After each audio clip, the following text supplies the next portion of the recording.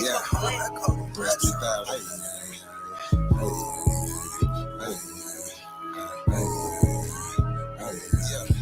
Enemy of my tribe, I op of mine, so what's happening?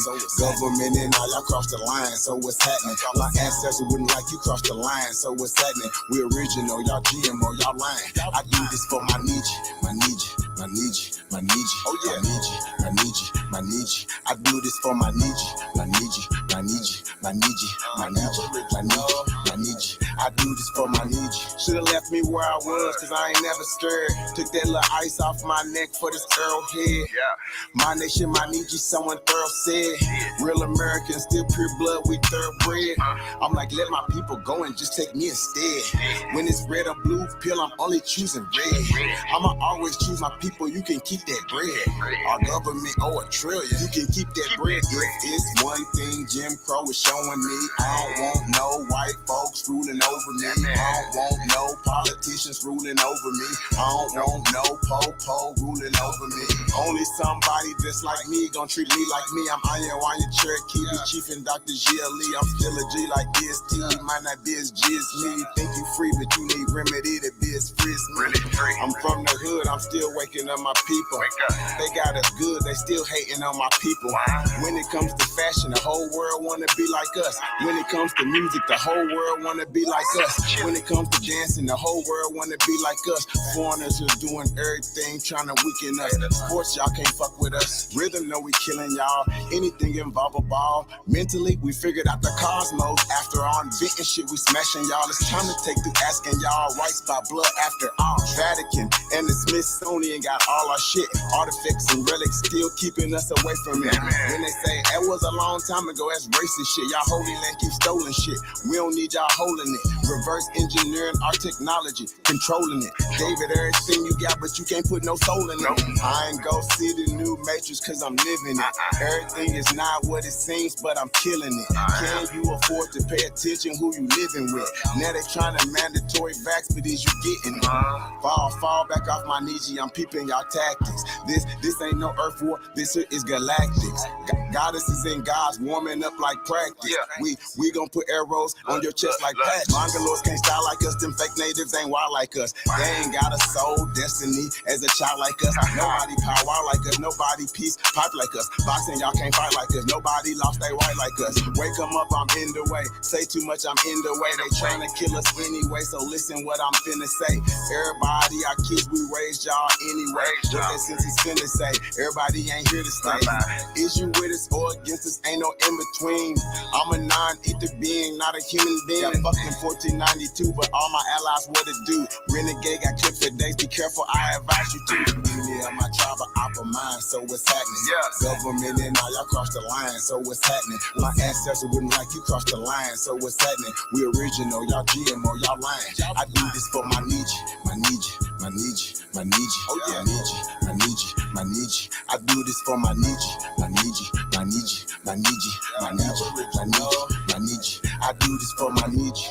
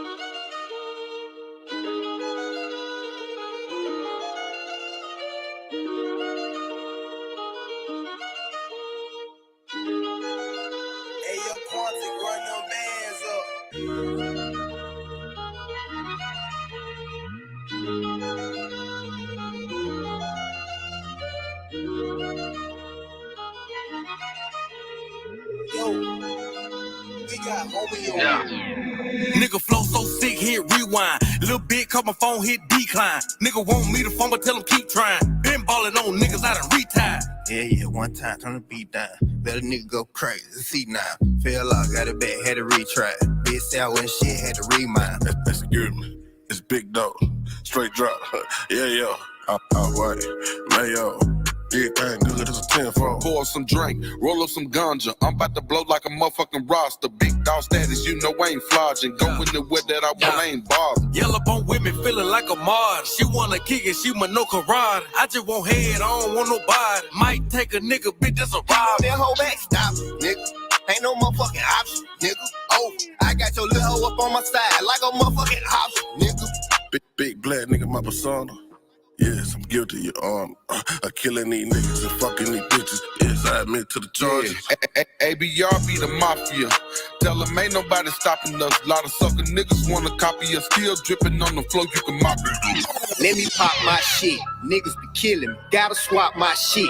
Niggas watch my shit. Since you niggas stealing, well, let me lock my shit. Let me stop my shit. Yeah, I'm from the bottom, but that don't stop not shit. Bitch, I'm an underdog. I mean, underhog. Still, nothing top my shit. Bitch, I'm the truth. And I showed you over and over again. This shit ain't no fluke. This is the proof. I set the bar in this bitch, and I'ma raise it like the roof. They counting me out. Yeah, they gotta be tripping. I don't know shit about addition. Subtracting myself from anything bullshitting. I move forward, it's condition. Since I do music, now I gotta move different. Be damn, I move without a tools. And rappers is dangerous, and I just can't be caught slipping. Be damn, I let a nigga do me. I ain't no killer, but I ain't never scared to shoot it. Don't run up on me like a groupie. We got some beef, nigga shells come included. This won't be a Taco Tuesday.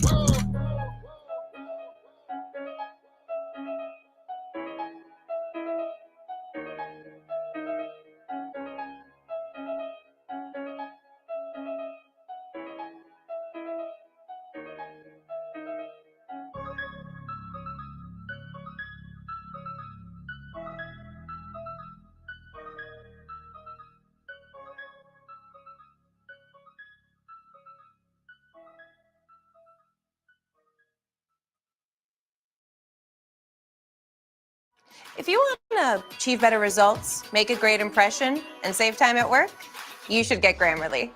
With Grammarly. Stack that bitch up, Mike.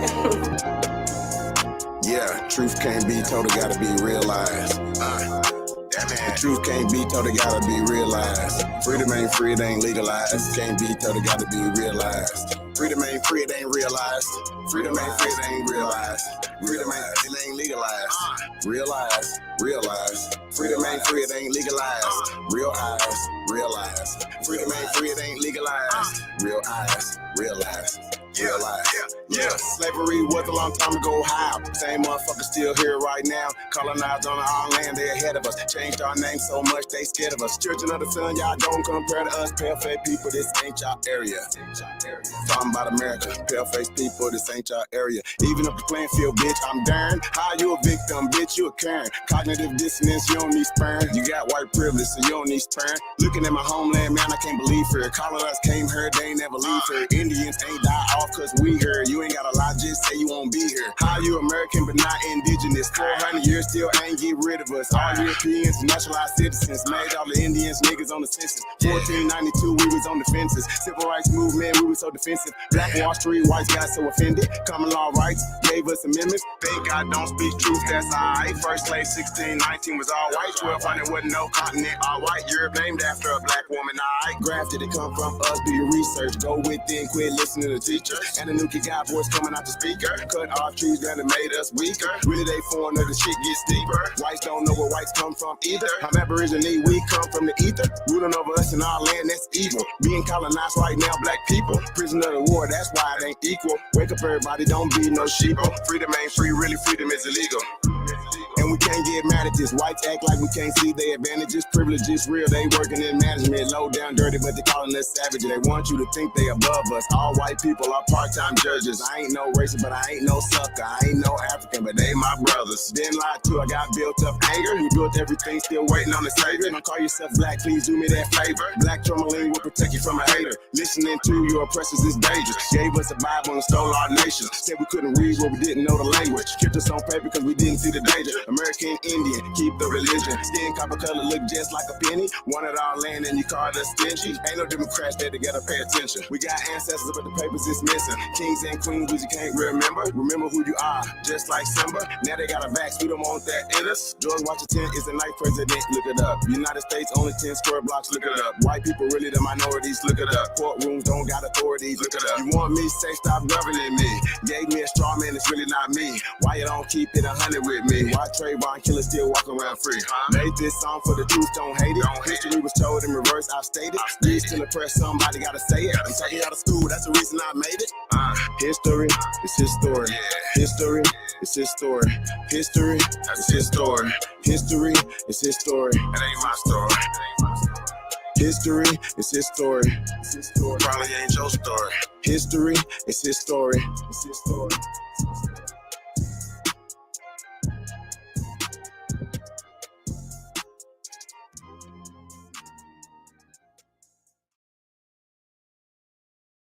Yeah, I'm gonna call it right now. I think I found the single biggest productivity hack of 2021. It's this Google Chrome extension called Speechify, and it literally does my reading for me.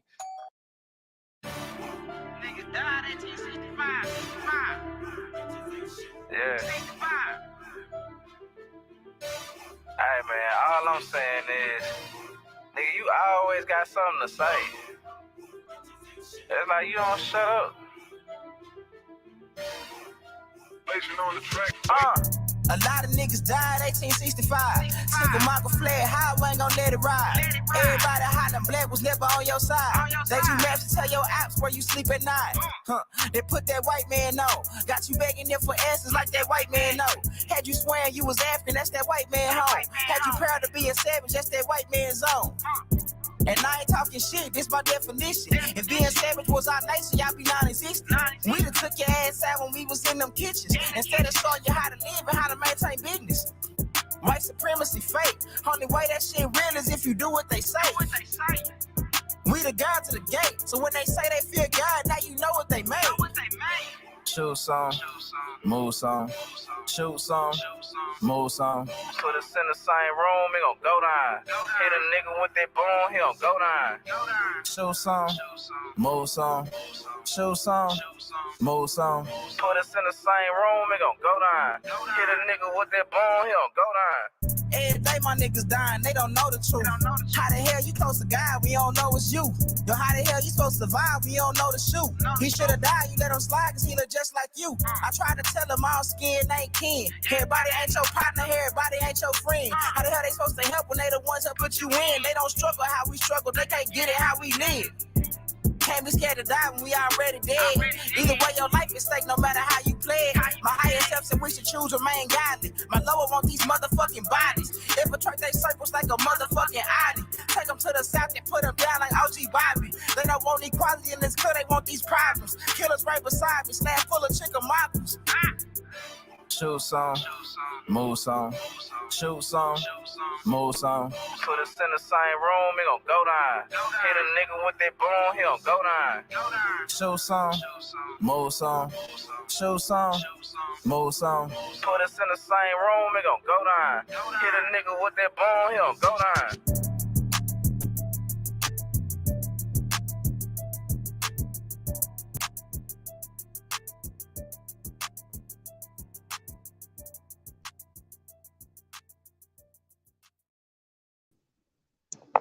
Peace and paradise to all American Aborigines. Supreme Chief Holidays in the building. Peace to everybody, man, tapped in. I want to say shout out to y'all big homie, the one and only. The CEO is in the building. I want to say shout out to everybody, man. Thank you guys for tapping in today. Just going to be listening to this a little later, man. Appreciate you guys. Hey, that was the infamous Trey Ali, 1865. His back to that. Then we had A-State Band Runners featuring Mr. LV. And then we had Threads 3000 for that. So shout out to the piece of the guys, man. Shout out to all the great music and all the artists, man, that tap in.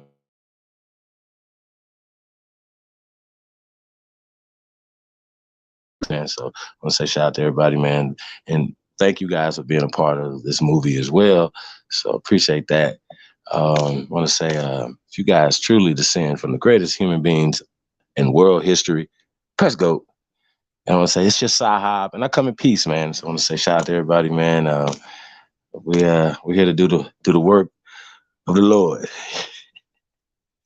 So shout out to everybody, man. Let me go to the chat real fast. We got Lou Era Grassroots is in the building. Peace, Dirty. Epic Studies. M. Stowers is in the building. Elizabeth Young. Snake God. Stephanie Burke. Chickahominy Roots. Eastside 1415. Ghetto Child Inc. Ivy Comer Freeland. Peace to the guys, man.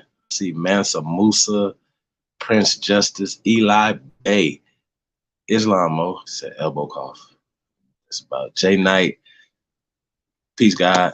Laney 5813 is in the building. Peace, Empress. Haven't seen you in a while, sis. How you been? Say peace to everybody. I see Brandon Rogers. Peace, King. Chief Crazy Overstanding. Mikey G13. Peace, everybody, man. Definitely appreciate you guys, man. Hey, man, if you guys do us a favor, man, like, share, subscribe. And if you support the real, man, support the real, man. Take the dollar challenge, man. We definitely appreciate everybody. We got some big things coming, man, but we got to drop that for the Only Builders. Now, I want to say this. We're going to do a 48-hour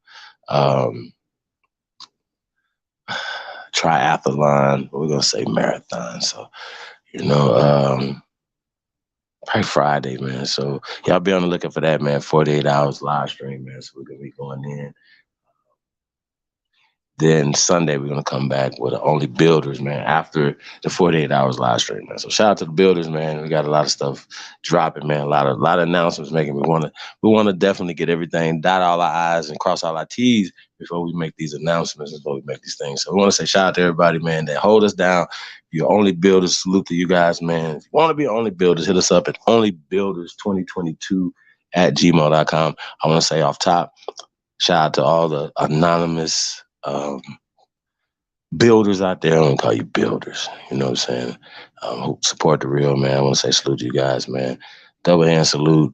Big hugs and kisses to all you guys, man. So appreciate you guys. I see Scotty is in the building. Peace of the elder. Appreciate you guys, man. Great. Glad you're doing well, man. Peace of you and your tribe. Oh, and by the way, tribe, man. I got to keep saying this, man. You guys got to stop thinking that you guys have to be on some type of dolls roll or something. Somebody asks you your tribe is. Your tribe is your goddamn family. Okay?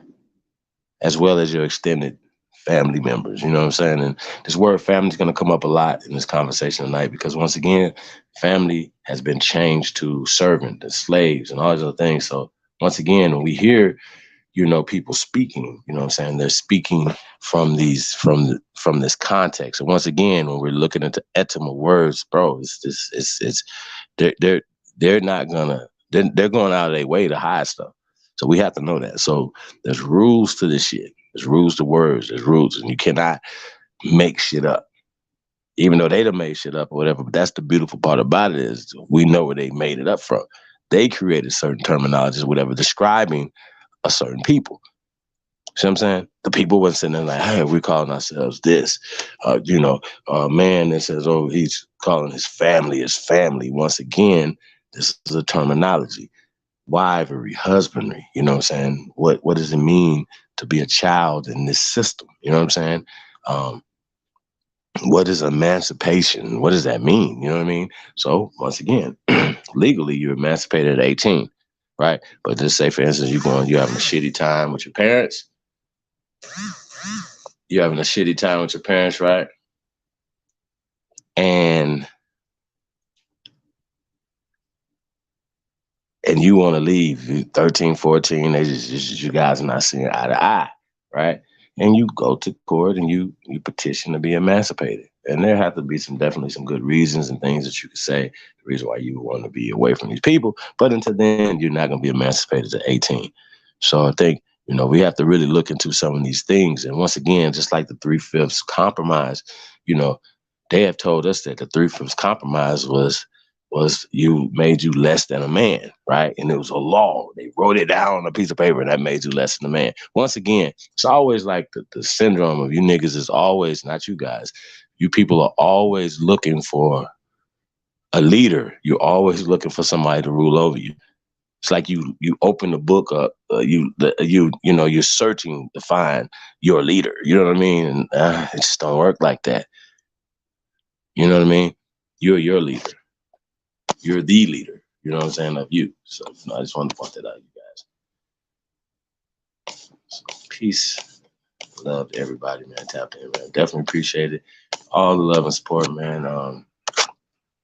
Shout out to the Anonymous. Appreciate you, brother. Appreciate everybody, man, that holds us down, man. So it's a lot going on, man. It's a lot going on. Y'all want to say that.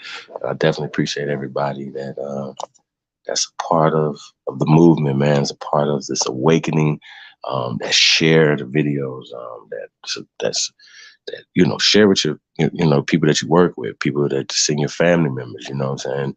PTA meetings, whatever, you know what I'm saying? Sharing the information. And so, you know, for me, man, you know, once again, it's always about the information. It's always about taking the stuff to the next level. Now, yes, of course, you know, you guys, you know, you're going to see different things, you know, come up, different emotions, you know, from you know, our people, because we're very passionate about what we're doing. You know what I mean? So now they have this thing called Black History Month, right?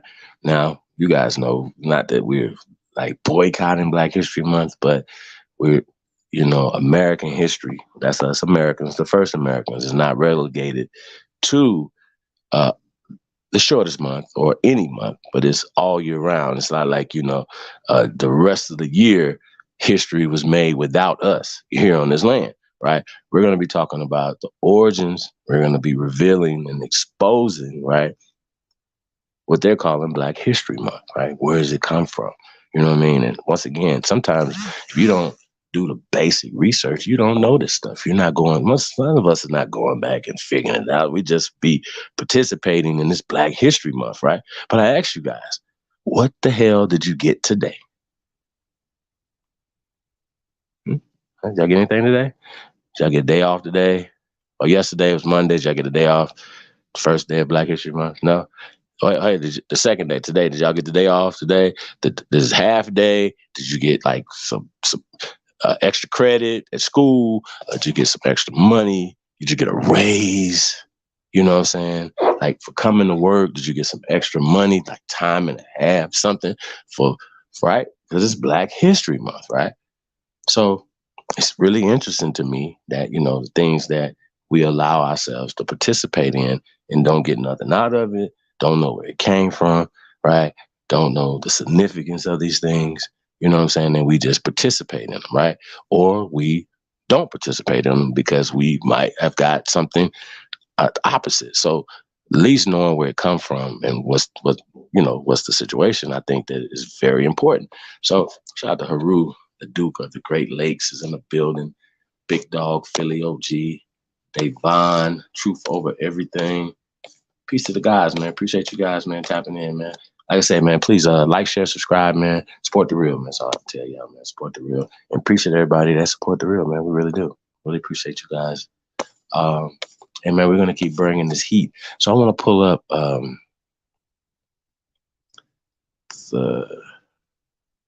basically the origin, let's say the origin of Black History Month, right? Now, we tell you guys this all the time. It is actually, you know, when they're talking about black is a social construct. And why is this important that, you know, that we're saying that black is not being used in certain time periods, right? Because it wasn't. It was changed from black to black, and then from black to, right, African. Black studies turned into African studies, right?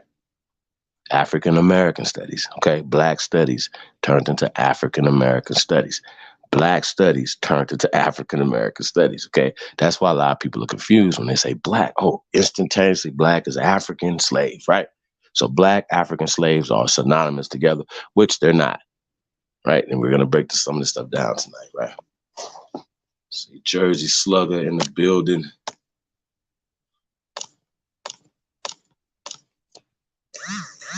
Peace, you guys. Definitely appreciate that.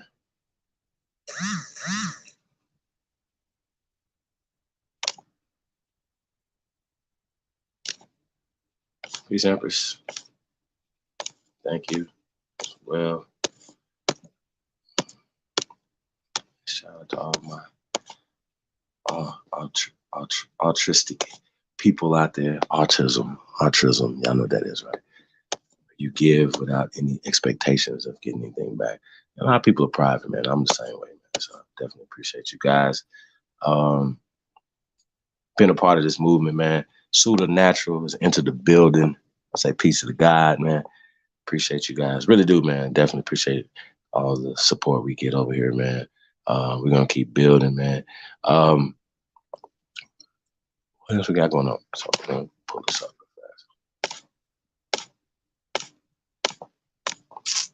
So we got Black History Month, right? So now this comes from Wikipedia, but what's interesting about this, you know, some things that you might not know about the Black History Month, right? Right, it says there's an annual observance originally in the United States. Like, wow, originally in the United States, huh? Right? Where it is also known as African American History Month, right? It has received official recognition from governments in the United States and Canada.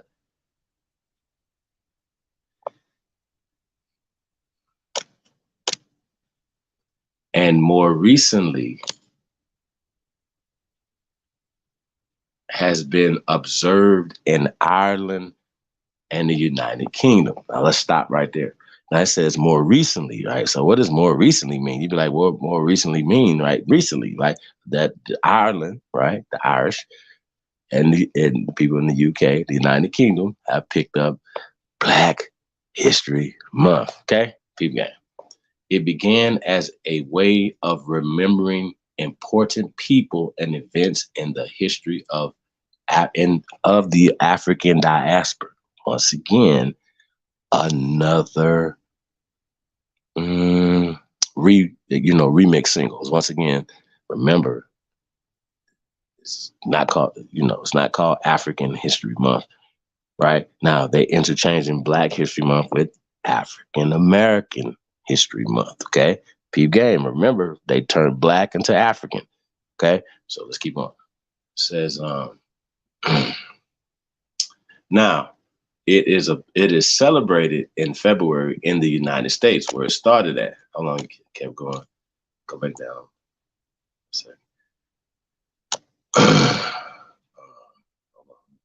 Right there. It says February, right, in the United States and Canada, right? While in Ireland and the United Kingdom, it is observed in October. Now, Ireland and the United Kingdom just started observing it in 2010. I just want to put that side note out there for you guys. So we don't have to go into that background of that or whatever. So within their observance of it, they're observing our history and remembrance of our people in October. I don't know why October, y'all, but they want October. Okay. I think that's pretty interesting. Okay. So it talks about in 1926, right? It says it's called Negro History Week. Let's keep going down to the history of it. Let's get to it. I want to get ahead of myself. Okay. It says Negro History Week in 1926. Ladies and gentlemen, it says the precursor of Black History Month was created in 1926 in the United States, where it started, when historian Carter Goody Woodson and the Association for the Study of Negro Life and History. The Association for the Study of Negro Life and History right, announced the second week of February to be, quote, Negro History Week. Okay? History Week.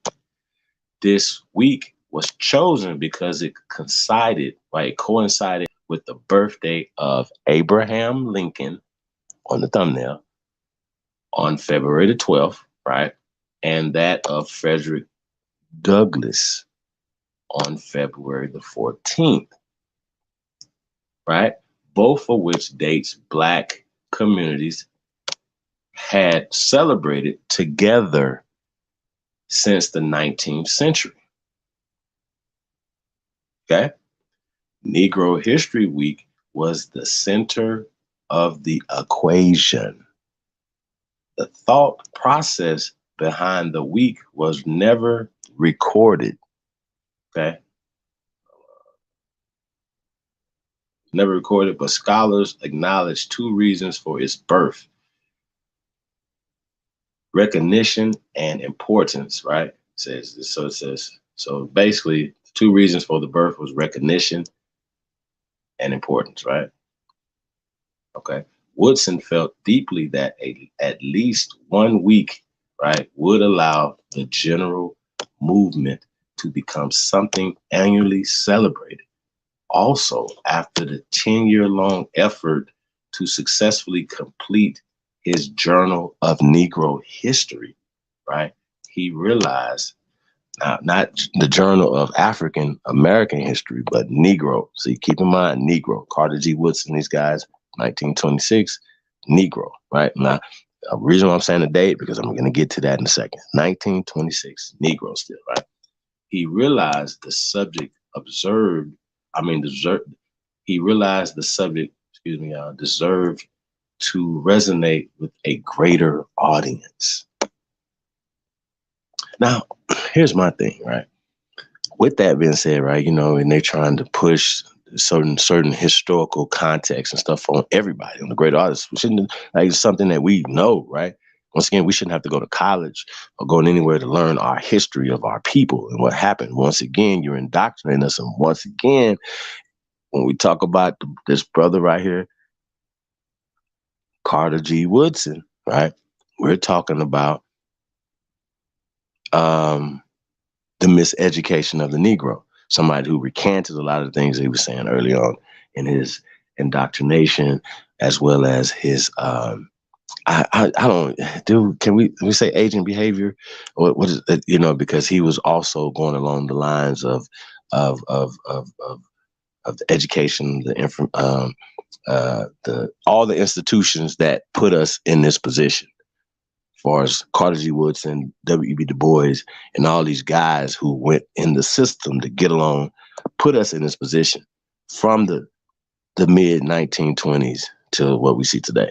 Okay, this is what we're seeing, right? So I'm only reading this because this is where they say Black History Month stems from the Negro History Week. Okay.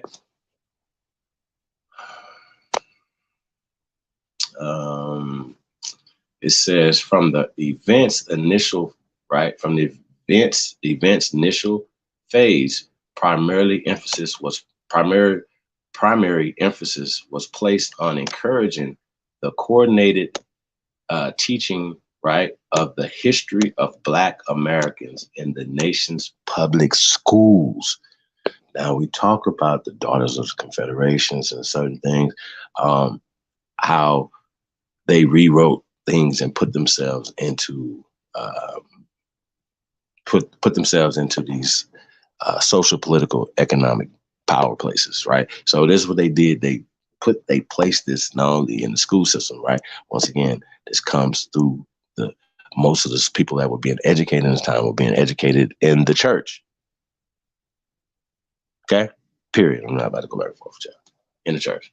So the first Negro History Week was met with a lukewarm response, gaining the cooperation of the Departments of Education of the United States of North Carolina, right, Delaware, and West Virginia, as well as the city school administrations of Baltimore and Washington, D.C.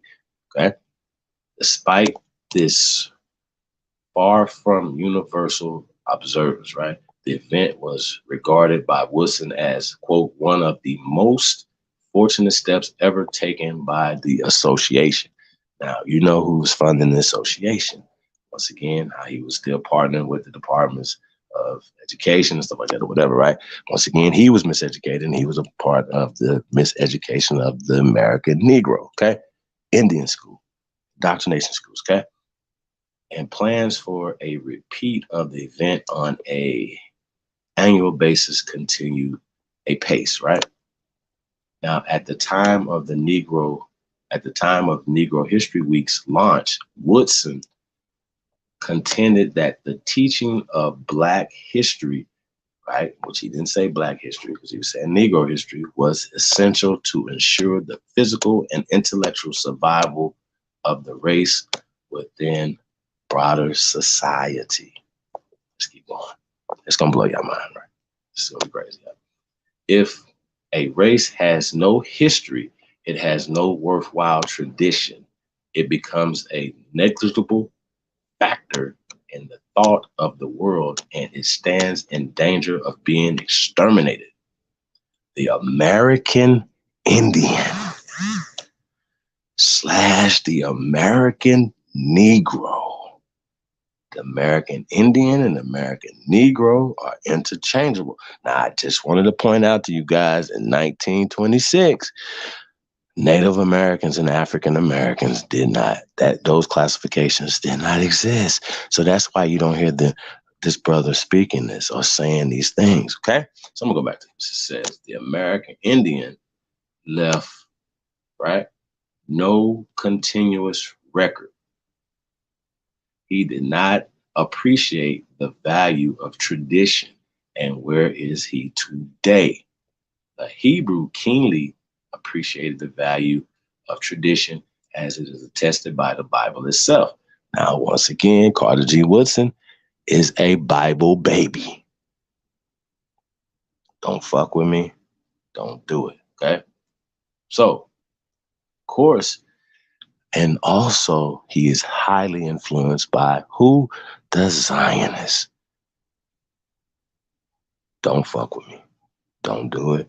Y'all know he was past Boule. He was past baby Boule. He was Boule. Okay, so don't do that. Don't do that to yourself, right? In spite of the worldwide persecution, therefore, he is a great factor in our civilization. Despite of worldwide persecution, therefore, he is a great factor in our civilization. Now, at the time, you guys, this is the 1920s. Now, the so-called Jewish people, they were saying, now they would say it would be persecution, right? But once again, they were being expelled from different countries around the world for whatever crimes that they were participating in those different countries that those people didn't want. Okay. But America was embracing this debauchery. Okay. Just let y'all know. All right. By 1929, okay, the Journal of Negro History, still in 1929, still called the Journal of Negro History, y'all, was able to note that with only 2 exceptions, right, officials with the state departments of education. Okay. Now remember, they have already burnt down 2 to 3 times the Library of Congress and the National Archives, right? They've even burnt them down after the 1920, after this stuff right here in 1929. So we're talking about records, we're talking about things they were keeping. They were coming around tearing stuff down, recreating things, right? Keep that in the back of your mind. It says departments of education of every state with considerable Negro population, right? Same quote, had made the event known to that state's teachers and distributed official literature associated with the event. Churches also played a significant role in it says, distribution of literature in association with the Negro History Week. Oh, yeah, really? You sure? during this initial interval with the mainstream and Negro press. It says black press, y'all, but it's not that. Negro press, they're aiding in the publicity effort. Now, they should have said stunt, okay? So they said the church and everybody aided, as well as the black or the Negro press aided the government in indoctrinating our people. Now, in 1929, what they also doing is teaching us how to write or to write in this created American English, right? They used the Bible to do it, which was translated in 1929 to English, this American English, okay? For us to be indoctrinated as well as to be educated in this language, right? That's why people were naming their children after this time period, names of people in this American Bible, okay? I get it? Okay. Okay, it says, throughout the 1930s, Negro History Week, right, countered the growth myth of the South's, quote, lost cause, and epitomized in both the novel and the film Gone with the Wind. The myth argued that slaves had been well treated, that the Civil War was a war of Northern aggression, and that blacks had been better off under slavery. Now, what is crazy is that they also wrote us out of, when I say us, the American Negro, out of the Confederacy of the South. They wrote us out of history. They made us think that we had nothing to do with the war. We didn't have anything. We were just there. We didn't fight. We were just waiting for people to come free our people. And that's some bullshit. That's a problem I have. Once again, this is the reconstruction of history, and they did it through the educational system, okay? And this is what me and Lotus is doing. Shout out to Lotus. We're destroying the educational system, right? We broke a lot of stuff down from kindergarten. Who did this? Who were the actual people that did this? Which the pale skins that make up the greatest number of people here would be Germans, okay? These are the people who have done this. When we talk about the educational system and everything, everything, bro, everything. We are, a lot of us are German Americans. I just wanted to say that. So it says throughout the 30s, it says Gone with the Wind, or the aggressor said, when you control a man's thinking, right? Hold on, check this out. Y'all gotta understand this right here.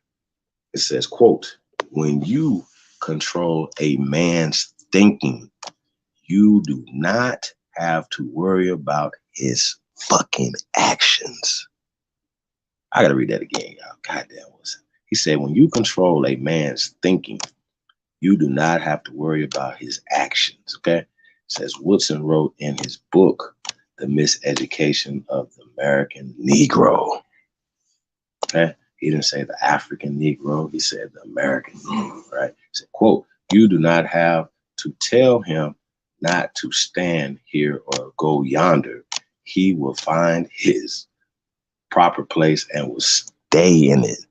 Sheesh, right? It says Negro History Week grew in popularity throughout the following decades, with mayors across the United States endorsing it as a holiday.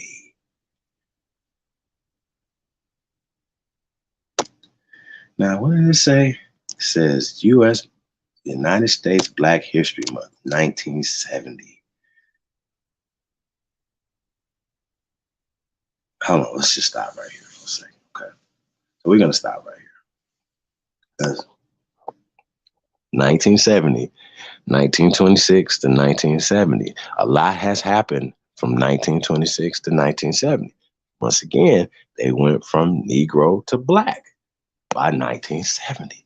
But what you know what they haven't done in 1970? They still haven't morphed into Africans yet, because Roots hadn't came out yet. Still got about another 10 years or so.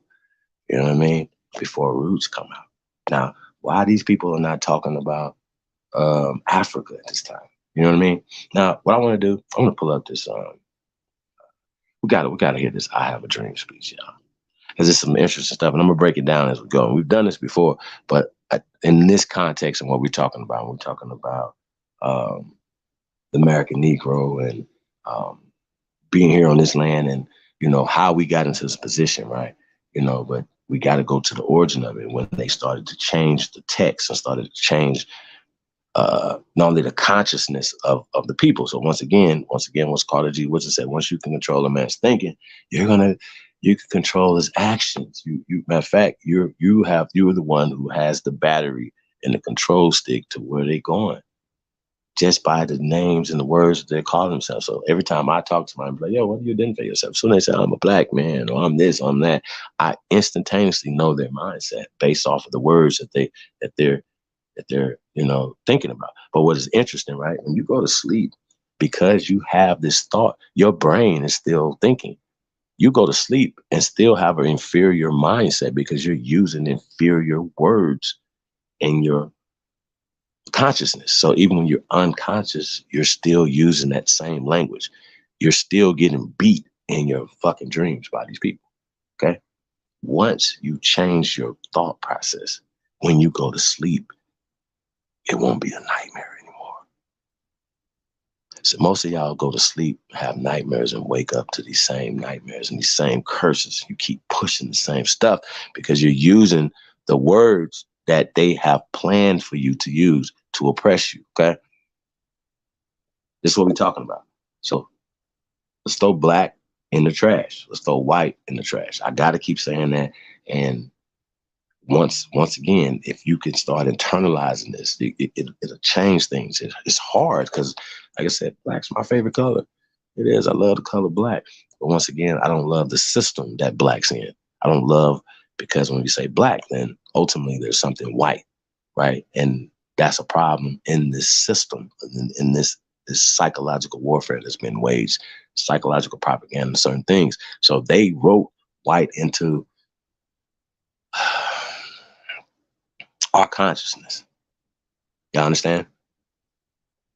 And it did not exist. They didn't find this here when they came here to America. Sorry, they didn't find that. So once again, it was developed here. Once again, people come here from their countries and get into this system, right? Now we can go to their countries and they're not going to act like that. But when they come to America, it's a system that keeps them in economic empowerment. Okay. They are competing for our resources here. They're competing for our ports. They're competing for our land. They're competing for our rivers. Do y'all not understand this? And so in that competition, it is warfare. Economics is warfare. Race is warfare. Okay. So they took over a system that was already thriving for thousands of years here. Okay.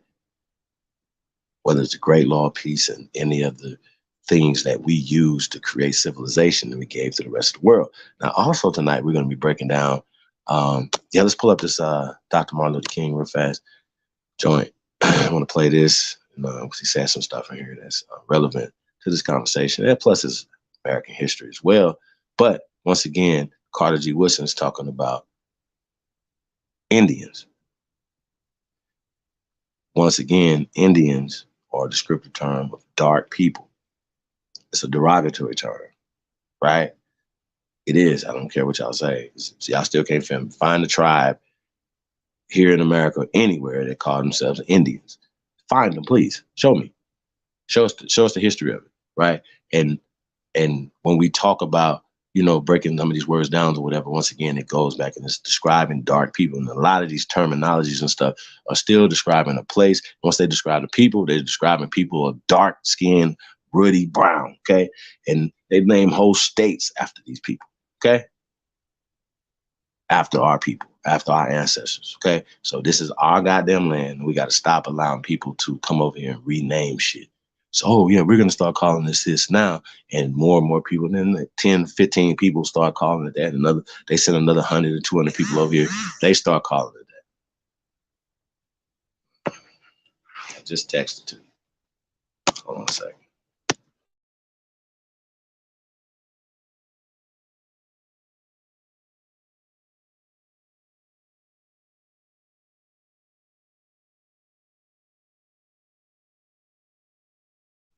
It says, I just texted to you. It says, watch Dr. Martin Luther King. Martin Luther King, I have a dream speech, 1963. Now it's interesting, you know, we talk about 1963, and he talks about 100 years prior to 1963, which is 1863, right? But 100 years is what, two generations? So what Dr. Martin Luther King is talking about that time in 1863, I want to show what he's speaking on in 1863, because we know what Carter G. Woodson then was talking about in 1926, okay? We know what they were talking about. We know what Frederick Douglass, and we're going to get into that a little bit tonight as well. People might haven't seen that, so we might have to pull up an excerpt of The Folly of Colonization. Now, once again, did y'all know that Abraham Lincoln, right, was a slave? That his father literally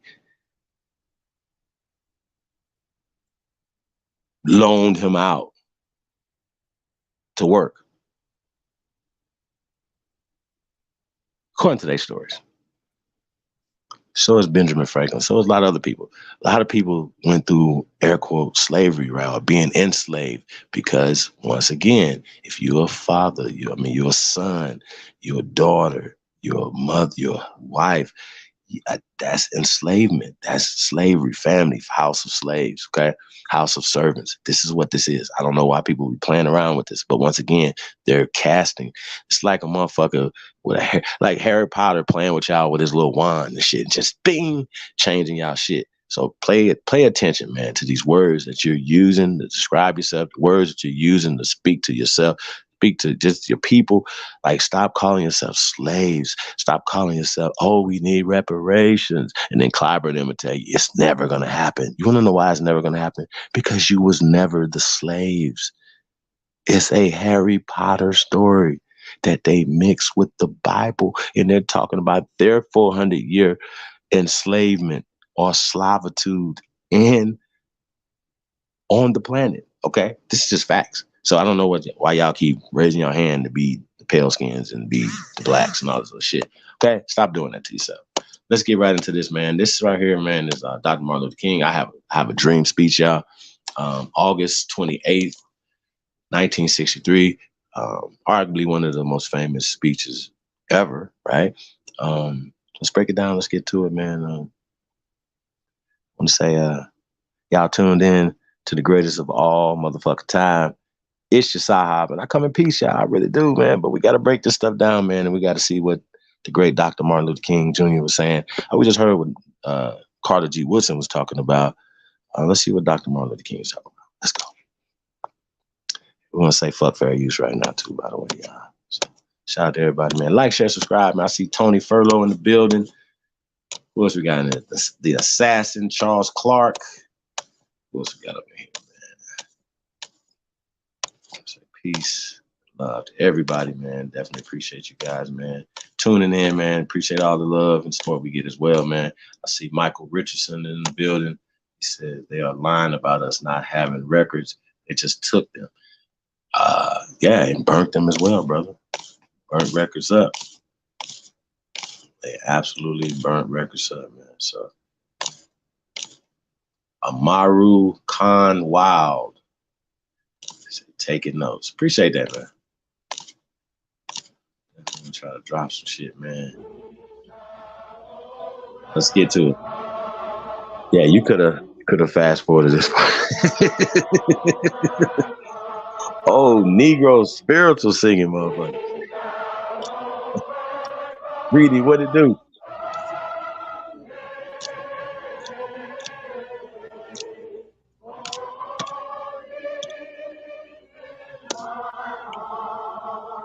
Sif War, what up, though?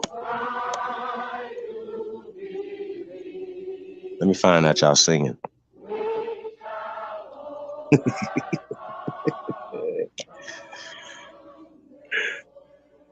Elizabeth said that's her favorite song. At this time, I have the honor to present to you the moral leader of our nation. Uh-oh. I have the pleasure to present to you Dr. Martin Luther King, Jr. It was like 3 people in there clapping. Y'all see that shit? Get your ass out. I'm happy to join with you today in what will go down in history as the greatest demonstration for freedom in the history of our nation. Hey, y'all been channeling my Dr. Martin Luther King. 5 more years ago, a great American in whose symbolic shadow we stand today signed the Emancipation Proclamation. This momentous decree came as a great beacon light of hope to millions of Negro slaves who had been seared in the flames of withering injustice. It came as a joyous daybreak to end the long night of their captivity. But 100 years later, the Negro still is not free. 100 years later, the life of the Negro is still sadly crippled by the manacles of segregation and the chains of discrimination. 100 years later, the Negro lives on a lonely island of poverty in the midst of a vast ocean of material prosperity. 100 years later,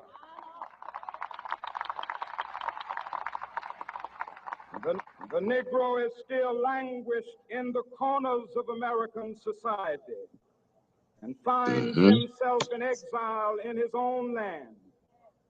And so we've come here today to dramatize the Hold on, let's stop right there. Let's talk about this for a second. Let's talk In about a this for a sense, second. we've come to our nation's capital to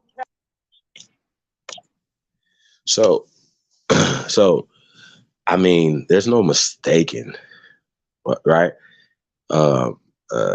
We talk about when this brother is 18, it's 1963, right? He hasn't said anything about Africa. He hasn't said African American, right? He's saying Negro. This is 1963. Now, this is 40 something years, give or take, less than 40 years between Carter G. Woodson saying Negro journals, and we talk about the Negro Methodist Church, and we're talking Negro, right? It was all this stuff was changed to black, or just changed straight to African from Negro. Do you understand what I'm saying? After the black movement went through, after the 60s, we're talking about the 70s. Once again, the same thing. We talk about Gerald Ford, we talk about Nixon, we talk about these guys coming in the 70s. The same time period, the 70s came brought in, ushered in the Black Power movement. If we guys seen that the other day with the blacks exploitation joint that we did, showed a lot of that stuff through this time period. Now, this is leading up to that. So we're in 1963. Dr. Martin Luther King is saying the Negro is in exile in his own land. Now, they wasn't teaching that we was from Africa at this time. So that wasn't a shock and surprise. Wasn't nobody clutching their pearls at that time. Like, oh my God, what is he saying? No, we're from Africa. Nobody said that. Because everybody knew where we was from and who we were at this time. You understand what I'm saying? And when we speak to people that were living during this time, right? There's people that are in this chat room who were 18 plus, right? 18 years of age, meaning voting age, when this came out, when this dude was talking in 1963. That is not like a long time ago, y'all. That is what, 61 years? Not to tell nobody's age or nothing in the chat room, but that's 61 years, yo. So we still have people that was living during this time that could tell you what we were calling ourselves at this time or whatever. And of course, the media and everything after that, we're black, and we're going to get to this, but black was morphed into African. They tricked us into this whole slave narrative. Because once again, you know, when he's talking about slaves, right? Once again, in the Emancipation Proclamation, we talk about the abolishment. Once again, we talk about the miseducation, the lies and stuff of the Daughters of the Confederation, them changing up the narrative of what actually happened in the actual war to where they even wrote us out of that conflict. And I thought that was really, really weird for me to be from Mississippi, for instance, and not know that my people were fighting for our fucking land in Mississippi. And why we were fighting for our land, not for our system to be abolished, our family businesses, which were thriving. Okay? So y'all gotta understand the fuckery and the things that they have told us that are complete lies, y'all. So just get back to this right here, man. So I had to break that down. You know, we talking about exile in his own land. Wait, whoa. Own land. What does own man mean? So does that need a bunch of like interpretations? Own land now since 1619, when we just showed you guys the other night as well. Niggas was already here dealing with the Spanish and stuff in 1519. So all that shit they talking about is a lie. Okay, they're talking about 1787 and the ratification of, air quote, the Constitution. I asked people, what language was it written in 1787? Show it to us. What language was that Constitution written in? Please show us. And who was it written for? Okay, so we're being duped. Don't call yourself black. It's not legal. Don't call nobody else white or yourself white. That is not legal. Okay? We're talking about something that's not legal. It's not lawful. It's not legal. It is not American history. Okay? They're writing shit in American history. They said, well, they didn't write slavery or black or white into the Constitution because they wanted this document to be a pristine document like they seen in the future. What? Shit, y'all dumbass. Y'all, see, that's an interpretation. Okay? See, once again, it's all about interpretations. And once again, I could read something and all of us can interpret it totally different. Or we all can read something and we all can read it and interpret it as something totally different. Because that's how they did with this language, to be able to give different meanings for the same word, like maroon, cimarron, Seminole. Y'all understand? Okay?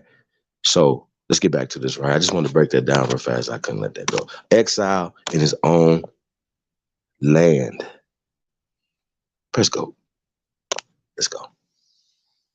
This shit crazy. Cash a check. When the architects of our republic wrote the magnificent words of the Constitution and the Declaration of Independence, they were signing a promissory note to which every American was to fall heir. This note was a promise that all men, yes, black men as well as white men, would be guaranteed the unalienable rights of life, liberty, and the pursuit of happiness. It is obvious today that America has defaulted on this promissory note insofar as her citizens of color are concerned. Instead of honoring this sacred obligation, America has given the Negro people a bad check, a check which has come back marked insufficient funds.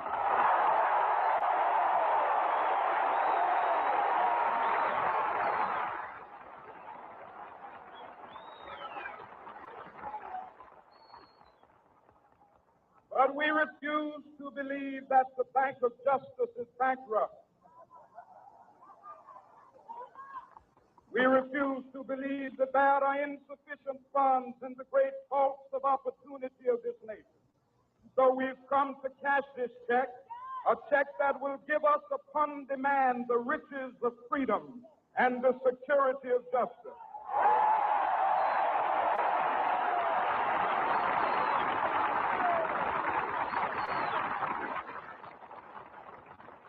have also come to this hallowed spot to remind America of the fierce urgency of now.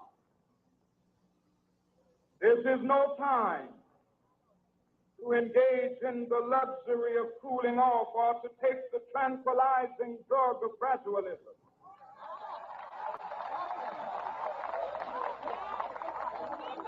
Now is the time to make real the promises of democracy.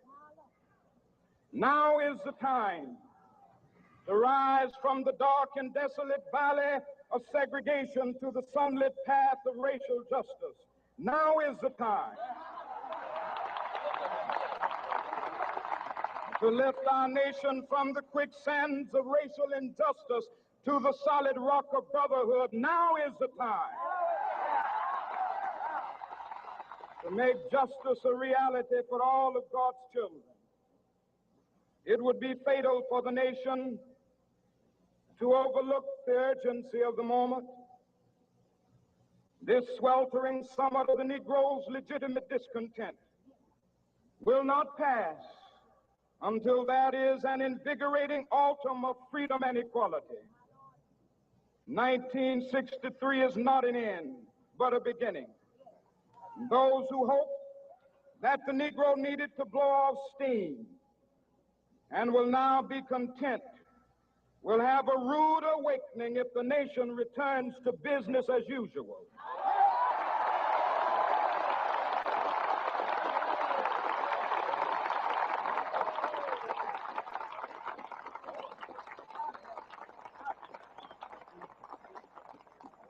There will be neither rest nor tranquility in America until the Negro is granted his citizenship rights. The whirlwinds of revolt will continue to shake the foundations of our nation until the bright day of justice emerges. But that is something that I must say to my people who stand on the warm threshold which leads into the palace of justice. In the process of gaining our rightful place, we must not be guilty of wrongful deeds. Let us not seek to satisfy our thirst for freedom by drinking from the cup of bitterness and hatred.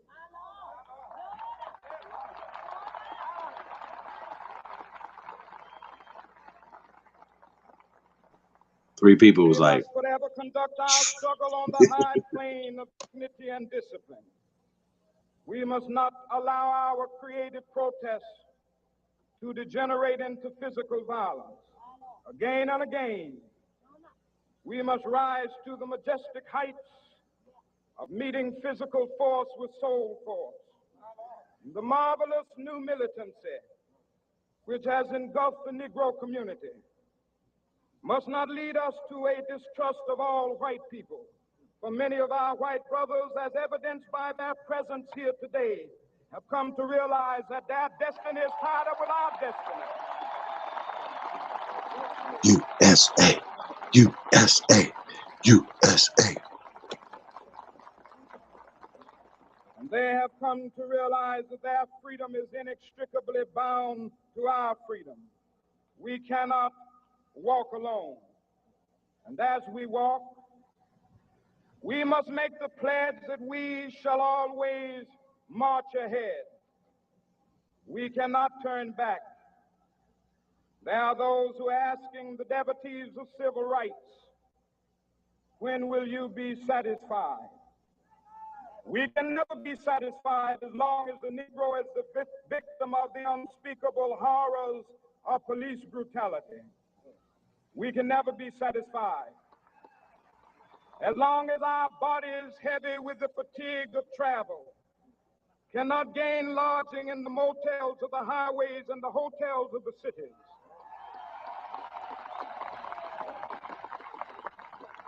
We cannot be satisfied as long as the Negro's basic mobility is from a smaller ghetto to a larger one. We can never be satisfied as long as our children are stripped of their selfhood and robbed of their dignity by signs stating for whites only.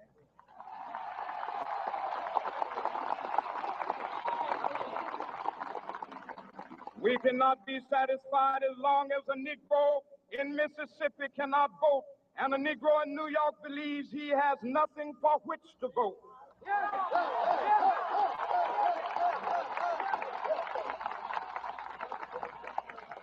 No,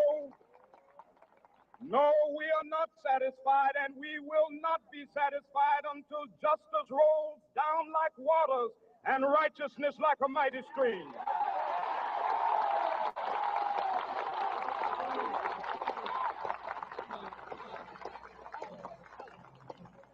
I am not unmindful that some of you have come here out of great trials and tribulations. Some of you have come fresh from narrow jail cells. Some of you have come from areas where your quest for freedom left you battered by the storms of persecution and staggered by the winds of police brutality. You have been the veterans of creative suffering. Continue to work with the faith that unearned suffering is redemptive. Go back to Mississippi. Go back to Alabama. Go back to South Carolina. Go back to Georgia. Go back to Louisiana. Go back to the slums and ghettos of our northern cities, knowing that somehow this situation can and will be changed. Let us not wallow in the valley of despair. I say to you today, my friend,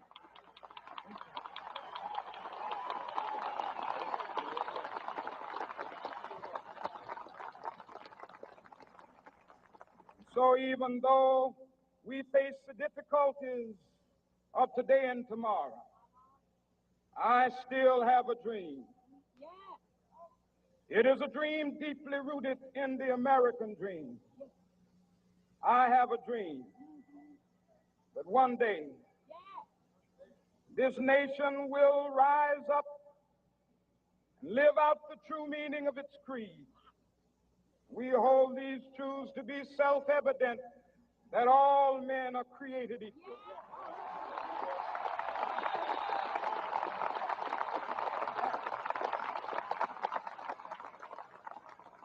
I have a dream that one day on the red hills of Georgia, the sons of former slaves and the sons of former slave owners will be able to sit down together at the table of brotherhood.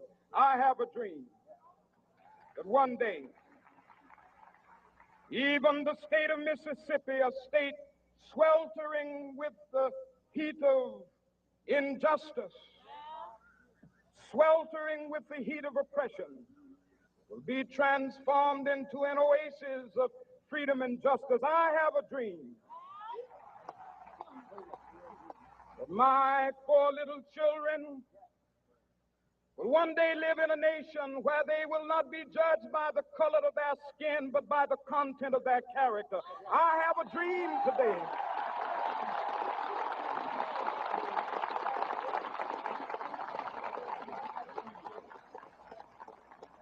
I have a dream that one day down in Alabama, with its vicious racists, with its governor having his lips dripping with the words of interposition and nullification, one day right there in Alabama, little black boys and black girls will be able to join hands with little white boys and white girls as sisters and brothers. I have a dream today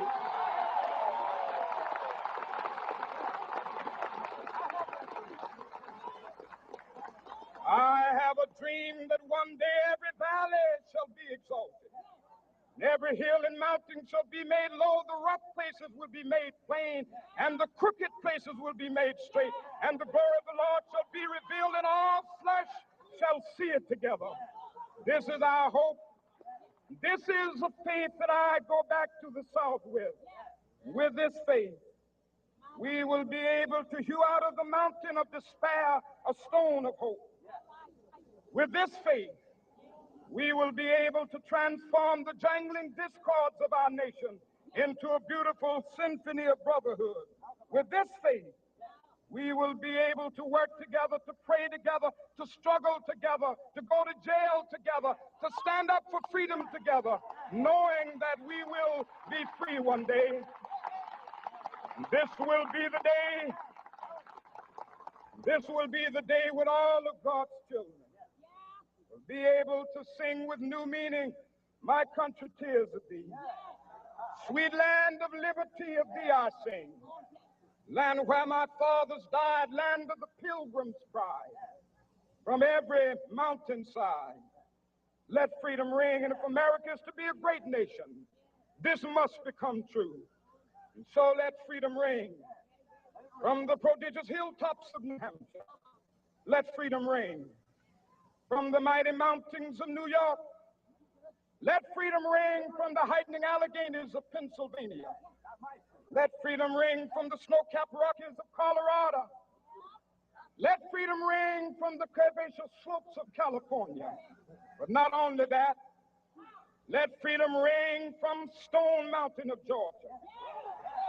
Let freedom ring from Lookout Mountain of Tennessee.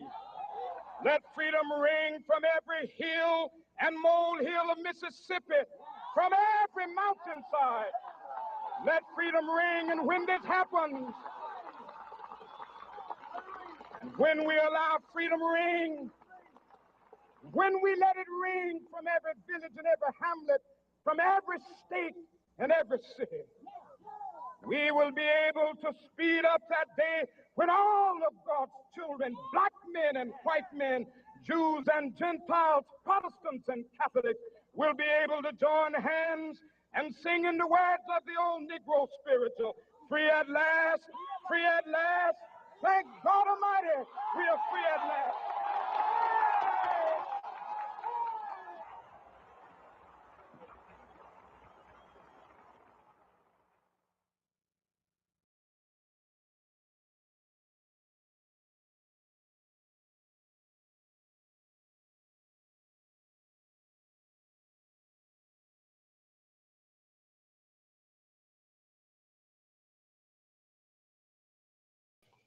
There y'all have it, man. Sheesh. First off, man, I just want to say, USA, USA, USA. Hey, man, we're living in the greatest country on planet Earth, man, and there's a reason why we live on the greatest planet on planet Earth. Is because of the people of America and the Americans. You know what I'm saying? If you're an immigrant or you're a descendant of an immigrant, you can bear witness to this because you're here. You came here, right? From wherever you came from, whether it was the Ukraine, if it was Poland, the UK, Sierra Leone, Zimbabwe, Egypt, wherever you came from, you came here because America and Americans is the best. Like, okay, so think about that. Right? Now, what I say is be the best Americans we could be. We have been systematically put in exile on our own land. How do you get out of exile? Is it a mental exile? Because you're on your own land. Right? So when Dr. Martin Luther King is talking about being exiled in his own land, that right there should have been examined a little bit more. It's not enough just to talk about it. What can we do to get out of exile in our own land? Me is say, well, because we're not in a prison, not in chains, right? Physical ones. How do you get out of exile in your own land? Like, just get out. Like, just stop being in exile, right? Stop thinking that you're in exile. Stop thinking that you're a slave. Stop moving like a slave. A slave says, you know what, Stephen A. Smith, when I wake up in there, I want to see how much more money I can make my masters. That's a slave mentality. That's a slave. You understand what I'm saying? That's a slave on the play in the NFL. Like Tom Brady, 22 seasons. And he would have still been playing right now if they would have went to the Super Bowl. His ass would still be playing. You know what I mean? Probably still come back next year, whatever. Some shit, you know what I mean? Come out of retirement. So is he any less of a slave than Michael Vick or y'all follow me? Anybody else that's playing in these sports or playing into their systems and doing the same thing that we're doing, right? They just don't see themselves as being exiled in America. We do. We have to stop seeing it like that. Once again, Dr. Martin Luther King, integrating into a burning house when we had economic empowerment in the 1920s, right? Of course, we lost it by the 1950s, right? So now by the 1963, this brother's like, oh, we got to be equal. We got to go into their stores and why? That was death by integration. Integration hurt us socially, politically, economically. You understand what I'm saying? I would just, me personally, I still wish that they still had segregation and they wouldn't let you niggas work for them or nothing. Like, come eat at their restaurants, nothing. Right? They groceries, nothing. You can't even go in them. Like, they're like, these are for Germans only. These are for our people only. These are not for y'all. As Cracker Barrel is for us. Go cook your own food for your own people, right? At least to, like, you know what I mean? To niggas get their shit together, right? Now it's interesting. We can find German towns that are fluent. You know what I'm saying? We can find Asian towns, China towns, Korea towns. Y'all follow me? Cambodian towns, stuff like that. And people are fluent because they have an economic threshold, which is us. They have a ladder to climb the ladder of American success. They can realize the American dream because their leaders aren't telling them that they're in exile. And most of them should be in exile here in this land because they are refugees from wars. All of them. Every immigrant here damn near is. Just keep it real. They're here because they're coming from war-torn countries. They're escaping persecution. They're escaping prison. They're escaping death. They're escaping hunger, famines, shit like that. And we opened our arm up to everybody. So everybody owe us a thank you. And I'm going to say, you're welcome right now for everybody. Right now, I'm just going to say you're welcome. You're welcome. And thank you guys. We appreciate you guys and all the contributions that you guys have made to America. We actually appreciate that. Thank you. You know what I'm saying? German American or whatever. French Americans, Nigerian Americans, whatever.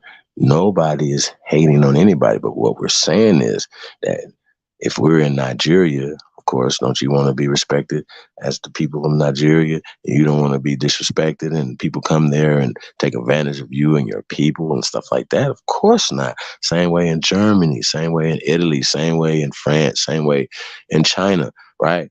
We just want to be equal and want to be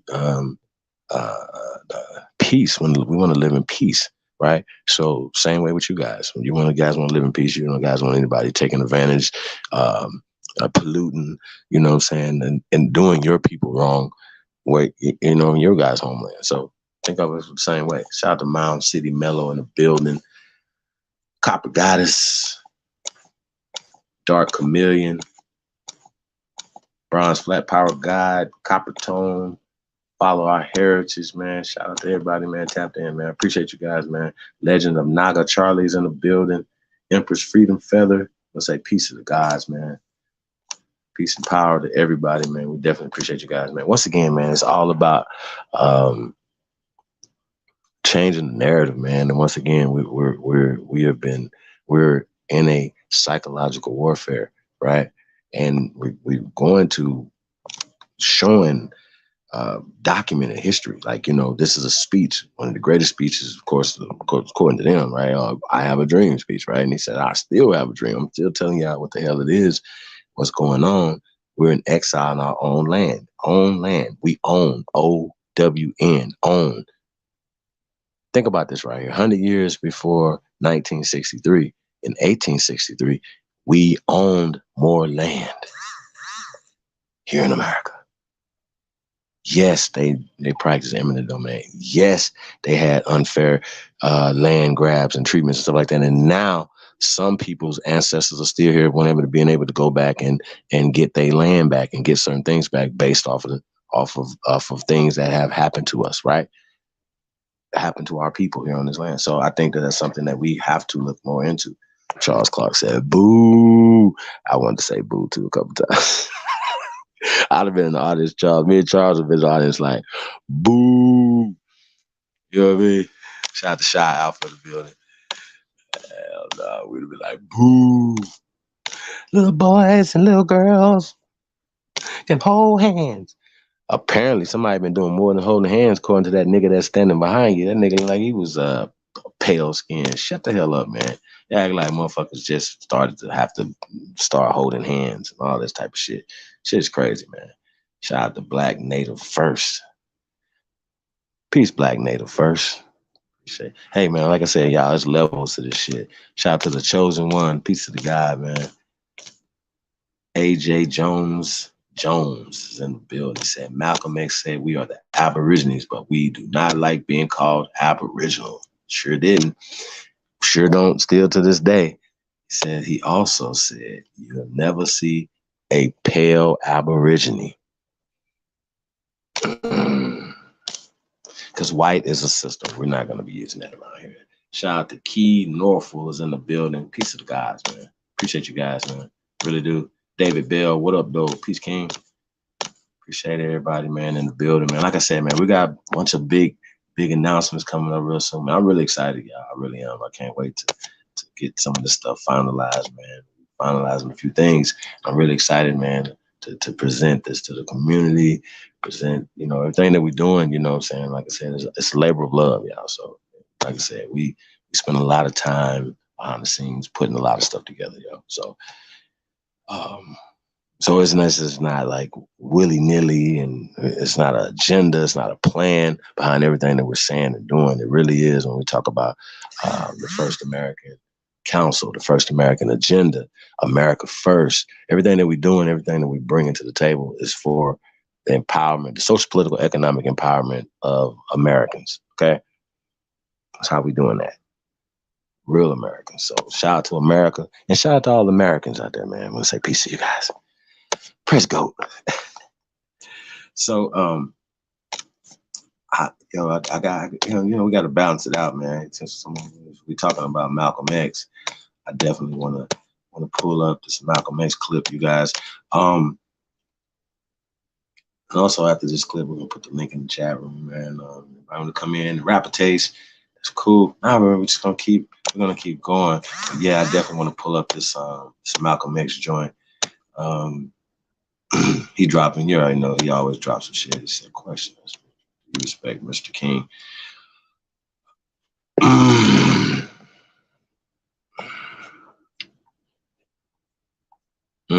That's tough, man. That's a tough one. Respect. I gotta say, yeah.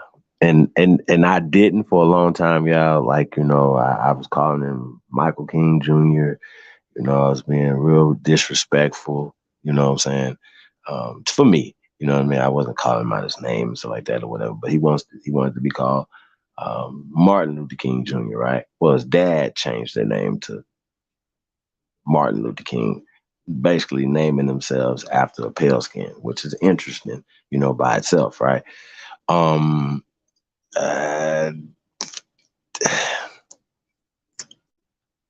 It's one of them things, man. Like,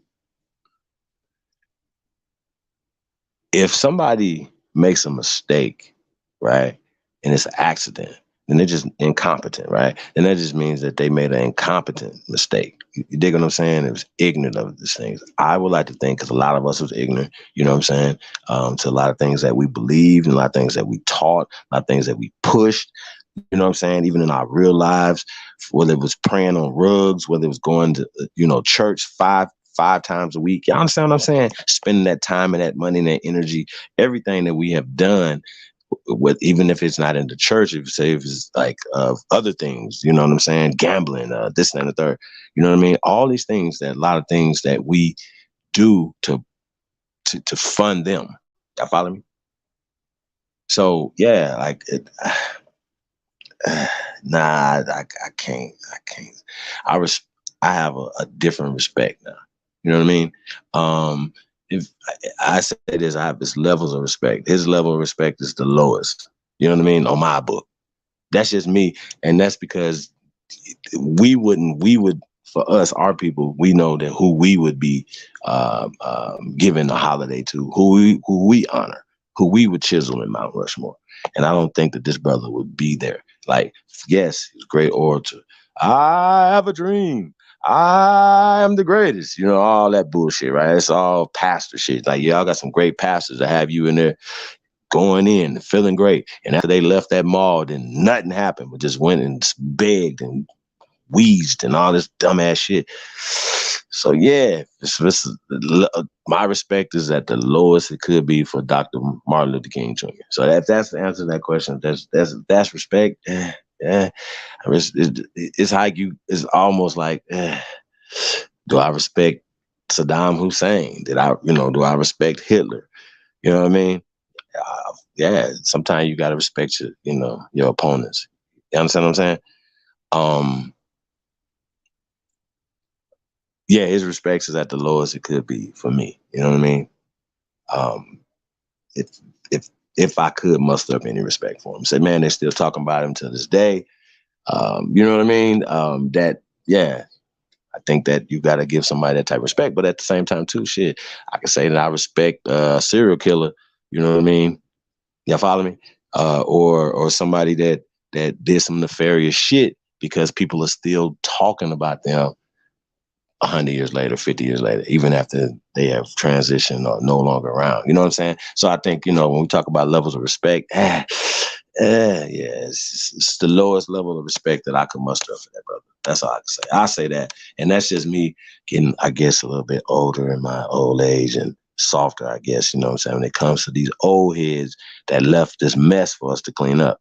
Y'all dig what I'm saying? However, he absolutely left us great breadcrumbs, like I said, and for us to take and run with. Now, once again, if they would have been in that time period, stop calling themselves black and this whole thing, oh, poor us, we need some laws to save us, please. No, we didn't need no motherfucking laws. They needed laws.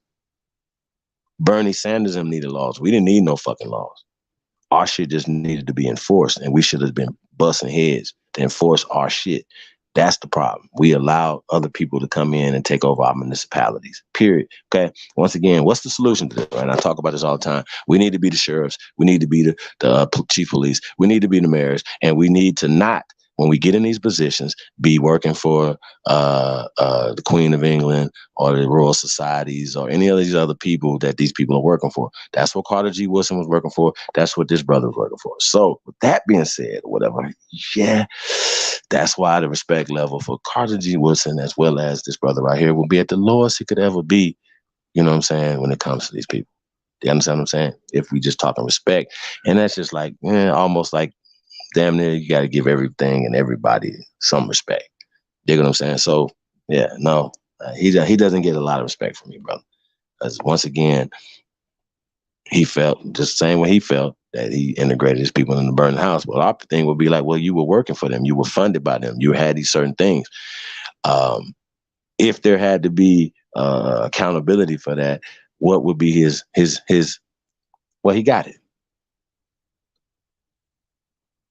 Okay. Shout out to Knowledge X618 said, black is not a race or color. It's an essence of every color. Hey man, shout out to Knowledge X. Black is a system, brother. When did our people start calling ourselves black, brother? And why would we call ourselves black in a caste system, my brother?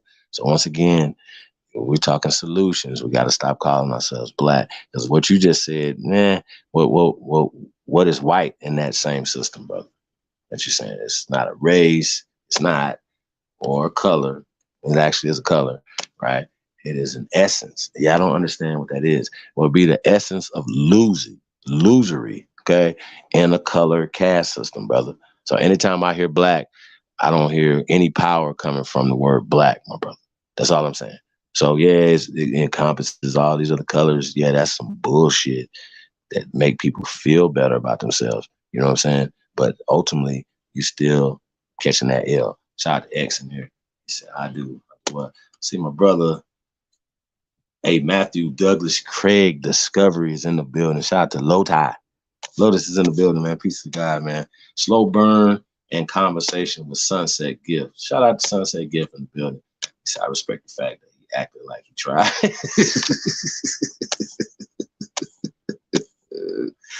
Oh, shit. That's funny. That's really funny. Death Big Confessions. Sheesh. We are the law enforcement. Yeah, and we should have never, ever, ever, ever, ever, ever, ever allow these people to get into those positions of power over us, right? Now, how do we get them out? Like, okay, well, if they're saying there's going to be more of us than them, then God damn it, then we got to start utilizing the vote a little bit better, right? Now, Dr. Martin Luther King, and we're talking about that or whatever. Now, once again, if you don't agree with that, shut the fuck up. That's all you got to do. If your strategy is to build mud huts or some things or whatever, or you have other strategies or other things, because once again, we're throwing everything at the wall. We're throwing everything at the kitchen sink, the table, everything. We're throwing everything and we're seeing what works, what sticks. You understand what I'm saying? If the mud hut strategy worked, God damn it, then we were doing, I'm not going to be sitting back like I don't support the mud hut strategy. The mud hut strategy with solar panels and all this stuff. I'm not saying I don't support that. You know what I'm saying? But once again, living out here in the Southwest, most of these buildings that people live in are mud huts. Dumbasses. Okay.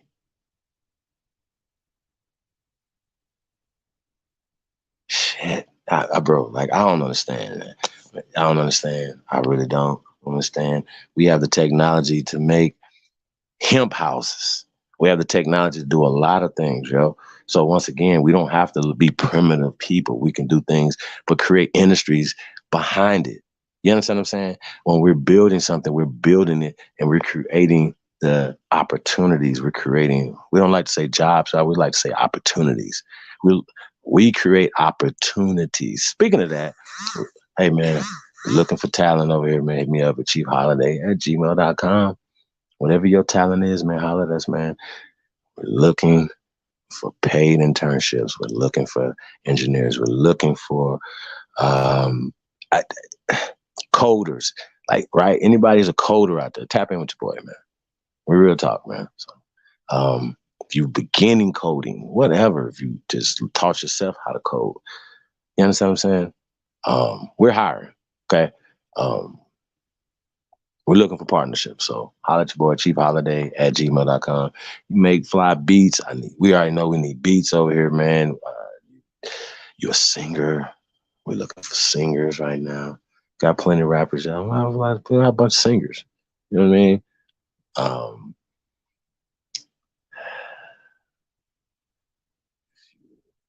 You're a plumber. You're a brick mason. You're into HVAC. Tap in, holler at me, chiefholiday@gmail.com. We're looking for electricians right now.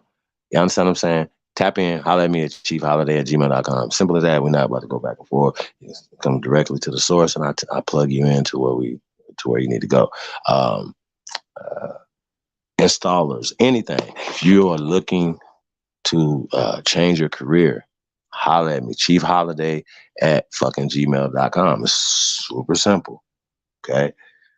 Tap in with your side, man. We're here to help. We need help. So we don't have we do got capes, but y'all know what I'm saying. Tap in with your side, man. Peace to everybody, man. Once again, it's as simple as that, man. Yes, it's a system. And once again, we perpetuate the system. Once again, people like Dr. Martin Luther King were given a script to push this system. Okay?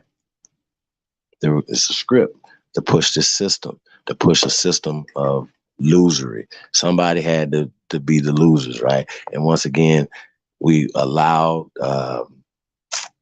those people that we were talking about earlier, that they call themselves Jewish people, right? Were funding, right? When we talk about they were funding Dr. Martin Luther King Jr., and that's just a fact. But once again, these people are still being funded and still being controlled right now today. to push the black program. Once again, GIP. So yes, he was a member of the GIP program, and once again, it could go worth a bunch of ways, but who benefited from the death of Dr. Martin Luther King Jr.? Who benefited? It wasn't like niggas was like, man, fuck these people, man. We about to just say fuck them, take our ball over here. Nah, it pushed the pendulum in the other direction. Now they make, like, do y'all ever, like, when y'all go to Cracker Barrel and y'all go anywhere to eat, do y'all feel like that, you know, there's people back there that's maybe cooking or preparing your stuff, might not have your best interest at heart? Do you ever feel like that when y'all go out to eat? You know, I don't like feeling like that. I don't like feeling like somebody may have tampered with my stuff or may haven't, you know, and they definitely can't prepare it or cook it better than you know, you should be able to, you know what I'm saying? And especially your empresses. Shout out to all the empresses out there that cook, man. It's definitely definitely a great thing, man, to be able to cook and sustain the life, you know, healthy lives of your tribe, you know what I'm saying? It's very important. It's a very important skill. Yeah. I want to tell you that. It's not a coincidence. I always got haters around y'all. Say y'all disrespecting y'all ancestors again. Dr. Michael King Jr. is not my ancestors, but once again, you, sir, disrespect your ancestors by saying that the mestizo was here before your people. You know what I'm saying? That's disrespectful. It's disrespectful to call yourself African when you don't have any ties to Africa. It's super disrespectful to call us Africans and then be mad that we don't identify with being Africans. I think that's really weird. When, I don't know if you just came here, but I just told you the history of Black History Month, which was the Negro History Week, hence the Negro History Month. Negro. A lot of things got changed over to Black, just like when I was explaining to you fools about the AME church. It was the Negro Methodist Church, or just the Methodist Church. Then they just made a Negro caucus for you damn fools. I can't, wait a minute, bro. So the Methodist Church started out pale skin? See how that work? I said I could just debunk this real fast. It's debunkable. Who created these churches? Or they pale skinned people that create these churches, or niggas that create these churches? Okay, if they have a black pope or a carbonated, a nigga pope, right? He's not gonna be the first, the fourth, the fifth goddamn nigga pope. So these people took over shit even in Europe, nigga. So stop telling us like y'all know something. That's dumb. So how is it something like, once again, they create a lesser than for you? It's no like Black caucus. Well, okay, is it a caucus? Okay, well, why would y'all have to create a lesser caucus? Why would Clyburn and them even be a part of? Hi, I'm a part of the Black caucus. You're a dumbass. Y'all dumb. Once again, stop being dumb, dude. Like, we break everything down for you dummies. And nobody was calling themselves Africans during this time. And Black, once again, was changed to African. So just want to say that. Hey, man. Let's get right to it. See, Jay Herbal is in the building. What up, Jay? This fool right here is crazy, man. I hope you're not agreeing with this guy. He said we over here disrespecting our ancestors. Terrible. Not a coincidence you suck, man. Still can't find us no records of you coming from Africa. You, sir.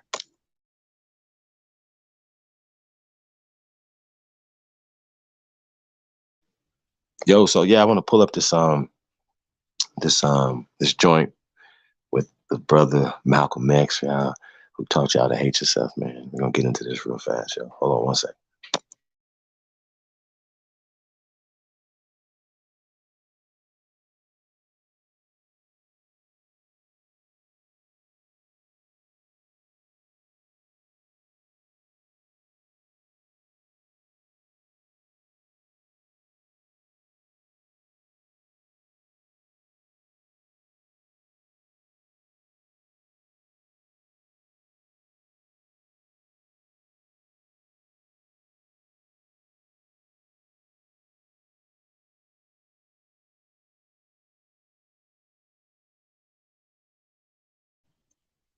So 1 minute, y'all.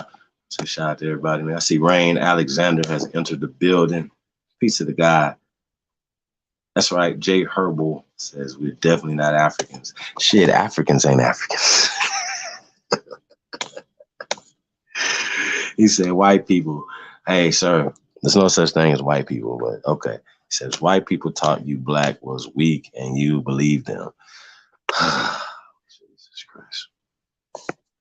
Hey, not a coincidence. Just a yes or no question. Is there such thing as a color caste system, brother? If it's not, then, you know. But if it is, just yes or no, brother. Is this color caste system?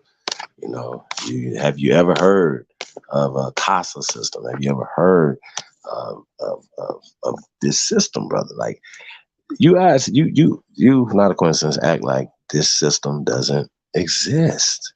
You act like psychological warfare and the weapons that they use in the psychological warfare isn't words, my brother. I don't understand why this is so hard for brothers like you to grasp, like wrap your little fingers around. But we're going to see what Malcolm X said, how he was feeling about you. But this is right here. Now, check this out. This is Malcolm X in LA, May 5th, 1962. Now, this is a year before the speech of Dr. Martin Luther King Jr., right? So I want to say, fuck fair use, y'all, and I want to say peace. Once again, we want to balance this out. You know what I'm saying? We have Dr. Martin Luther King saying what he was saying, broke that down. Now we're about to break down the great Malcolm X, y'all, and what he was talking about. Now, keep this in mind. This is Malcolm BC. This is BC Malcolm right here. Or should I say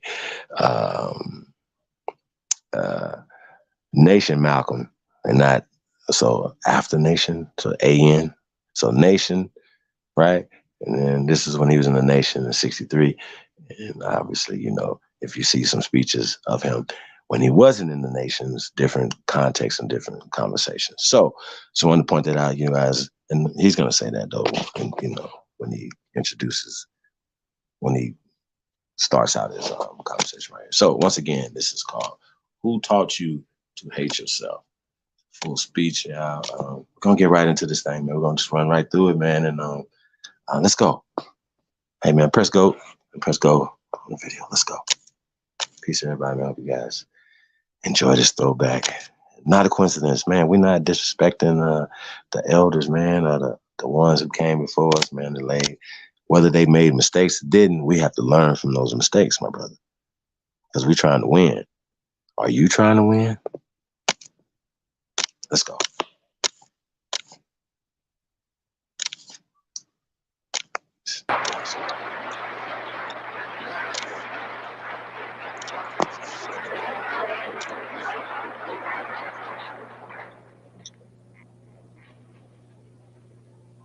In the name of Allah, the Beneficent, the Merciful, to whom all praise is due, whom we forever thank for giving us the Honorable Elijah Muhammad as our leader, teacher, and guide.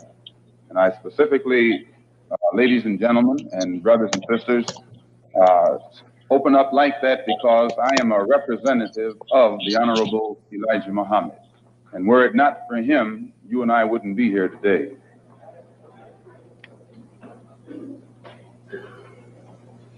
In order for you and me to devise some kind of method or strategy to offset some of the events or a repetition of the events that have taken place here in Los Angeles recently, we have to go to the root. We have to go to the cause. Dealing with the condition itself is not enough. We have to get to the cause of it all, or the root of it all. And it is because of our effort toward getting straight to the root that people oftentimes think we're dealing in hate. But first, I would like to congratulate and give praise to the so-called Negro leaders and so-called Negro organizations. And excuse me if I say so-called, it's hard for me to just outright say Negro when I know what that word Negro really means.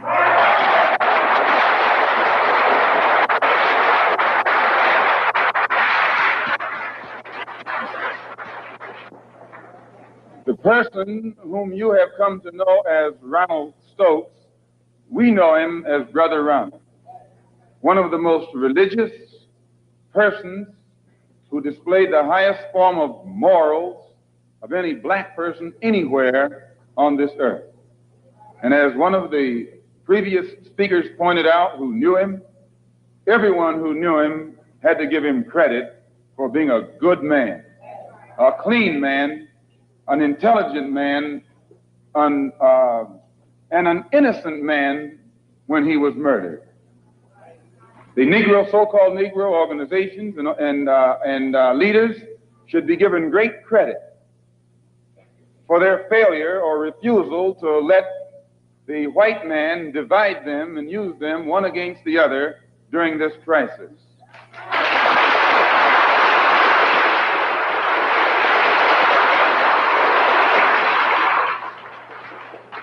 As Reverend Wilfred Wilson pointed out, I think it was 8 years ago today that the Supreme Court handed down the desegregation decision. And despite the fact that 8 years have gone past, that decision hasn't been implemented yet.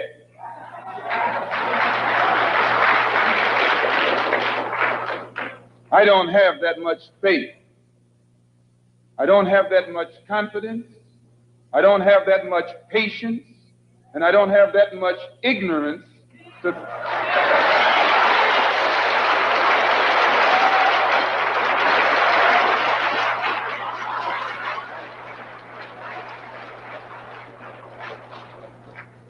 If the Supreme Court, which is the highest law-making body in the country, can pass a decision that can't get even 8% compliance within 8 years because it's for black people, then my patience has run out.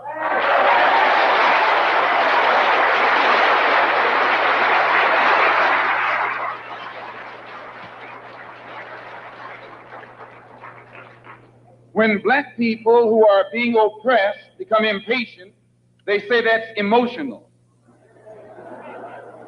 Please. When black people who are being deprived of their citizenship, not only of their civil rights, but their human rights, become impatient, become fed up, don't want to wait any longer, then they say that's emotional.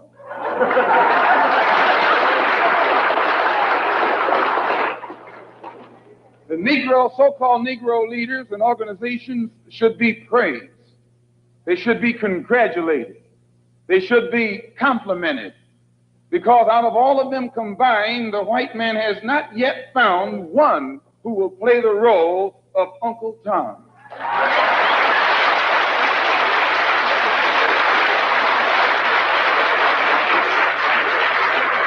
But yet he has found no Tom, no puppet, no parrot who is still dumb enough in 1962 to represent the injustices that he's afflicting against our people.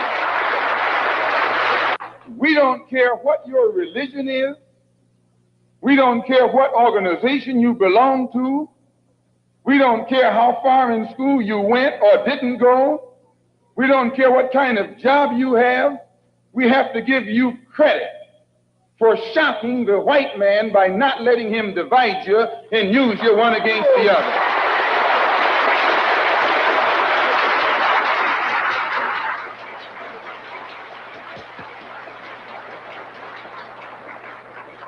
In the past, the greatest weapon the white man has had has been his ability to divide and conquer. As Jackie Robinson pointed out beautifully on the television last night, 4/5 of the world isn't white. Isn't that what Jackie said?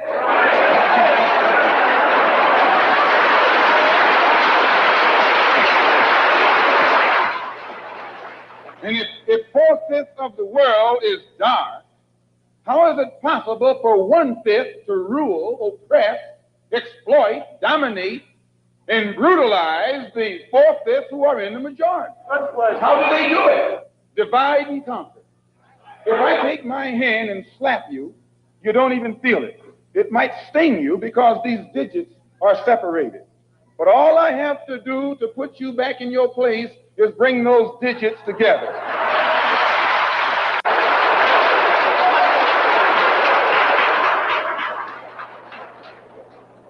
This is what the white man has done to you and me. He has divided us and used us one against the other. But today, thanks to Allah, you can say thanks to God or thanks to Jesus or thanks to Jehovah, whatever you want.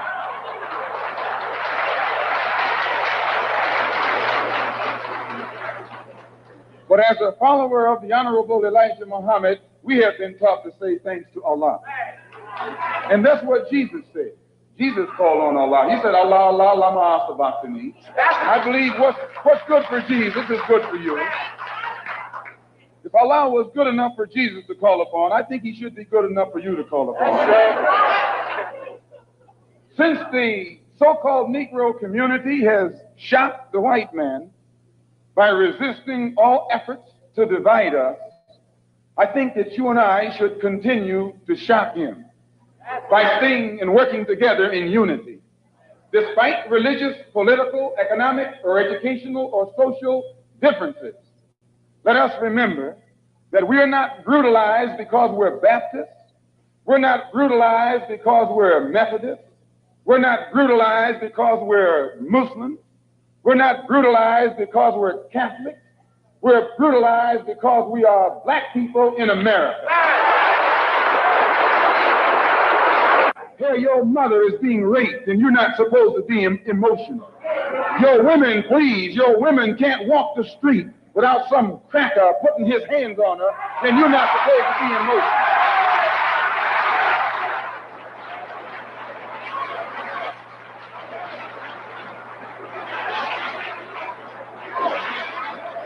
Now they scared to walk the streets from us. If you say that you're fed up, if you teach the Negro, people don't even know their own name. Why? Because he took it away from them. Please. 20 million black people don't even know their own language. Why? Because he took it away from them. 20 million black people who don't even know the history of their ancestors. Why? Because he took it away from them. And if you're trying to tell them how thoroughly and completely they've been robbed, he says you're teaching hate.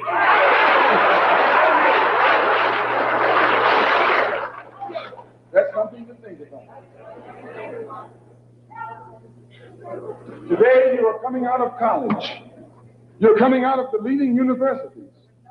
You're trying to go in a good direction, but you don't know which direction to go in. And if somebody tries to take you right to the root of your problem, they say that that man's a hate teacher.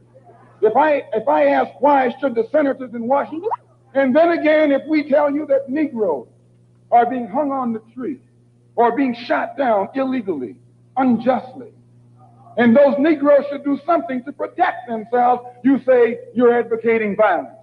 The white man is tricking you. He's trapping you.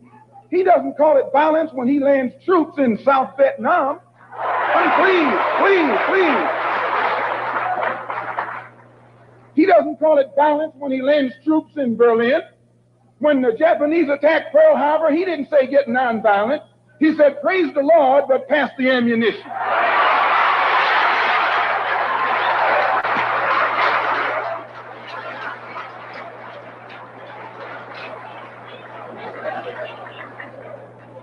But when someone attacks you, when someone comes at you with a club, when someone comes at you with a rope, when someone comes at you with a gun, despite the fact that you've done nothing, he tells you, suffer peacefully. Pray for those who use you despitefully. Be long-suffering. And how long can you suffer after suffering for 400 years? So I just want to clear up that little point right there, because he says that we play on your emotions. And when you turn on your television tonight, or your radio, or read the newspaper, They're going to tell you in that paper that I was playing on your emotions. Imagine you, a second-class citizen. That's not getting emotional, it's getting intelligent.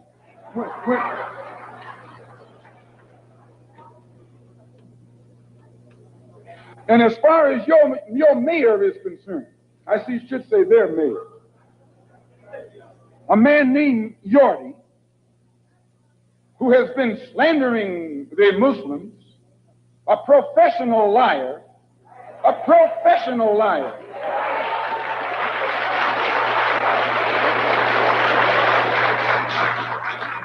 who has mastered the art of using half-truths. Put it in the paper that they broke into our religious place of worship and got records that they can use to prove that most of us have criminal records. You can't be a Negro in America and not have a criminal record.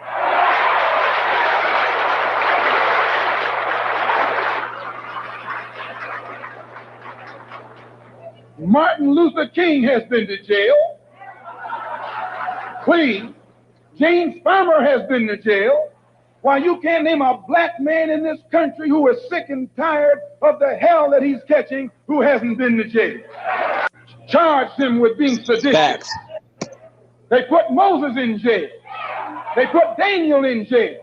Why, you haven't got a man of God in the Bible that wasn't put to jail when they started speaking out against exploitation and oppression.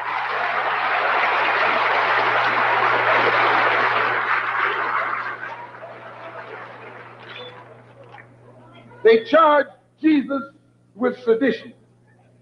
Didn't they do that?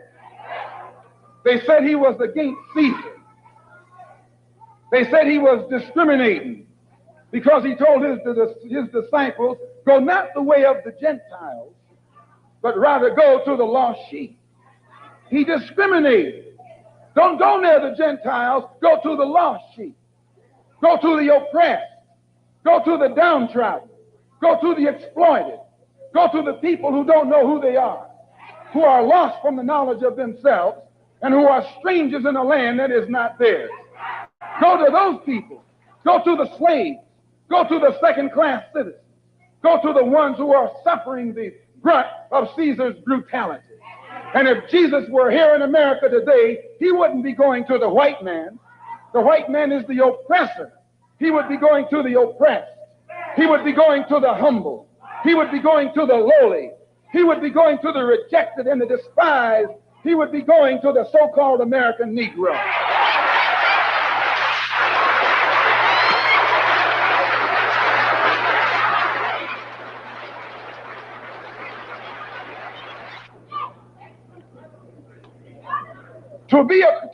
To have once been a criminal is no disgrace. To remain a criminal is the disgrace. I formerly was a criminal. I formerly was in prison. I'm not ashamed of that. You never can use that over my head. And that he's using the wrong stick. I don't feel that stick.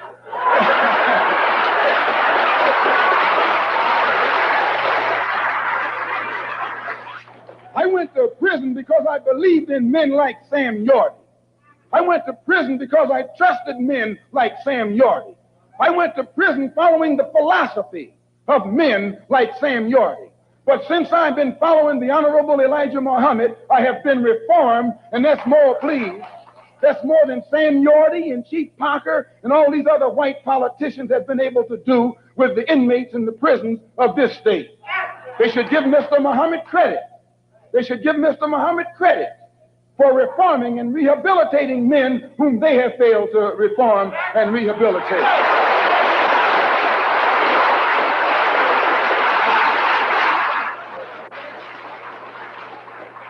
Mayor Jordan referred to some press report that Mr. Muhammad had once been found guilty of contributing to the delinquency of a minor. He failed to explain purposely that in 1934, the Honorable Elijah Muhammad refused to send his children to the white schools in Detroit, Michigan that were teaching you about little black Sambo. That's the minor that he contributed to the delinquency of. You see, this vicious, fork-tongued white man has been able to take lies and make you turn against those who want to help you and make others turn against you. This is the contributing to the delinquency of a minor that this mayor, or man who calls himself mayor, is talking about. In the same article, he said that the Muslims are the same people who rioted in the United Nations. Someone should pull his coat and let him know that at the present moment, there are $6 million worth of suits leveled against two of New York's leading newspapers for making the mistake of charging the Muslims as being involved in those United Nations riots. We were not involved. And if this fork-tongued man who calls himself your mayor had taken the time to find that out, he wouldn't be walking into the trap that he's letting his ignorance lead him into.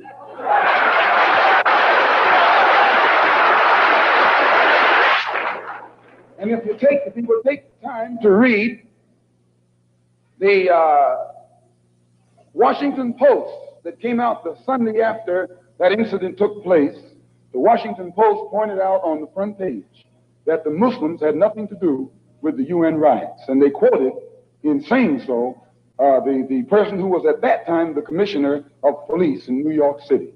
See, it's lies that the white man has spread about the Muslims to try and make you afraid of the Muslims, or to try and make you think that the Muslims were a criminal element, an uncouth element, and things that you would not like to be associated with. Also, they say that I'm just clearing these things up, and then we're going to get into what happened. They also say that the Honorable Elijah Muhammad was a draft dodger. No, he wasn't. He just refused to go to the army because he was a man of peace. He was a minister of a religion of peace. He was teaching peace. So he outright refused to go to the army. That's not draft dodging. That's intelligence. Here before the grand jury. Because the coroner's jury is stacked against Negroes. The grand jury is stacked against Negroes. The press, the radio, the television, and the newspapers are stacked against Negroes. But please, the Los Angeles Police Department is stacked against Negroes. He is stacked against all Negroes, all except those whom he has appointed to high positions. The controlled press, the white press, inflames the white public against Negroes.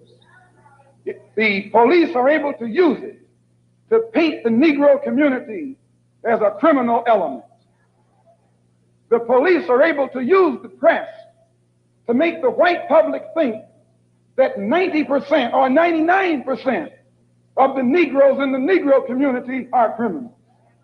And once the white public is convinced that most of the Negro community is a criminal element, then this automatically paves the way for the police to move into the Negro community, exercising Gestapo tactics, stopping any black man who is on the sidewalk, whether he is guilty or whether he is innocent, whether he is well-dressed or whether he is poorly dressed, whether he is educated or whether he is dumb, whether he's a Christian or whether he's a Muslim.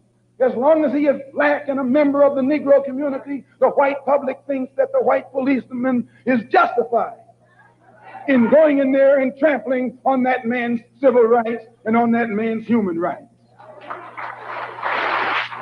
Once the police have convinced the white public that the so-called Negro community is a criminal element, they can go in and question, brutalize, murder unarmed, innocent Negroes, and the white public is gullible enough to back them up.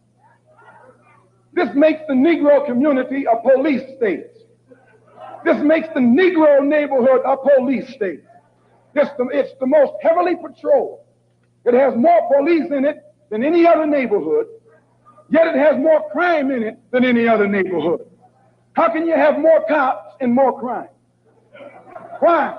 It shows you that the cops must be in cahoots with the criminals.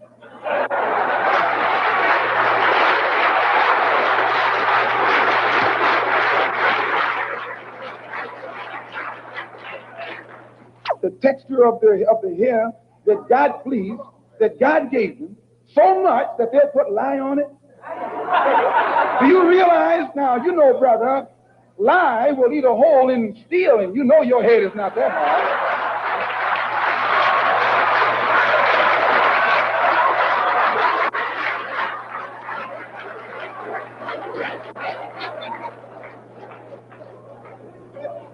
Who taught you, please, who taught you to hate the texture of your hair? Who taught you to hate the color of your skin to such extent that you bleach to get like the white man? Who taught you to hate the shape of your nose and the shape of your lips? Who taught you to hate yourself from the top of your head to the soles of your feet? Who taught you to hate your own kind? Who taught you to hate the race that you belong to? So much so that you don't want to be around each other. No, before you come asking Mr. Muhammad, does he teach hate, you should ask yourself, who taught you to hate being what God gave you?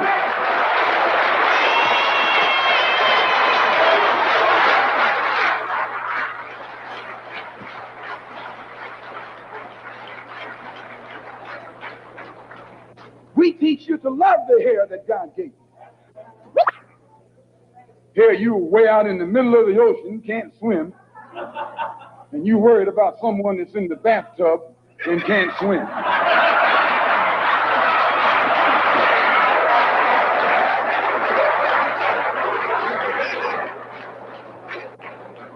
We don't steal, we don't gamble, we don't lie, and we don't cheat.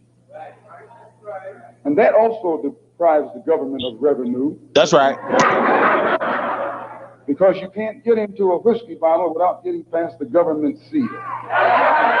You can't open a deck of cards without getting past the government seal. There's a white man makes the whiskey and then puts you in jail for getting drunk.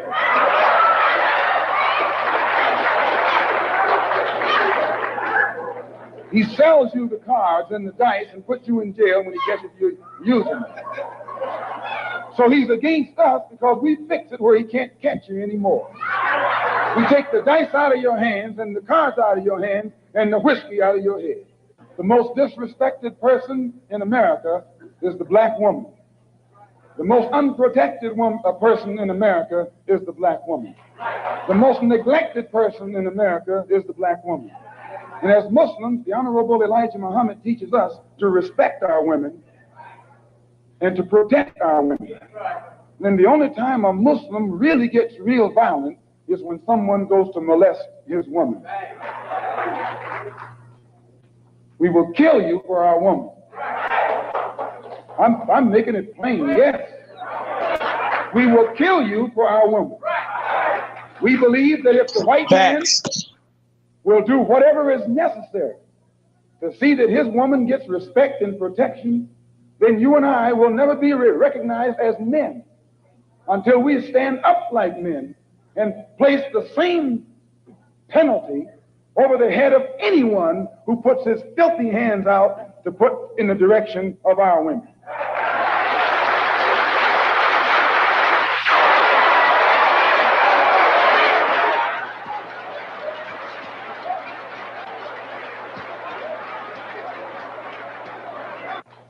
We respect them, but we want them to respect us.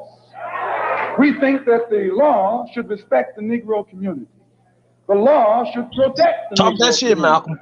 The law should approach the Negro community with intelligence if it expects the Negro community to react intelligently. So the Honorable Elijah Muhammad teaches us to always avoid anything that smacks of disrespect for the law. And if the police department tells the truth, they will have to admit that they have never had any experiences with Muslims that have ever been anything other than honorable unless they themselves come at us in a dishonorable way.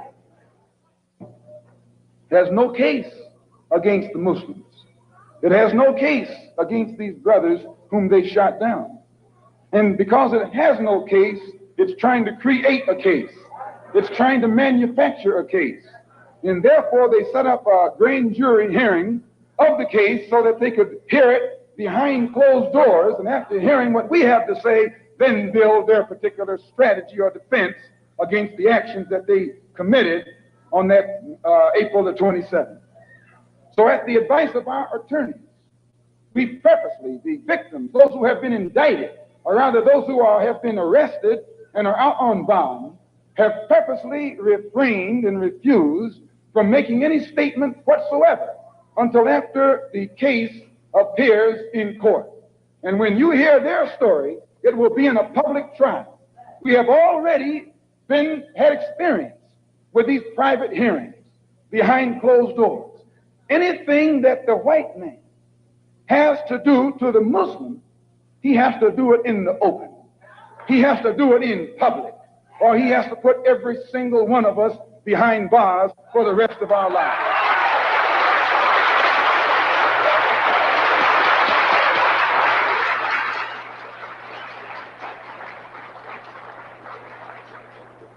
When Mayor Yorty called for a government investigation of a religious group that has the highest moral standard of any group in the Negro community, Mayor Yorty was giving you an example of what Hitler did in Nazi Germany when he began to go on the rampage.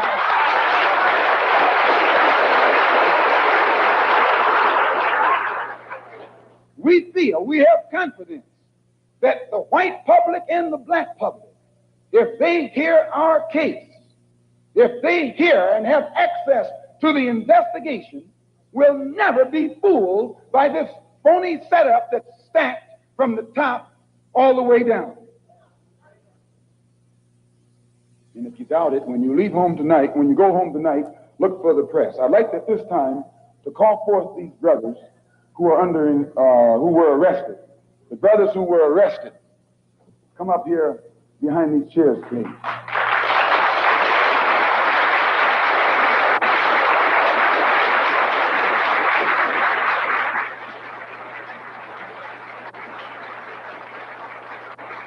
They were suspects. This wouldn't happen in a white neighborhood. White man can walk down the street with packages on his head, packages under his arm, and packages everywhere else, and won't anybody question his right to carry those packages. But a Negro is suspect because the press makes you suspect. Yes, the white press makes Negro suspect. What do you got? All the information you need, officer. And the officer made one stay at the rear of the car and the other go to the front of the car. And while he was taking the one to the front of the car, the polite attitude, the humble air, the submissive, intelligent, peaceful spirit that he unexpectedly found in this Negro infuriated him. And he began to, he told the brother, put down your hands. Brother was talking, he's not a criminal. A man has a right on the sidewalk to talk with his hands. Put down your hand, don't talk with your hands. And when the brother continued to gesture with his hands, the officer grabbed his hand, twisted it around behind his back, flung him up against the car, and then that's when hell broke loose. That was when hell broke loose. A struggle ensued. Shots were fired by the police and by a Negro door shaker.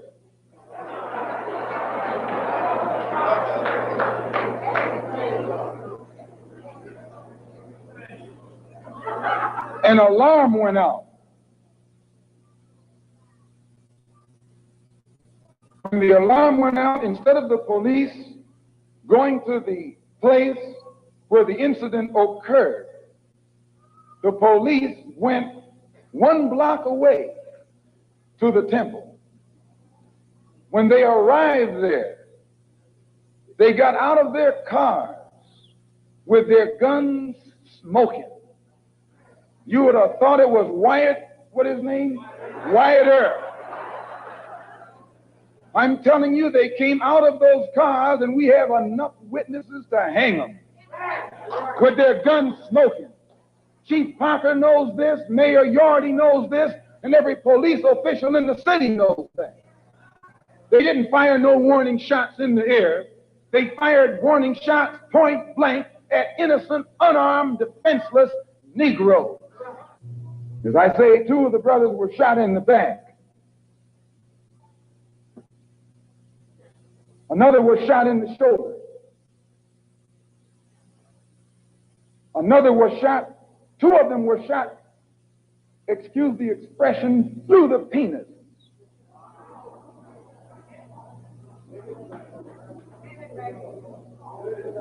Another was shot in the hip, and the bullet came out the other side.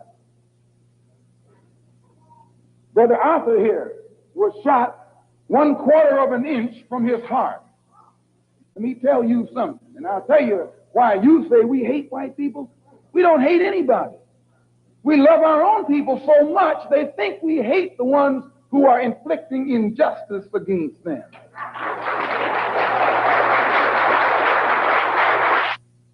And who has been shot, the bullet having passed 1/4 of an inch through his heart. I'm not going to let him talk, which I think you can understand why. You should listen to the conversation of the police officers while it was going on. 2 of the brothers who had been shot were lying hand in hand. The officer said they were chanting a death chant. You read that? They were saying, Allahu Akbar. What does that mean? It means that God is the greatest. It means that God is the greatest.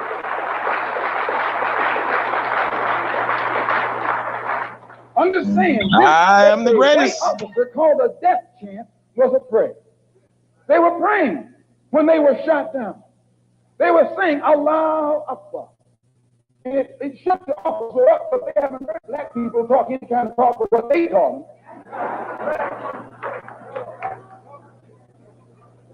And 2 of the brothers who were shot in the back were telling me that as they lay on the sidewalk, they were holding hands. They held hands with each other, saying Allahu Akbar. And the blood was seeping out of them where the police bullets had torn into their insides. Still, they said Allahu Akbar. And the police came and kicked them in the head. Police kicked them in the head, telling them to shut up that noise, while they were laying on the sidewalk in front of our temple. Kicked them in the head. Shut up that noise. And one of them, when he was on his way to the police station in the ambulance, one of the ambulance attendants told the white cop, why don't you kill the nigger? He said, I'll tell him that he tried to get away. Why don't you kill the nigger while you got a chance? And I'll swear that he tried to get away. If he didn't say this, then I need to be put in jail, and I'll gladly go. One of them who was being taken to jail in a police car. As the ambulance sirens were coming to the place, one of the policemen said to the other, what are the ambulances rushing for? Nothing but some niggers. So he looked in and saw the Muslim brother sitting beside him, and he shut up. But after he got to the jail, the same officer that said this turned to the brother and said, I hope that you didn't get offended by what I said back there under the heat of emotion, because some of my best friends are colored. This is what he said. That's his password. Some of my best friends are colored.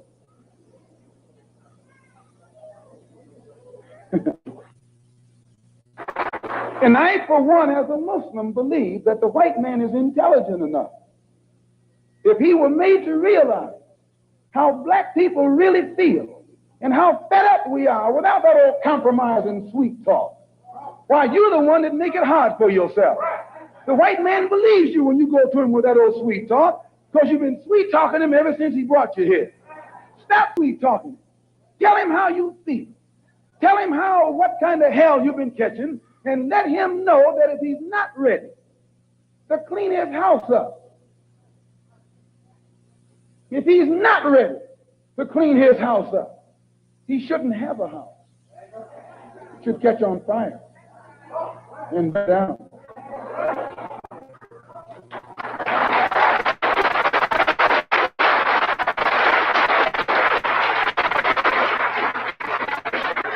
Muslims, we identify ourselves with the dark world. So we're not any minority. We're part of the majority, and the white man is the minority.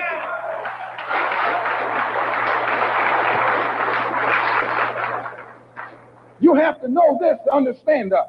We don't think any odds are against us. We don't fight a battle like the odds are against us. Why, the whole dark world today is in unity. It's one. If you don't think so, look at the United Nations. When the dark world votes, they vote as one. They get the colonialists out of Africa and out of Asia, telling them to get out. They don't have any nuclear weapons, but they got a solid, united voice, and their unity alone is sufficient to drive the oppressor and exploiter of their people out of their own country. You and I need to learn a lesson from that right there. In the UN, the dark world consists of Buddhists, Hindus, Shintoists, Taoists, Christians, Muslims, everything. But they're together. They forget their religious and political differences. They think as one. They move as one against a common enemy. And right out of Algeria, he's going. Don't think he's not going. He's going. They're getting him out of Angola, out of Tanganyika, out of Angola, out of Uganda, out of Kenya. He's going from South Africa too. He hasn't got long to be there. All over this earth, dark people who have been oppressed and exploited by those who are not their own kind, strangers, are coming together to get the oppressor off their back. You and I learn a lesson from that. We are oppressed. We are exploited. We are downtrodden. We are denied not only civil rights, but even human rights. So the only way we're going to get some of this oppression and exploitation away from us or aside from us is come together against the common enemy.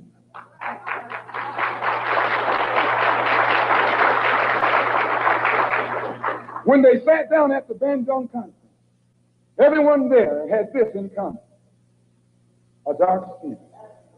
Some of those who were sitting there were socialists, some were communists, some were capitalists, some were Christians, some were Buddhists. They were everything. But all of them was dark skin. And they looked at that dark skin and agreed that this is one thing they had in common. Forget that you're a Methodist. Forget that you're a Catholic. Forget that you're a Protestant. Forget that you're a Muslim. Remember that all of us are black and we're catching hell.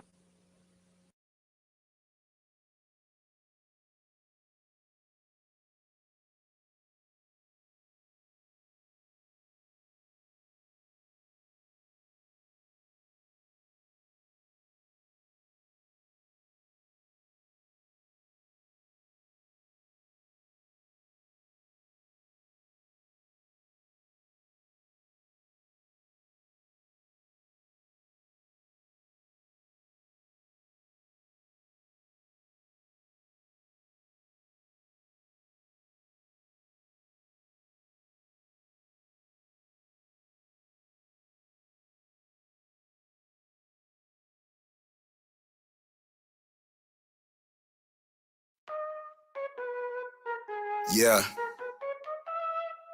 Threads 3000. You out of pocket, you out of pocket, you out of pocket, you out of pocket, you out of pocket, pocket, pocket, pocket, pocket, out of pocket, you out of pocket. You out of pocket, you out of pocket, you out of pocket, you out of pocket, you out of pocket, you out of pocket, you out of pocket, you out of pocket, pocket, pocket, pocket, pocket, you out of pocket, you out of pocket. Yeah, you out of pocket. You out of pocket. Yeah, you out of pocket. You out of pocket. Check yourself. I'ma just do the race myself. Even when I sneeze, I bless myself. I'ma get through the rest by myself. Go to the Nike store and check yourself. Talking to the police, arrest yourself. Hate is a disease, test yourself. Suicide yourself, X yourself. Don't find me, find yourself. Niggas be getting beside themselves. Please get lost, nigga, hide yourself. Spend all summer long by yourself. Kill yourself, outline yourself. You ain't solid as me, remind yourself. Monkey ass nigga, climb yourself. Transform Optimus Prime yourself. Bird box gone unblind yourself. Got spend all day time yourself. Wine yourself, dine yourself. Bitch ass nigga, flat on yourself. The way you move, retire yourself. Find you a flunky and hire yourself. Worried about me, admire yourself. You a pretty good goddamn lie yourself. Focus on you, desire yourself. Loose shit's lying, empire yourself. Stop hating every day and inspire yourself. Got 21 questions, wire yourself. Hate my style, get fly yourself. If it ain't working out, then fire yourself. Might as well rich or proud yourself. I'm laughing at you, you proud of yourself. You out of pocket, you out of pocket, you out of pocket, you out of pocket. You out of pocket, pocket, pocket, pocket, pocket, you out of pocket. You out of pocket. Yeah, you out of pocket. You out of pocket. Yeah, you out of pocket. You out of pocket. You out of pocket. You out of pocket. You out of pocket. You out of pocket. Pocket, pocket, pocket, pocket. You out of pocket. You out of pocket. Yeah, you out of pocket. You out of pocket. Yeah, you out of pocket. You out of pocket. Nigga catch amnesia. Play the victim when they don't need you. Just cut they water like the water people. Cold hustlers, no, you can't feed them. Need a handout for every reason. Bills late for every reason. Hit my trap phone for a few zones. Now you gotta play, nigga, I'm the reason. If you owe a nigga, then you out of pocket. Pay your debt, keep your name silent. Can't get a bag on cuss salmon without a piece of shake. It was all solid. Run off without a profit. Run you down with a pocket rocket. Them dirty hoes, they be out of pocket on Instagram, straight pocket watching. Greasy bitches all made up. Ass and titties been nipped up. Eyelashes can't trick us. And that last surgery looks silly. Sus, bald headed hoe shit out of pocket. Rent late, but your nails proper. Pussy stink, girl, please stop it. When the last time you went and seen a doctor? You out of pocket. You out of pocket. You out of pocket. You out of pocket. You out of pocket. Pocket, pocket, pocket, pocket. You out of pocket. You out of pocket. Yeah, you out of pocket. You out of pocket. Yeah, you out of pocket. You out of pocket. You out of pocket. You out of pocket. You out of pocket. You out of pocket. Pocket, pocket, pocket, pocket. You out of pocket. You out of pocket. Yeah, you out of pocket. You out of pocket. Yeah, you out of pocket. You out of pocket.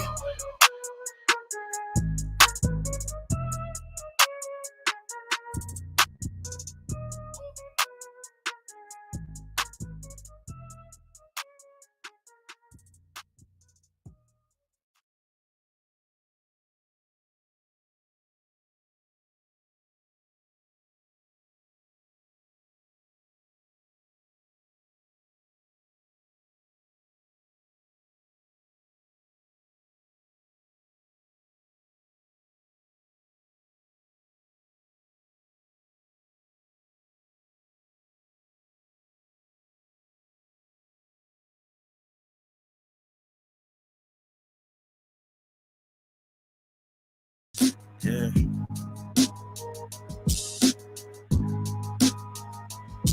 Yeah. Rhyme so dope, my eyes low. When you move like God, the time slow. I came back for the blacks and John Doe's. Crack open them land patents, let go of them townhomes. What's a native to a native? He $5 though if he not melanated. Pale faces got you waiting on a savior. Sending prayers up, he texting back on vacation. Yeah. God's children, give all your praise to Jesus, but how God feeling? He say put no one before him in divine image. It's you with God and Christians. I got a vision, but niggas ain't gotta listen, so they don't. We came from the soil, wasn't fucking with no boats. Bible took our spirit, English potted on our homes. Tribal families turn on us, don't act like y'all don't know. But fuck them and they grudges. We was something turned to nothing. And now we let this turn to something. Reincarnation of ancients, fresh up out the oven. This the message to the black man. This the message to the black man. This the message to the black man. This the message to the black man. Shooters on my roof, lawyers in the coop. We can never die, bitch, we bulletproof. This the This the message to the black man. This the message to the black man. Say you wasn't slaves, you was prisoners of war. And stop wasting your time, bitches ain't important. You ain't meditating, you ain't mating with the sauce. Like what the fuck's a noodle if you ain't painted with the sauce? I find it hard to trust the pastor who rather side with the master, who preaching we should submit while getting murdered and captured. About how we should wait on God is never our vernacular. They get paid and praised by the dollar long as they keeping us stagnant. And niggas think they woke, huh? Like you could change a whole world through a vote, huh?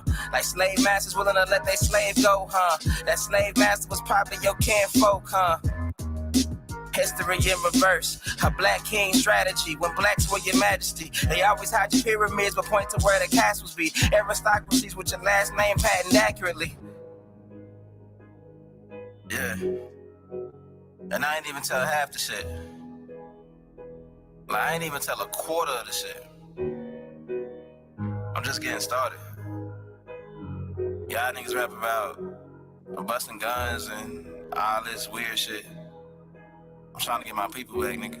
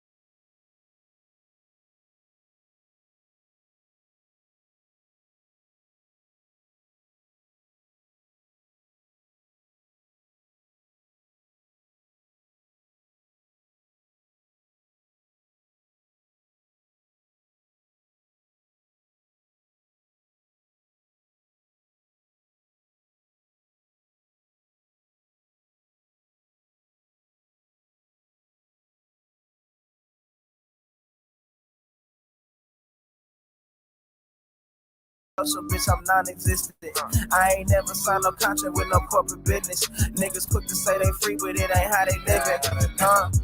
Public school was made to create public fools. A billion pictures of invaders trying to say they you.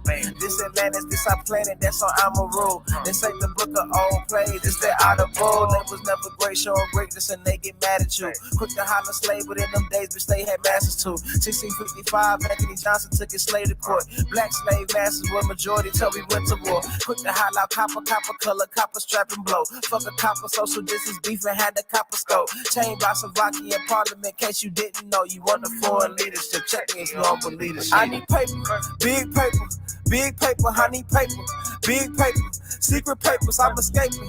How the fuck I wake up in the business, paper tripping, cause these papers tripping, now I'm paper tripping about that paper, big paper, honey paper, big paper, secret papers, I'm escaping. How the fuck I wake up in the business, paper tripping, cause these papers tripping, now I'm paper tripping, I made a point not to speak on the vaccinations. Social media bringing in medical segregation. My body, my choice when abortion's a mission statement. Guess your body has no choice when you wait for the population. Gain of function research administered through the teachers. Fauci's turning Jesus, they trapping it through the preachers. Got every family beef and can't even cough in their region. Controversy bringing leeches enough to break down your defense. Force your pledge allegiance to a corporation. Power ain't for show, depends on your participation. Probably ain't gonna go for broke. They scary with no pawns to play with. Them hoes on the creeping like they disappear soon as the day hit. Randy Vaughn took them on, now her soul long gone, rest in peace. I'm quiet for that shit happened to me. Randy Vaughn took them on, now her soul long gone, rest in peace. I'm quiet for that shit happened to me. I need paper, big paper, I need paper, big paper, secret papers, I'm escaping. How the fuck I wake up in the business, paper tripping, cause these papers tripping, now I'm paper tripping about that paper, big paper, honey paper, big paper, secret papers, I'm escaping. How the fuck I wake up in the business, paper tripping, cause these papers tripping, now I'm paper tripping up.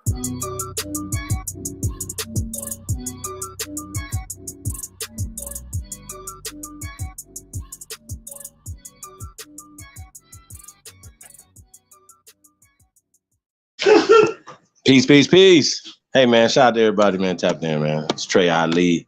You already know, man. Paper Trip. Hey, shout out to Trimmer in the building. Don Ross.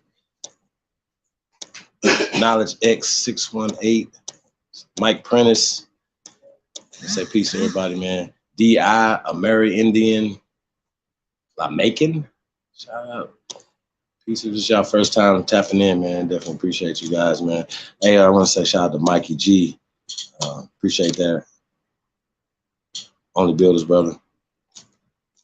Thanks for tapping in. I say, hey, like, share, subscribe, man. You already know, man. Support the real, man. So, you know, there y'all shout out to Tom Jones in the building. Yeshua Hebrews, peace of the God, MAAGA. So everybody, man, tap in, man. Appreciate you guys, man. Really do. Says put a one in the chat if you war ready. Press go for that. Shout out to Yeshua. Better stay it, man, but it's all in your mind first, man. Real talk. You could be, you know, do all the push-ups, sit-ups, and all that type of stuff, man. But ultimately, man, you definitely need to be, you know, get your mind right, man. So that's the first thing. Stay prepared for it. Don't start getting ready. Like, you know what I'm talking about? That don't make no sense. Hey, can we put the link in the chat room, too? If you guys want to come on and rap the taste, man. Over here with my brother, California, the whole state. What up? We had to get some California in the live tonight. Yeah, man. Shout out to everybody, man, in the building, man. We definitely appreciate you guys, man. Straight sheet. I appreciate that too, man. Like, just want to tell y'all, USA. Y'all already know, man. Hey, man, shout out to America, man. I don't know why people be mad, man. Ooh. Hey, so y'all heard Eminem and Busta Rhymes supposed to be having a versus, huh? That shit ain't official. Nah, yet it ain't official yet. Hey, man, what about who y'all got? Anthony Hamilton, Music Soul Child, man. I'm gonna let y'all know, man. I like Anthony Hamilton. He's dope. I'm a Music Soul Child fan. Anthony Hamilton gonna do some shit you ain't heard, but when soul waiting. Man, Music got too much heat over there, man. Anthony too. They both got it. Man. We're gonna see. That's gonna be a great one. It's gonna be good. I think that's like Valentine's. They're doing that on Valentine's. We might have to do a live on that one, y'all. We might have to do one of those, man. See if we can get that in. That might be our first one right there. Baby cake. Ivy got Anthony Hamilton. D.I. American Indian Macon says, big ups to America. That's right, man. It's the greatest country on planet Earth, man. We are the descendants of the greatest human beings who gave, I mean, we say civilization, right? And I know that goes over a lot of people's head, but how about this? Let's get into some inventions, right? We're gonna wait till anybody gonna come in the building. We're gonna get into some inventions. Yeah, I mean, you know, every Black History Month, right? We're saying Negro History Month, right? Or we're saying American Indian / Negro History Month, or Aboriginal history is every day. You know what I'm talking about? It's every day of the week, every day of the year. We're making history. You know what I'm saying? So not just in just 1 month or whatever. You guys see the history of that. You know, just talking about it. We understand. You know. Once again, the importance of creating your own, whether it's your holidays, heroes, so forth. You know what I mean? Oh, man. Oh, gee, only. Yeah, man. Peace to everybody, man. What y'all smoking on tonight? That's right. That's a fact. Everybody want to be like us. Yeah, man. If you guys links in the chat room. And check this out. So here we Amy and JT, better known as the City Girls, have seen a tremendous rise to fame in the last year or so. In December 2021, they were honored at the Variety Hitmakers Party with the Future is Female Award. Well, yeah, let's pull up some of the so you got some blue gelato, huh? Let's pull up some of the inventions. We were going over. Just want to read a few of the inventions and might tap into some of the people that invented some of these things. You know, you guys know anybody that invented some stuff? American Aborigines. We talk about a lot of the things that we're gonna get into. They're gonna get into the patent office. We're gonna get into some stuff or whatever. So I wanna pull up a few inventions first, and then I want to get into the patent office after that. You know, kind of give us a little background on the patent office, y'all. You know what I'm saying? Because a lot of times people just say stuff and be like, wait a minute. You know, when did they create this patent office? Why is this office so important to us? You know what I mean? And so, you know, who gives them these rights and all these other things? So I want to get into that tonight as well. So shout out to Truth in the building. Ricardo D. Elizabeth says she got them pink runts going on over there. Ooh. Purple haze. All right, Ivy. Purple haze around here. I ain't heard no purple haze since last time I was in New York. Sheesh. It was gas too, y'all. Super gas.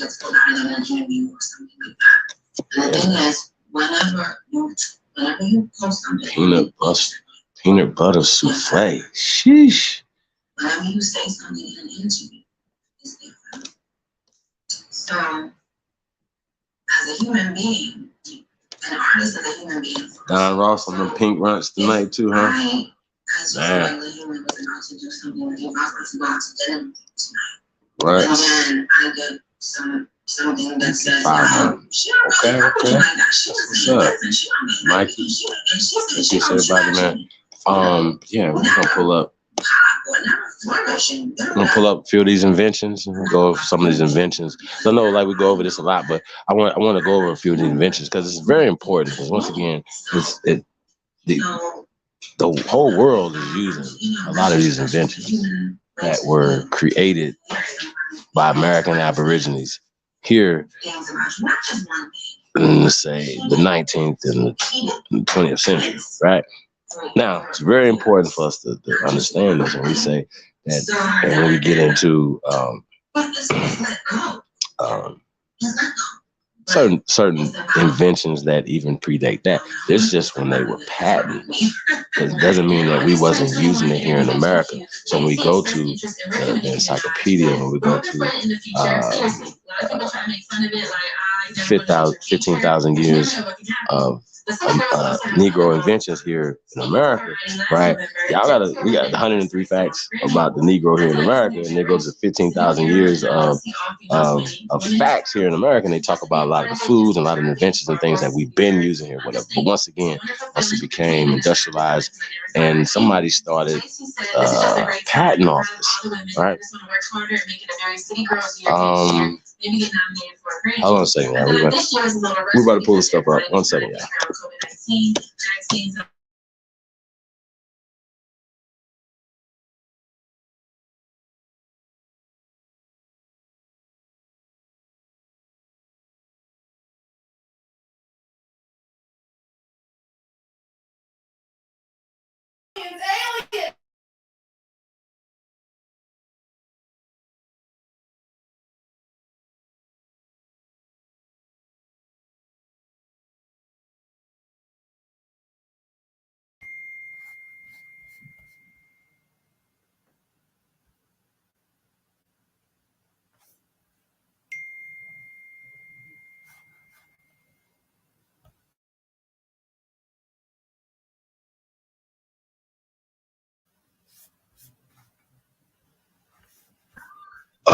So yeah, we're gonna pull up some of these inventions in a second, y'all.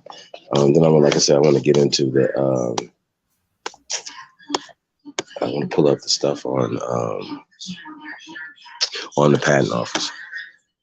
Big Dog is in the building. Peace to the guy, man. What's up, bro? All good, fam. Much love, much respect to everybody. Falling back, listening, man. bringing back some old fucking memories. That's about all, my brother. I appreciate what you're doing, brother, always. Much love, Man, Tasco. appreciate you coming on too, man. You know what I mean?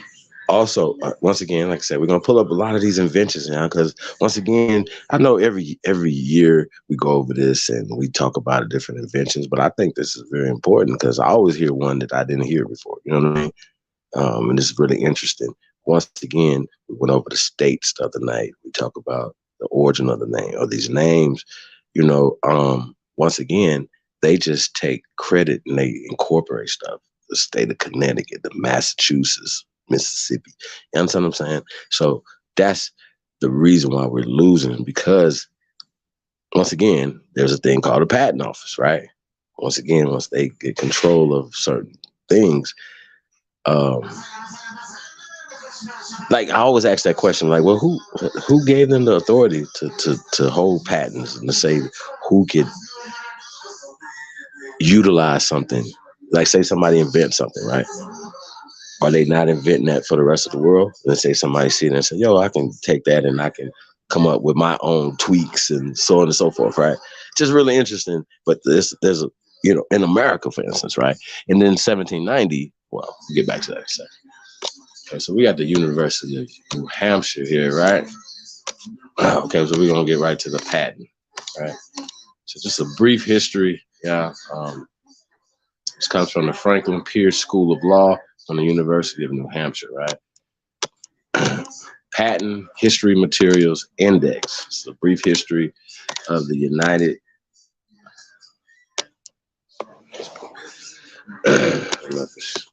I'm lagging, yeah.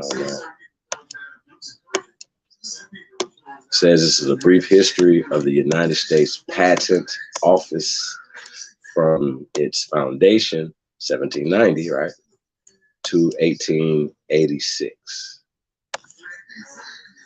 So it says spotlight over there, law review of Franklin Pierce. All right. It says a brief history of the United States Patent Office from its foundation, 1790 to 1886, right? With an outline of laws, growth, publications, office routine, etc. Washington, D.C., okay? So it says, Beresford is the printer, okay? 1886. Right, so it says the U.S. Patent Office since 1790. So just want to point this out that this is written in 1886. Okay, or we're not. It's not a document from 1790 because things got burnt down from the 1790s to the 1870s to 80s. So this is why you're getting an 1886 rendition. Okay. And it's a remix single. So I just want to point that out before we get started. I need you guys to understand that. So all the things that happened before 1886 were burnt up. Okay. We talk about the wars prior to the so-called Revolutionary War and so on and so forth, right? The wars after that, you know what I'm saying? The French and Negro Wars. I say Negro because Indian and Negro are interchangeable. Let's keep that in the back of your mind. Once again, that was the conversation we came in. This is the American Indian Negro History Month being exposed, being revealed, right? So the reason why this is important, because once again, a lot of the inventions and things, well, I just want to say reinvented. When we talk about the machinery and some of the things or whatever, but once again, these people were coming here or whatever, and not only learning stuff from here and then taking it back to Europe. Y'all gotta understand this, taking it back to Europe, back to wherever they came from, and the U.S. patent laws don't apply to China right now, right? Doesn't apply to Great Britain, right? Remember, Great Britain and Ireland are celebrating they celebrate Black History Month in October, by the way, which is kind of crazy. But once again, they're celebrating Negro American Indian History Month in October. But back to this right here, we get back to the patent office and how they stole not only. Now, keep in mind, this patent office is also for land patents. So it's not just the patent office, air quote, for inventions and stuff like that. It's the same office. Land is the same office, okay? Okay, all right, so let's go. So the U.S. Patent Office since 1790, and no country has the inventive genius of its people made such a rapid progress or found such rapid expansion as in the United States. Now this is what I'm gonna say. So when we invented things like the cars, right? So Europeans as well as Asians now make cars, right?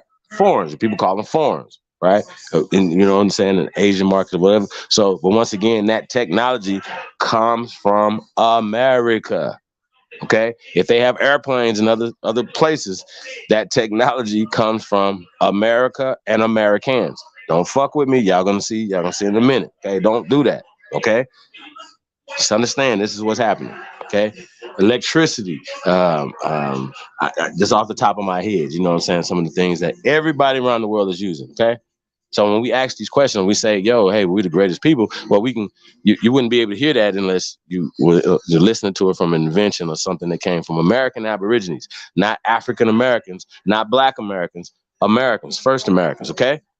Now, once again, I said earlier, we appreciate the contributions of everybody, of all immigrants who came and contributed to this great land called America, okay? We appreciate that, salute. But once again, we have to tell the story for our people to know who the fuck we are, and not just some celebrating some slave month or observing, not celebrating. We supposed to celebrate life every day. So we making history every day. So we're not sitting around waiting on somebody else to make history here in America. Stop it. I can guarantee you we making history right now tonight somewhere. Somebody's breaking some records. Somebody's doing something great. Somebody's being uplifted, and y'all understand what I'm saying? Right now. And the whole world is watching that. You understand what I'm saying, big dog? Some around the world, ain't nobody like, yo, why y'all think they love Tom Brady so much? Let's talk about it. They was trying to say Tom Brady's greater than Michael Jordan. Well, nah, Michael Jordan, every time he went to the dance, he won. They ain't even go 7 ever. Think about it. He would have went 8 straight if he wouldn't have sat down in 2 years. The Bulls was not to be fucked with. Y'all know that. At that particular time, wasn't no beating them. So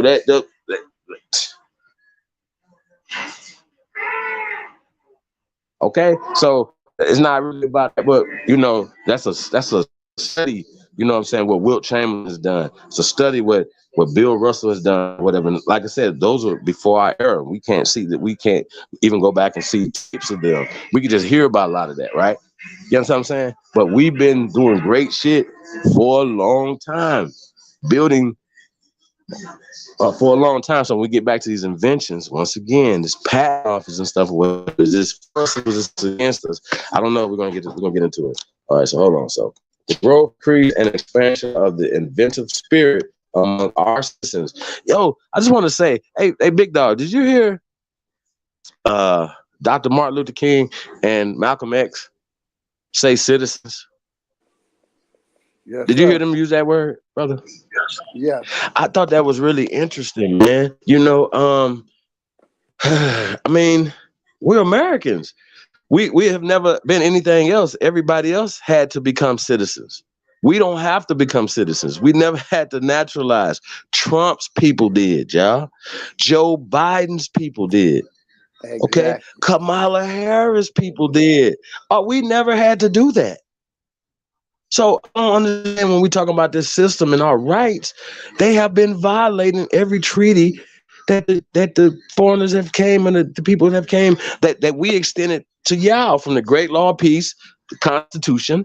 Shout out to Yeshua, the Constitution. Hey, Yeshua, I definitely want to talk to you about this Constitution in the near future, brother. You got some time tonight? Come on up, man. I want to ask you a few questions, so I know you really get into it. And this brother is in the Constitution state.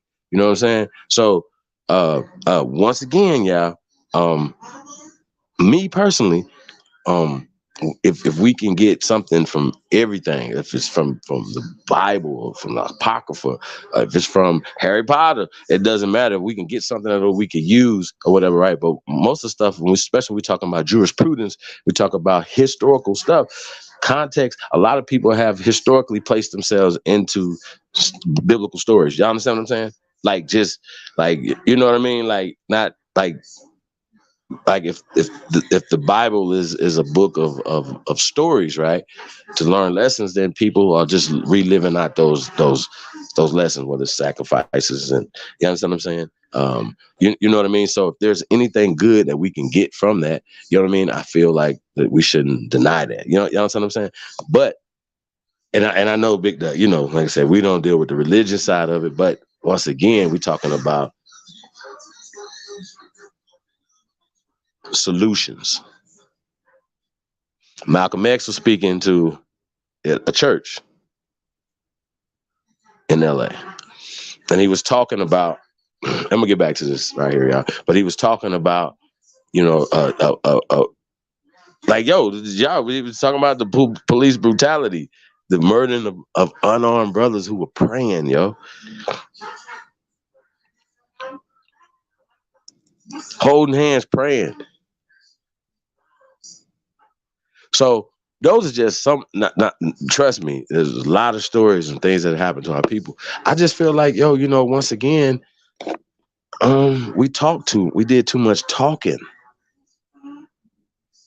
Some things don't need to be talked about.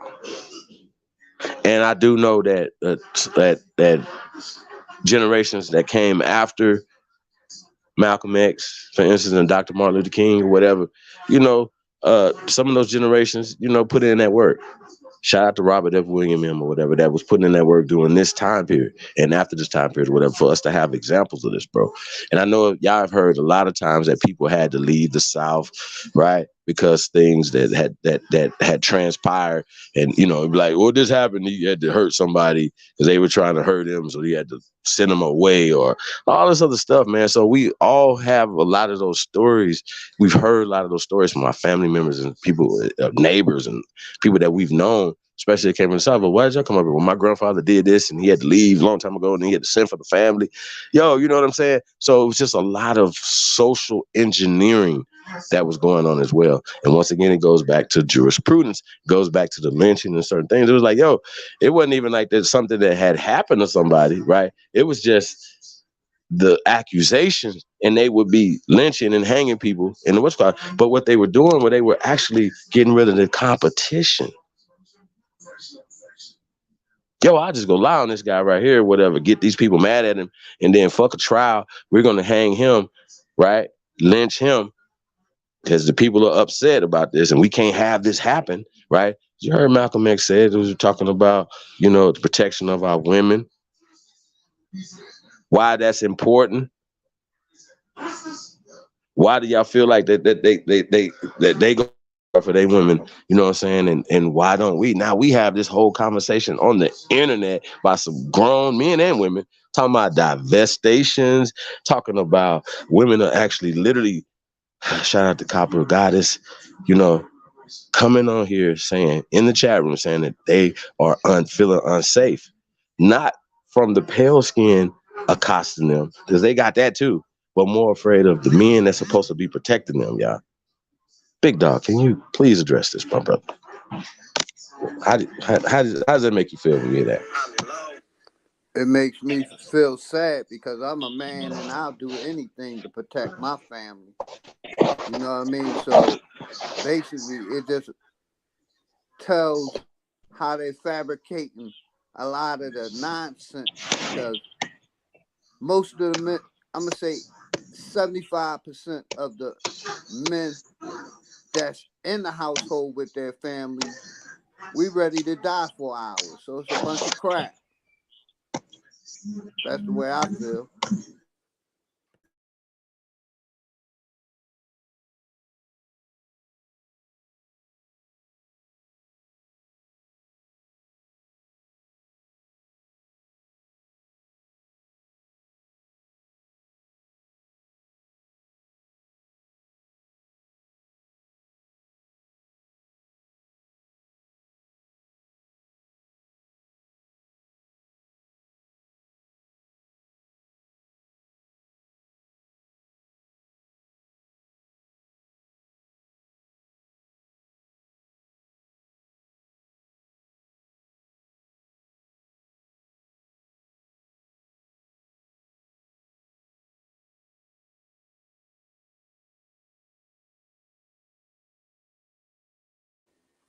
Yeah, basically, I feel like I said, the ones that's home with their families, we ready to die for our families, protect our families. You know what I mean? The ones that's out here doing what they do, that's what they doing. But most of us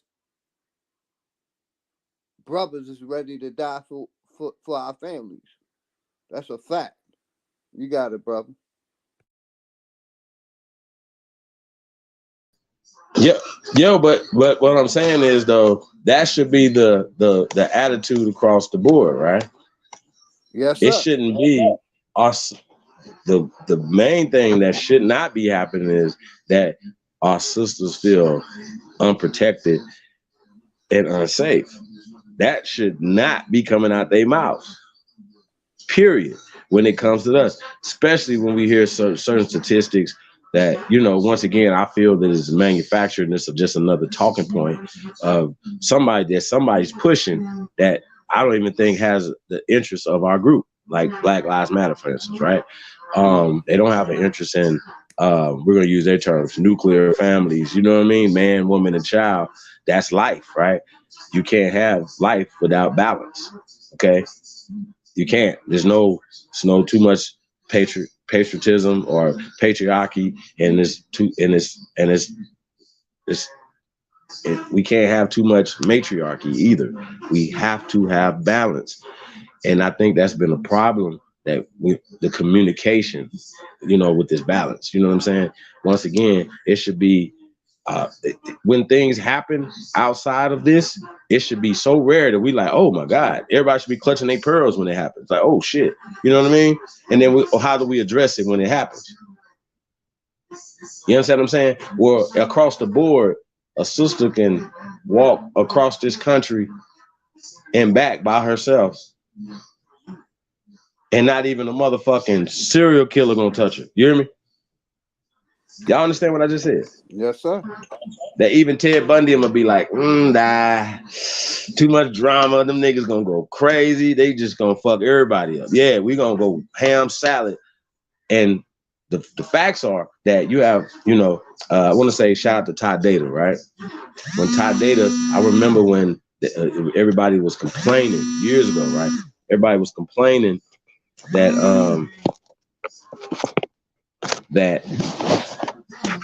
that the Amber Alert wasn't working for our people, right?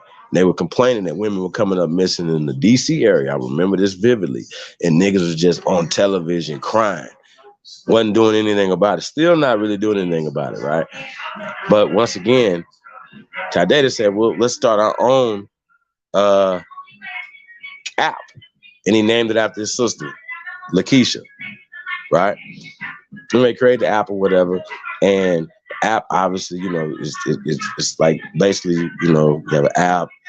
And this the basics of it, y'all. You know what I'm saying? Of course, you want to know where your children at. So if your children at, whatever, you'll be able to know where your children at. So to be able to track your own children, right? Once again, this is called the Lakeisha app. I'm pretty sure it's still out there, right? So you can go to the Apple or the Play Store or whatever and get this app, right? Once again, nothing nefarious, only for to help the people. So once Ty Data came to be a part of the Aborigine community and what we were doing, of course we were like, yo, that's a good thing or whatever. It's not hurting anybody. But there's been some people around here a couple of years ago that was saying, and y'all know who they are. We're not gonna get into that too much. But the point is, right, they were saying stuff a couple of years ago like, oh, these guys are sex trafficking. They're trying to kidnap children, right? Now, these are the same people that call the Homeland Security and call the FBI on people, right? These are the same people. And my only thing is, all I'm telling them is, you should call the FBI or anybody that you think is sex trafficking children. Now, that's one thing that I will raise my hand on, and I would not deny you for snitching about anybody, because either you're going to do something about it or you're going to call the police about it, right? I don't have a problem with that. If you know somebody's sex trafficking children or molesting children or doing anything to somebody, harming anybody, and you a bitch ass nigga and you can't do nothing about it, then call the police. That's cool, right? I don't have a problem with that. Okay, so if That is happening in this community, right? I'm letting y'all know that we're not tolerating none of that. We're going to handle it how we're going to handle it. But if you got to handle it the way you got to handle it, do that, please. But don't come back 3 years later talking about niggas in this community over here. Anybody is doing anything dishonorable like that. Let's go ahead and nip this in the bud right now. Okay? All this dishonorable shit is motherfuckers outside this community, niggas stealing land, niggas doing certain things. All this, like I said, we're not having that over here. That's why we still here and we're silent, because we're not tolerating that in no shape, form, or fashion. Period. So I just want that to be known, man. So when y'all hear this nonsense, bro, please, man, understand that you got people that are really working to tear down the awakening. Any progression. They're definitely enemies of the progression of the people. You know what I mean? Real talk. For whatever their reasons are. Because once again, why would anybody that's calls themselves Indians, Moor, Negro, African American, whatever, be mad about anything that we land down? Please make it make sense. Doesn't make any sense. Well, for it's not a coincidence, a cast, or anybody, y'all can't come up here and tell us nothing that we are doing that should be negative in any light for you or anybody else. And then when we tell the truth about the things that the pale skins have done, like creating systems and stuff like that or whatever, you guys are fighting against us, exposing system. Really be showing your goddamn hands. So I just want to let you guys know that you guys are some busters and shall they say some skeezers. It says the growth, increase, and expansion of the inventive spirit among our citizens, right? And once again, we talk about their citizens or who are the citizens or whatever, right? We're going to get into that in this right here, right? Says are due primarily to generous protection which the government has extended from its earliest infancy to the discoveries of inventors through the medium of its patent system, right? So again, it's a system, and volumes might be written of the value resulting from the fostering care which the government has exercised in this direction, right? It says the United States Patent Office possesses a significance which does not attach to any other bureau of the government. There is no branch of industry, trade, or manufacturer over which it does not extend its encouraging and protecting arm, which means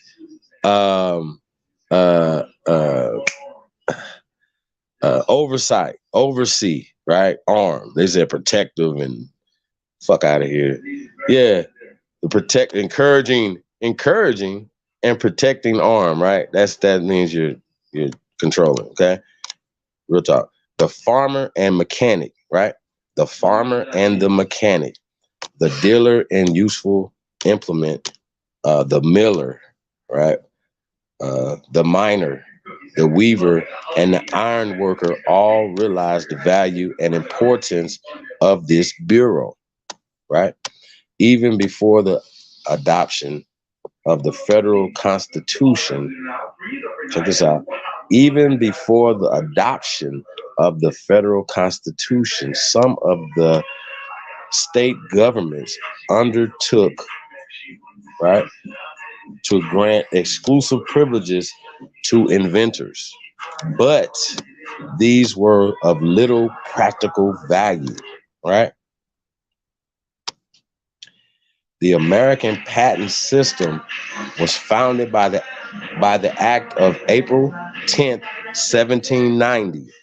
The bill being inspired and urged by Thomas Jefferson, then Secretary of State, who had seen during his residence abroad, right, the encouragement and protection extended by other countries to inventive skill and industry, and the exclusive privileges, right, that were granted to the producing of things new and useful in art, science, literature, and mechanics, right?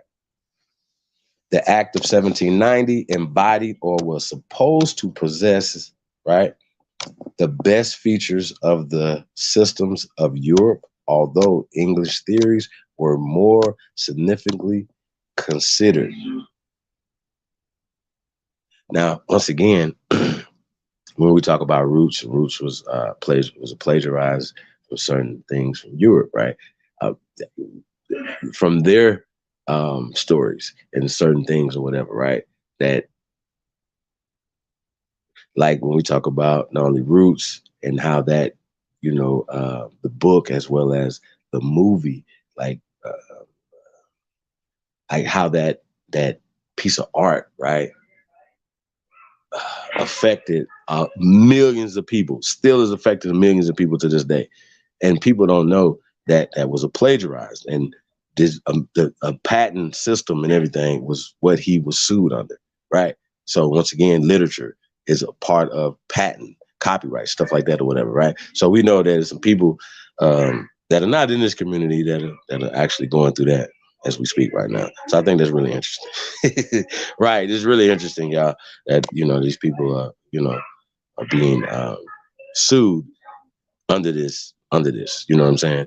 But people not knowing how these fictional pieces of literature, like Roots, as well as not Uncle Tom's Cabin, but that too, but the Willie Lynch letter, how the just circulating, right? Like, say for instance, if I could just, if it was never written and we just say, okay, let's write this letter, let's write this piece of fiction that we took from some documents that came from Europe, right? Whether they were fictional or real, right? But we wrote a fictional situation, right?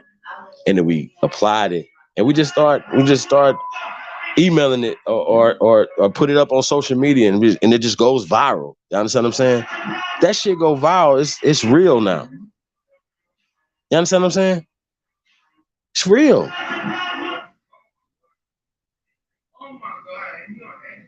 Like when they came in and started annexing shit and start changing our cities' names and certain things or whatever, right? We didn't have to go by that, but a lot of us did. We just acquiesced to it. Start paying taxes, still paying taxes, and then lose land because of the taxes not being paid, or we being regulated. And that's what this office is regulating certain things. Yeah, it's definitely protecting, people's interests and stuff like that. If you was to write something and you don't want somebody to take your shit, of course, you know what I'm saying, you want something out there, whatever, to protect you, right? See what I'm saying? So I get it. I understand that. It works in kind of ways. But my question to you, big dog, if they did this in 1790, we can't create our own systems? Yes, we can, my brother. This is 1790. They didn't have no computers, and them niggas was writing shit down. We can You know what I'm saying? With a feather pencil and shit, like with ink, exactly. Why can't we do it in 2021? Shit was smearing, getting wet. Niggas sweated up all the original documents. Niggas, like, what the hell? That nigga was sweating, you know what I'm saying? Had the documents in his pocket, and that shit got wet. He was like, I don't know what to do. We just put it with the fire. Y'all crazy? 1790?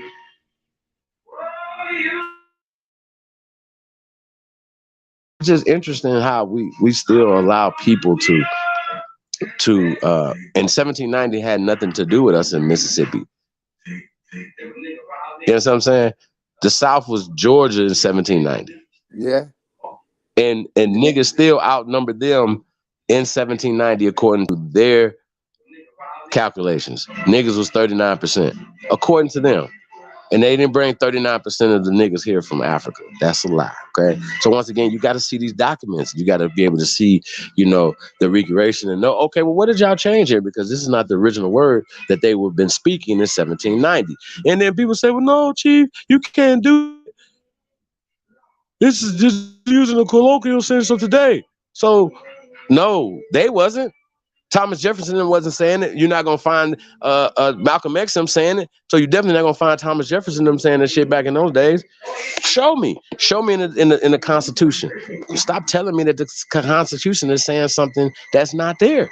You can't even interpret it to put it in there, whatever, for to win any type of any black white type of situations. That right? You understand what I'm saying? So black white would never fly in the Supreme Court or in any legal jurisprudence, right? So the problem is that we allow social pressures and social things to control the narrative, and that's the problem for me, yo. That's the problem for me, man. This is, like I said, I'm gonna go through this real fast, y'all. Let's see. So we were talking about this nigga was the Secretary of State at the time, right? So so hold on one second. It said Act 1790 embodiment possessed the best features of systems of Europe, although English theories were more specifically considered. This bill, right, constituted a tribunal of three, consisting of the Secretary of State, the Secretary of War, and the Attorney General, who were authorized and empowered, quote, to grant patents for any such useful arts, manufacture, engine, machine, or device as they should deem sufficiently useful and important, right? End quote. The last clause in the act was held to give the board authority to refuse patents for want of novelty of invention or insufficiency of utility or importance, and this power was vigorously exercised, right? The first board of commissioners consisted of Thomas Jefferson, Secretary of State, Henry Knox of Massachusetts, Secretary of War, and Edmund Randolph of Virginia, Attorney General, right? And so carefully and critically did they perform their duty, rigidly scrutinizing each point of the specifications and claims that most of the applications failed to receive their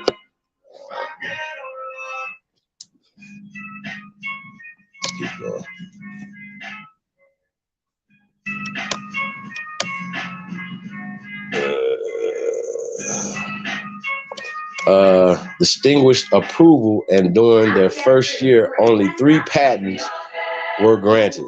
Okay. It says the original patent law limited the life of the patent to 14 years, and there was no provision for an extension. It required that a written specification be filed with the Secretary of State containing a description of the article derived to be patented, right?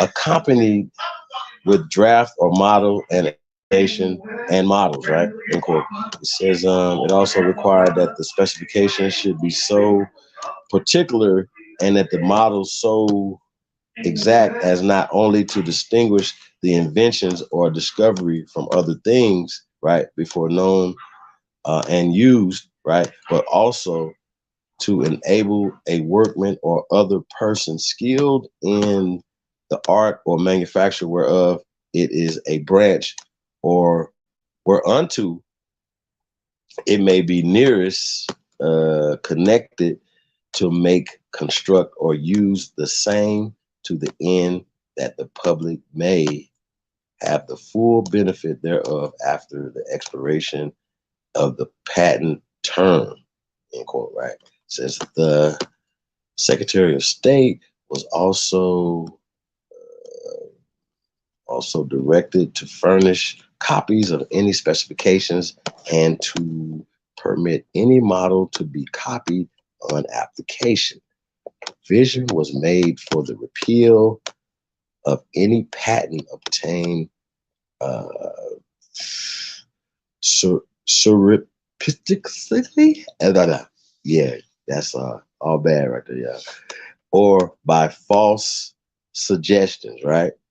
So but no remedy, right, was given for interfering applications, right?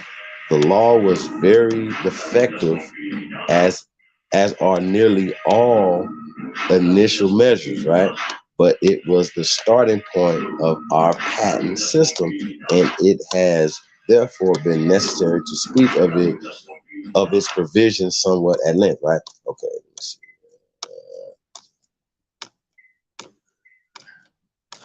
Let me see. Okay, so let's just get into the history of the patent office. There was only 3 in the first, when they first did it, first year of it or whatever. So we're talking about 1790 to 1886, right? Now, like I explained before, the patent, a lot of documents and stuff were lost, but it wouldn't have mattered because they ended after 14 years. Then it goes into public space, public domain. Right now, that has later been changed, but there's still expiration date on patents. Just wanted to let y'all know. So we might get into that a little later. So I just wanted to let y'all know that, or whatever. Big Dog, you there? Yes, sir. King Deezy.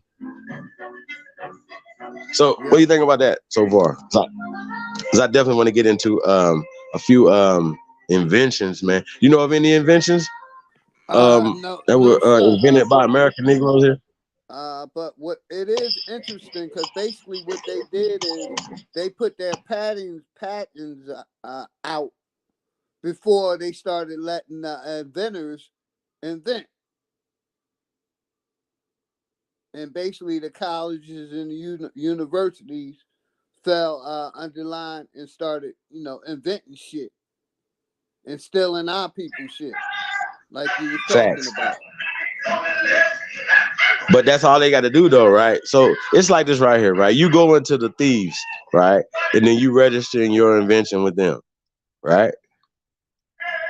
And they like, and you give them all the specifications, you know what I'm saying? Whatever it is, right? All they got to do is just tweak it. Yes, sir. I had a friend that said they stole. That's it. Just turn it, just do a couple things a little different, but take your idea or wait till 14 years and now they own it and they have mass produced them or whatever. You see what I'm saying? Or just, once again, with these patents, somebody can come in and say, okay, Big Dog can invent something, right? But then somebody can come in and add to your invention. And the thing that they're adding to the invention could ultimately take over your invention, because now they're using with permission, right? Because they changed some stuff on it, right? They got another patent on your top of your patent, right? And you just get a patent lawyer if they deny you, you know what I'm saying? Get a patent lawyer and say, okay, no, our specifications have changed just quietly, a couple degrees to the left, the right, the third, and we're adding to this to make it better for the world, right? And they say, oh, that's it? Oh, here you go, right? And once again, these people are all working together to steal our shit. Yeah, or they this is why they own everything, huh? They can give you $1 million for your invention and know it's worth $1 billion and limited you at that $1 million. Well, I mean, we still love giving shit away as opposed to keeping ownership of our own shit. Exactly. So whenever you go and register your business with these people, whenever you're putting them in your business. Same going to the Secretary of State, same thing. The Secretary of State of the entire state, you know what I'm saying? But you're going to register your business to be regulated, to be oversighted, to be taxed. Once again, this is what this is about. It's all about commerce. It's all about money. Facts. If you own this or whatever, then if somebody's using it, then they have to pay you for it. But they paying the government too. So keep that in the back of your mind. So they not have a patent office and they doing this to be encouraging and protecting for free control as an ultimately ownership. Because we ask the question all the time, well, what happens to a person like Oprah Winfrey's money if she don't have any children to pass it on to? Where does it go? Where's her assets? Where's her things if she's done? Her intellectual property, her likeness, her image, all that stuff. Go to the Y'all see what I'm state. saying? It goes to the Of course state. it goes to the state. Of course. Goes right to the state that she registered with. They say, oh, well, she didn't know what to do with her stuff or whatever. So we'll go ahead and take that. Don't worry about that, Oprah, whoever. We got that for you. You know what I'm talking about? That's how they beating us, y'all. Exactly how they beating us. So you know of any inventions that were invented by American Negroes, brother? That you know of? Not really, brother. I ain't into the inventions.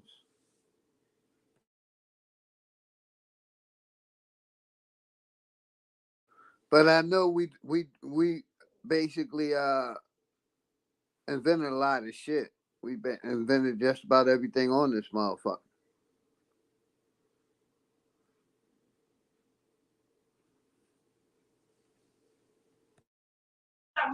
Oh yeah. Shit, man. The link back in the chat room too, man. If anybody wanna come up in here? I see King Deezy in the building.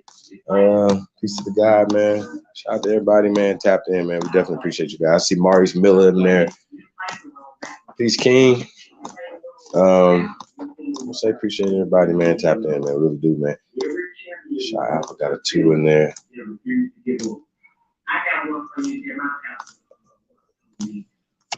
Yo, so hold on. So King Deezy got a car up in here. What are some other inventions y'all got? Yeah, C.R. Patterson, definitely the car. Navigation. Khalil in the building, huh? Navigation. No. What does that mean when you say navigation? GPS. GPS. Oh. Navigation. That was invented by one of our people.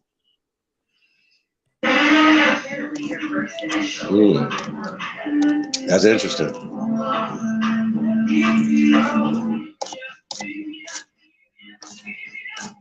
We're gonna pull up some of them up here real fast, y'all. For a minute. We got the car, C.R. Patterson, right? So the combustion engine, okay. I know I've seen that one. Knowledge X618 got computer. Maurice says traffic light. That's a fact. King Deezy got heart surgery. That's a fact.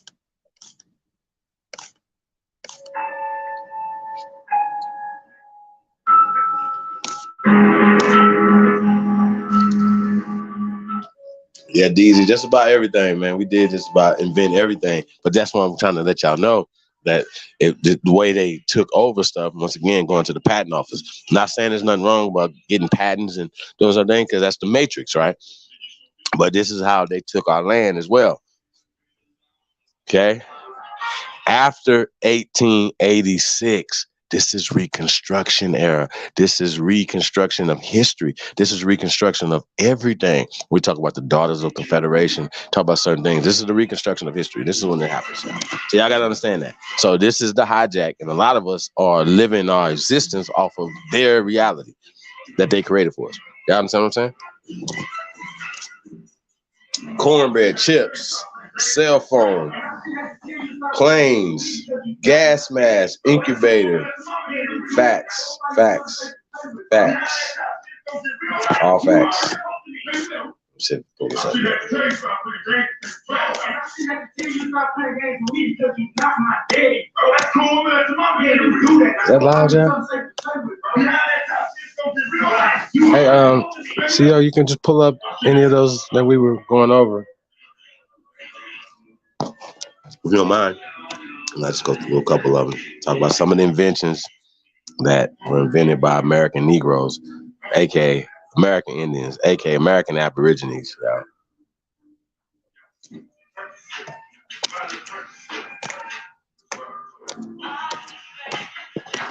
Hold on 1 second, y'all.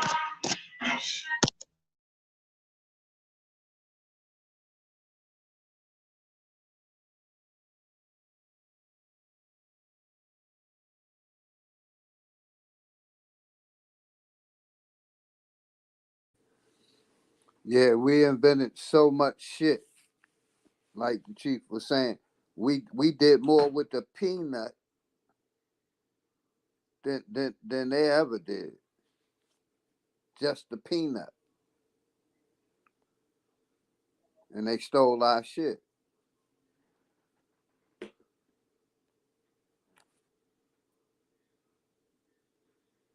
Hemp, all of that.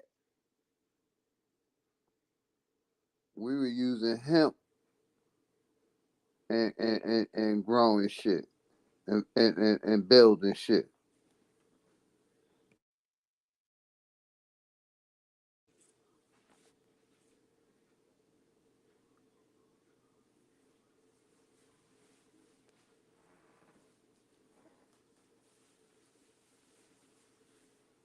The internet, all kinds of shit they stole. Yeah, y'all going in.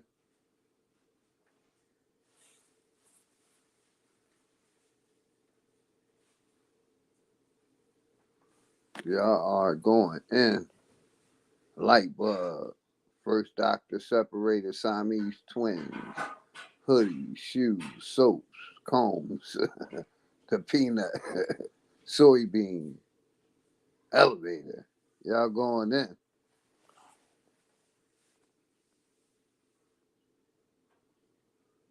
Street lights. Yes.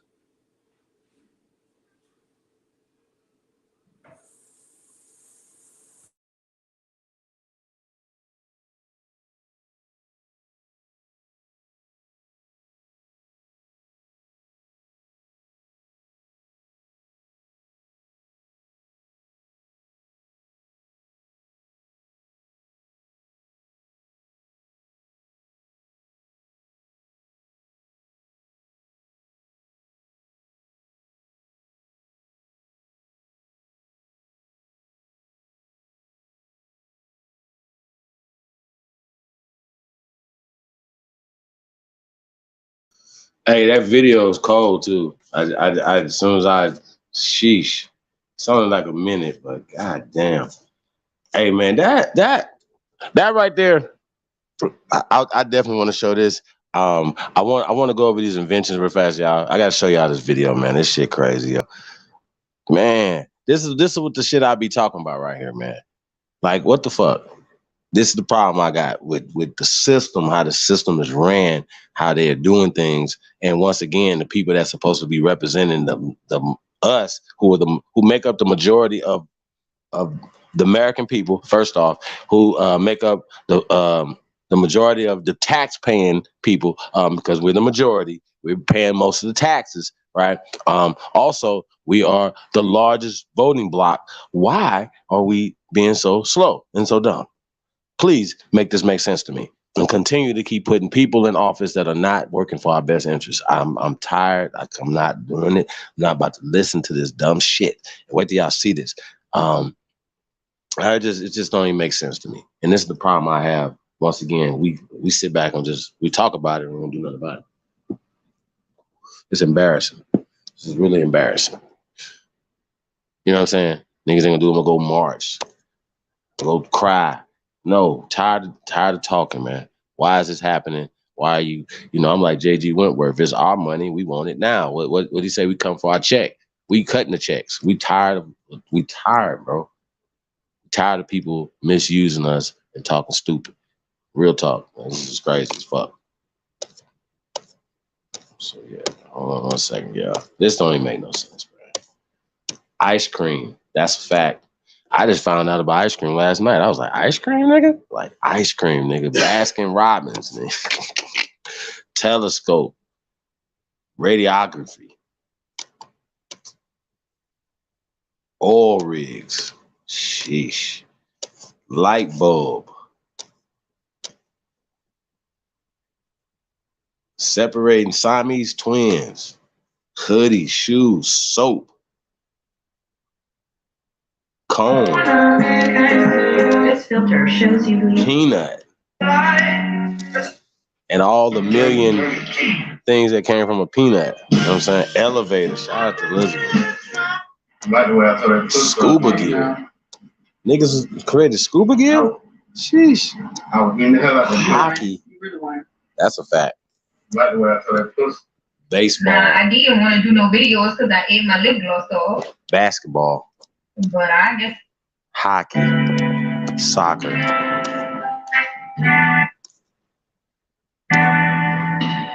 Blood bank. Wick.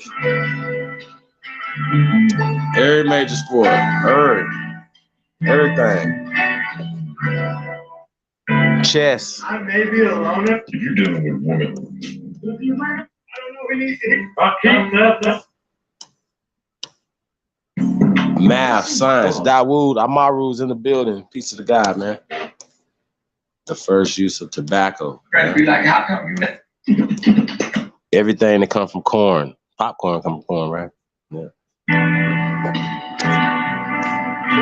What else we got? Toilets, that's a fact. There's no mother of labor just y'all to be already like own that. it. Y'all already own it. Let's see what we got here. Sheesh. Hold on, y'all. Y'all see this?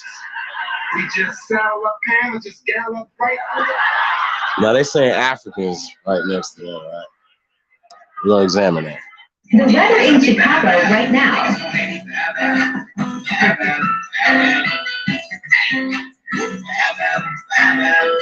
The weather in Chicago right now.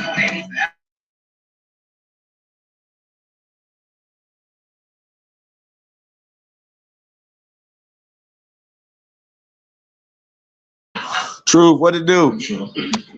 Man, peace to the God. What's goody? Shit, man, just look at some of these inventions, man. You know, gave the world, man. What you think about some of them? Shit, you know, I already know, bro. You know, these motherfuckers walk around with this high sense of moral, like they better than motherfuckers. Like, bitch, we want for us, nigga. You niggas be sweating in this bitch, nigga. They always want to throw our shit to some Africans and shit. Like, yeah, African Americans, bitch. Slap the African out of one of these niggas.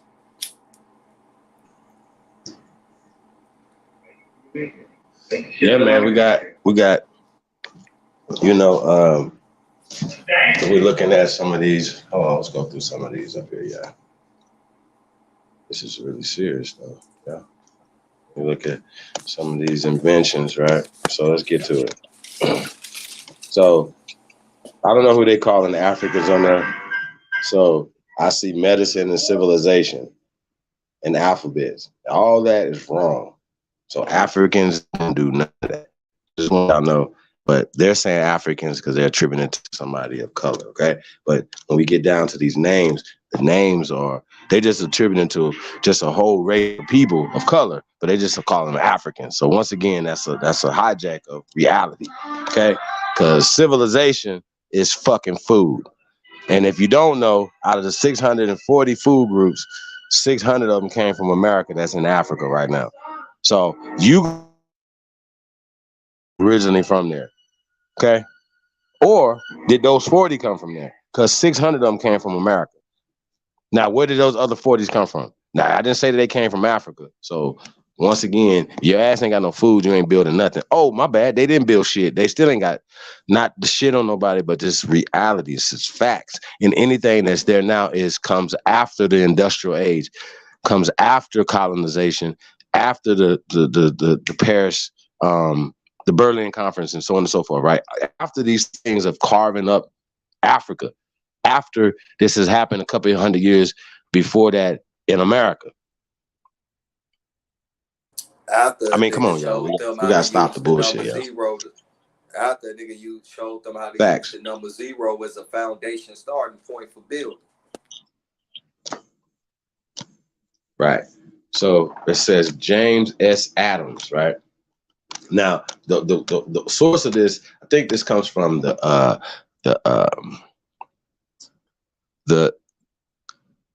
Negro, the African American or Negro Museum. You know what I'm saying? So we'll get back to that. Hold on, my bad, Chief. I'm sorry. Did I say alphabet? Oh yeah, it says alphabet. That's absolutely I wrong. thought they gave us the alphabet. You Well, know, this is just they taught us this list English right and here is shit. uninformed. Yeah, you know, they say that they gave us English and the English alphabet, but this shit say different. Mm-hmm. Says medicine, but like, what medicine that come from Africa, right? What alphabet comes from Africa? Africa don't have Africa. Afri is not indigenous to Africa. It's actually Latin. If you guys been paying attention, Latin comes from America.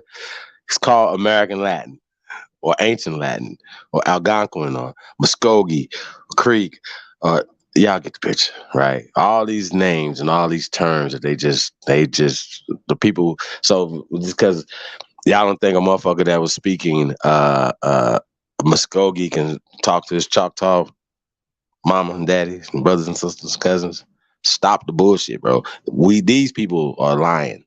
Yamasee and all this. This is not no different language scripts. Cherokee, these are all the same language scripts. And once again, I can prove this, prove it all the time. So we have to go back and forth, and it predates Sanskrit, because ultimately you're gonna say Sanskrit, and we're gonna show you some shit that's older than Sanskrit in stone. You're gonna see it in stone. You're not gonna see it something else. You're gonna see it etched in stone. Petroglyphs predate hieroglyphs. So just I don't know what more to say. So petroglyphs are here in North America. The oldest writings. Oh, that's Egypto-America. Y'all gotta go get that. That thing. Stop playing with us over here, bro. I want to say shout out once again to everybody, man, that's tapping into the founding fathers, man. We definitely appreciate y'all, man. And once again, man, all the only builders, man, we appreciate all the love, man, the support, bro. It's really overwhelming, man. I want to say salute, man. We definitely appreciate you guys, man. Hey, man, don't get left behind. So I just wanted to go across a few of these things, man, that's by our people, man. Like it's just, if you guys didn't know, let's go through a few things, right? So once again, alphabet, medicine, civilization comes from America, right? So just letting you guys know that. We can go back and forth with chess, but we'll get back to that, right? So it says aeroplane propelling, James S. Adams, right? Biscuit cutter. Because we make the best biscuits, so we definitely had to make some cutters. I thought you know the what I mean? Wright brothers made the plane and shit, and they would have needed the propeller in order to make the plane, wouldn't they? Well, the plane was actually before them, but they had a plane with an engine. See the difference? So they came with the plane, with an engine. So they had an aircraft that predates. Who made the engine though? It's on this list Nigga too. made the engine. Yeah. No. We're gonna get to it. No, that's just a real thing. That's one of the things that the American Aborigine made was an engine, right? So it's just like they can't get around that. Of course, that's what CJ Patterson used in his car. So the engine, it was a Negro created that here in America. So that's just what it is, y'all. Respect to the check it. Folding bed, right? Coin changer. So ain't no goddamn Bitcoin without James A. Bauer. Hey, rotary engine, right? Car coupler, letterbox, stainless steel pads, torpedo discharger, disposable syringe, home security system, corn planter, cotton planter,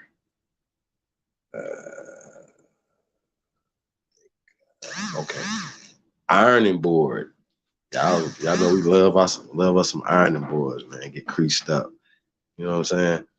Street sweepers, horse bridle bit, horseshoe, lawnmower, typewriter, train alarm,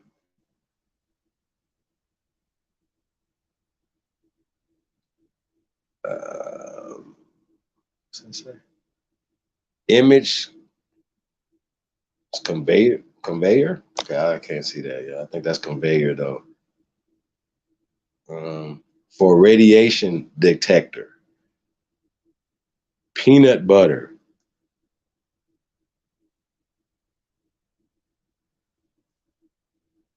Yeah, I know that's George Washington Carver, right? But some of the things you might not know about George Washington Carver, right? Paints and stains, lotions and soaps. I didn't know that. Paints and stains and lotions and soaps, that George Washington Carver. Y'all remember that guy? You know what happened to him. I ain't gonna get into the unfortunate stuff that happened to him, but y'all understand, you know, they definitely made sure he wasn't gonna, you know, have any more geniuses. I should say that. Yeah, he's definitely wasn't gonna be able to procreate his genius. You know what I'm saying? But automatic fishing reel. You know what I'm saying? There's another one. Ice cream mold, printing press. Now the printing press was an interesting one, right? Because once again, you know, they'll be like, yo, you know, that they came up with this and they did all these things, right? But once again, they didn't have to have, remember, they could just come to America and steal everything and take it back to Europe and then act like they created it over there. See what I'm saying? But the facts is once they got control of the printing, that was the media. That was like being able to control YouTube and Facebook and Instagram. Y'all understand what I'm saying? These people were in control, just like the same way these people are in control over that. They was we put them in that position, and that was the problem. We allowed them to get in that position. You know what I'm saying? When Malcolm X said about the media, you know what I'm saying, being complicit in helping them push their agenda. Okay, well, we didn't have our own media back in those days. We did, but they were still controlled by these people. Ultimately, just like he was, when we talk about going back to the religious situations, they get you coming and going. It's called controlled opposition. They remember Carter G. Woodson said, if he can control your mind, he's gonna control your actions. So they knew the actions. They knew what was gonna happen with creating the mind of a person like Malcolm X or Dr. Martin Luther King. You understand what I'm saying? Because the programming, they understood where the programming come from. I understand y'all be like, Chief, what you talking about? But no, ultimately, even if he says leave your religion at the door, ultimately neither one of them did. Neither did Carter G. Woodson. Period. No matter what. It's hard. It's hard for all of us to leave baggage. It's like that Jerry Springer show called Baggage. Like, motherfuckers got big baggage. Everybody do. I do. We all do. Don't act like we don't. But the point is, though, that they have given us their baggage. We're not slaves. We're not recessive people. We're moral people. We did not have prisons here. We didn't even have prisons here, bro. We didn't lock our doors. We didn't have to worry about nobody stealing shit because we all had enough to eat. How the fuck? How y'all think that is a bad system to be in? Yes, you're gonna get, nothing's perfect. No family's perfect. I'm sure they had family conflicts long before these people were thought about. And we did have conflicts. They call them sectarial wars, but they wasn't wars. It was just family disputes that these people came in and exploited by mixing their blood with certain people, the Watusis. You understand what I'm saying? So when I be like, cut the grass, what did Malcolm say? They giving us examples of what the fuck to do.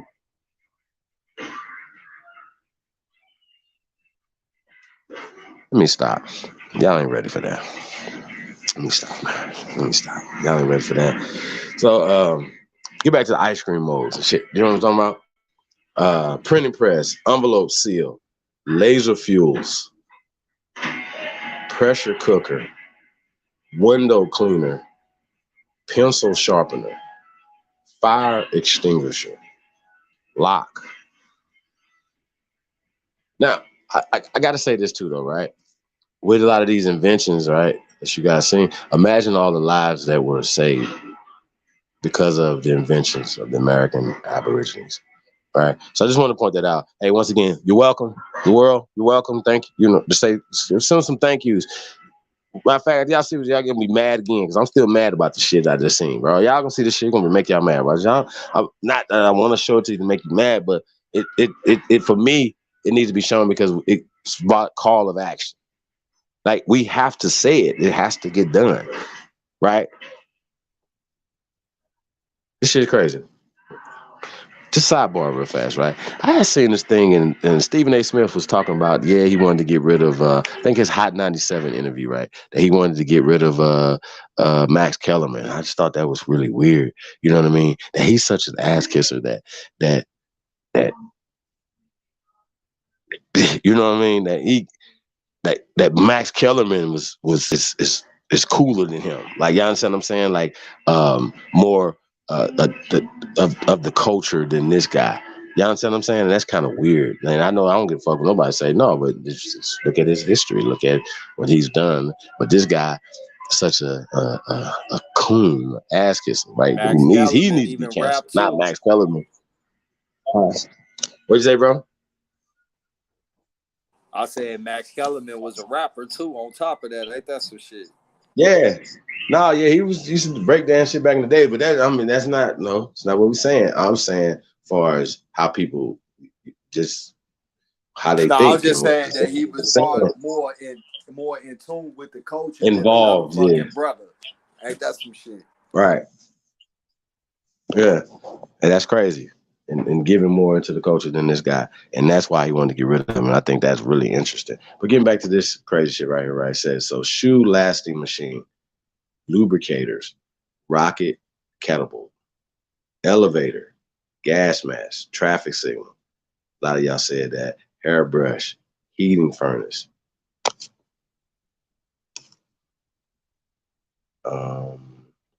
Airship, blimp. Now, that's what we were talking about earlier. Now, that guy's name is J.F. Pinkering, right? Now, the blimp wasn't ran by an engine, of course, right? Hot air and that technology, right? And they once again, they took that and made different ones in Europe, like the Zeppelin and certain things, whatever, right? But the blimp predates the engine-powered airplane that the Wright brothers and other people of, came. But the interesting thing about the Wright brothers, right, that they sued these other guys, right, early 1900s for taking their airplane idea, right? But ultimately, what they said was that basically that they tweaked it a little bit, you know what I'm saying, by you, because once again, the Wright brothers were using something that was already had patents or somebody had already done, but they tweak this, and so putting a propeller on something or putting this on it, you understand what I'm saying, just adding to it to make the plane better, the rudder this, so you can, for motion and for turning and stuff like that or whatever. So they just upgraded American Negroes flying technology, right? So you have a blimp that can fly, right, and tell it which way to go. You understand what I'm saying? So they just basically took this once again and added to it and made it a useful thing, right? So I'm saying not just new, because everything don't have to be new, but if you're adding to something, you know what I'm saying? You're adding to the invention for the betterment of man. They say, oh yeah, we give you a patent for that. See what I'm saying? And that's what's going on right now. So we're getting to folding chair, right? People still using those today. Hand stamp, fountain pen, dustpan, insect destroyer gun. Y'all remember them, right? Look like super soakers. That might be too old for some of y'all. Y'all might not know nothing about the insect guns. Baby buggy. Huh? Sugar refinement.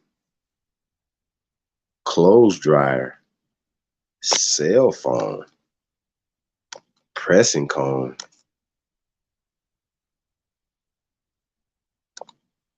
Pressing comb. Curtain rod and lawn sprinkler, right? Now, what's interesting about the lawn sprinkler, right? Being out here in Nevada, you know, you can't, like, it's a shortage of water. I don't know if you guys know that, but it is. And they do like these commercials. Maybe like certain times when you should be watering your lawn and remember to preserve, you know, don't have your sprinkler on. So they have people that have sprinklers with timers on.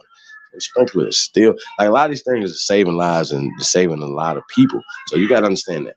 And when we say that we're the greatest people in world history, this is new inventions.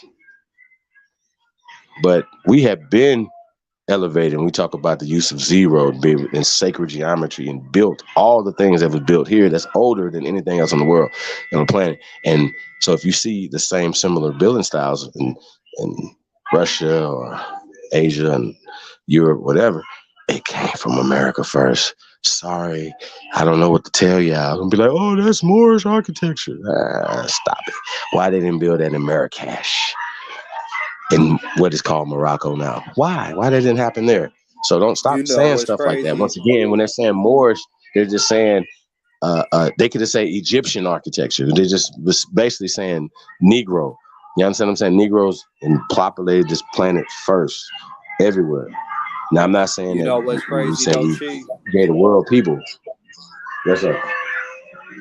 What's crazy is, right, and you just brought this up, right, that they tell us about back in the day how, you know, that a lot of these people was writing with fountain pens and shit, right? So now I'm starting to question is, well, if it wasn't invented in the Americas, what was these people really writing with then? Because I always thought that, you know, back in the day, that's what they used, you know, write fountain pens and shit where, you know, they dip the ink and then write. But here it is, it's saying like, nah, you know, this shit right here was invented in America and shit. So it's a lot of that. Them old writings really real? Like, what the fuck was they using to write with?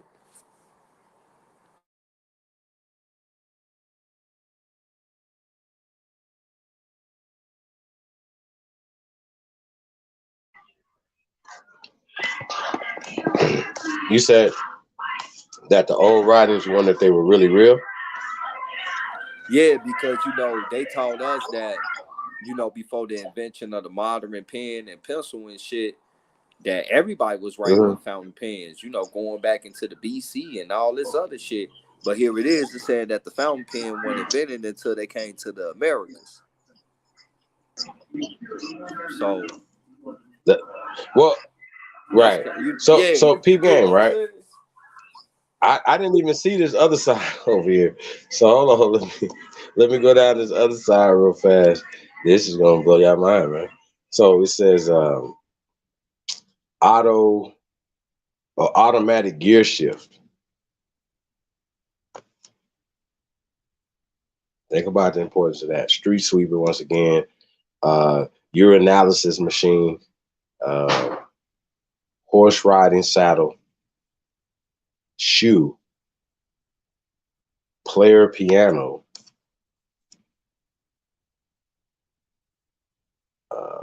Arm for record player. I don't know how you have a record player without the arm for it. I don't know how that works. Door stop. Doorknob. Shit. Door. Like what? Photo print wash. Photo embossing machine. Postal letterbox. Toilet commode. Furniture caster. Guitar. What's that? Golf tee. Okay. Golf tee.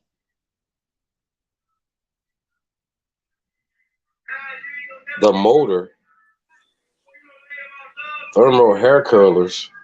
The lantern. Shout out to them ceramic hair curlers. But think about this one right here. Hey, think about this one right here Did I on get that this right? other side, right? Hey, Chief, peep game. What side? The 2-cycle gas engine, right? What was the type of engine that was used during them planes in World War I and World War II? 2-cycle engine.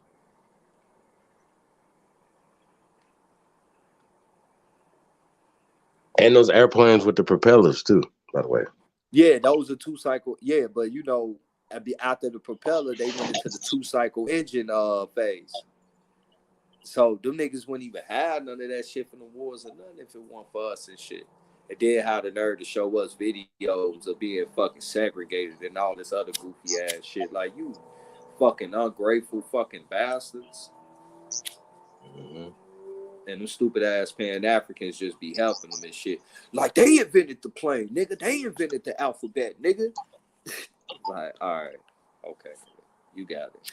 Terrible. Fucking Think about it, man. When y'all was watching Little House on Prairie, man, y'all didn't know that the American Negro made the kitchen table for their ass.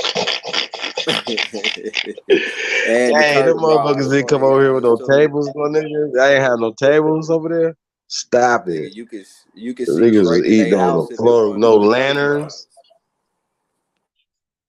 gas burner, bicycle frame, a wrench. Definitely wasn't making none of that, no wrench. Eye protector, egg beater. I definitely can't see that right there. I can't see that. Air conditioning unit.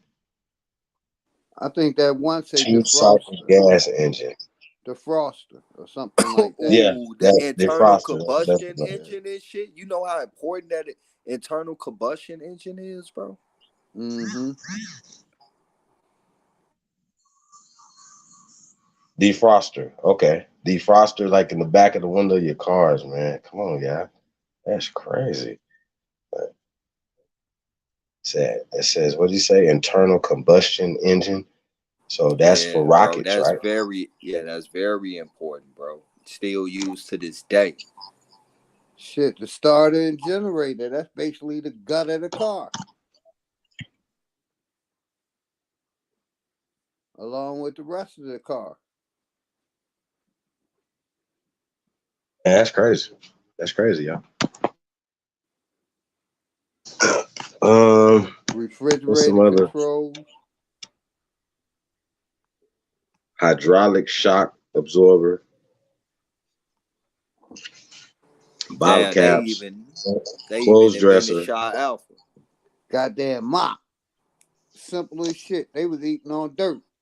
Like Chief said, dirt and grass. So they had dirty ass bottom heels and socks and shit. Dirt. Yeah. We came over here with nothing. What's that? Stair climbing wheelchair. Yeah, for the handicap. Right? Fire escape ladder. I wonder how many people that saved.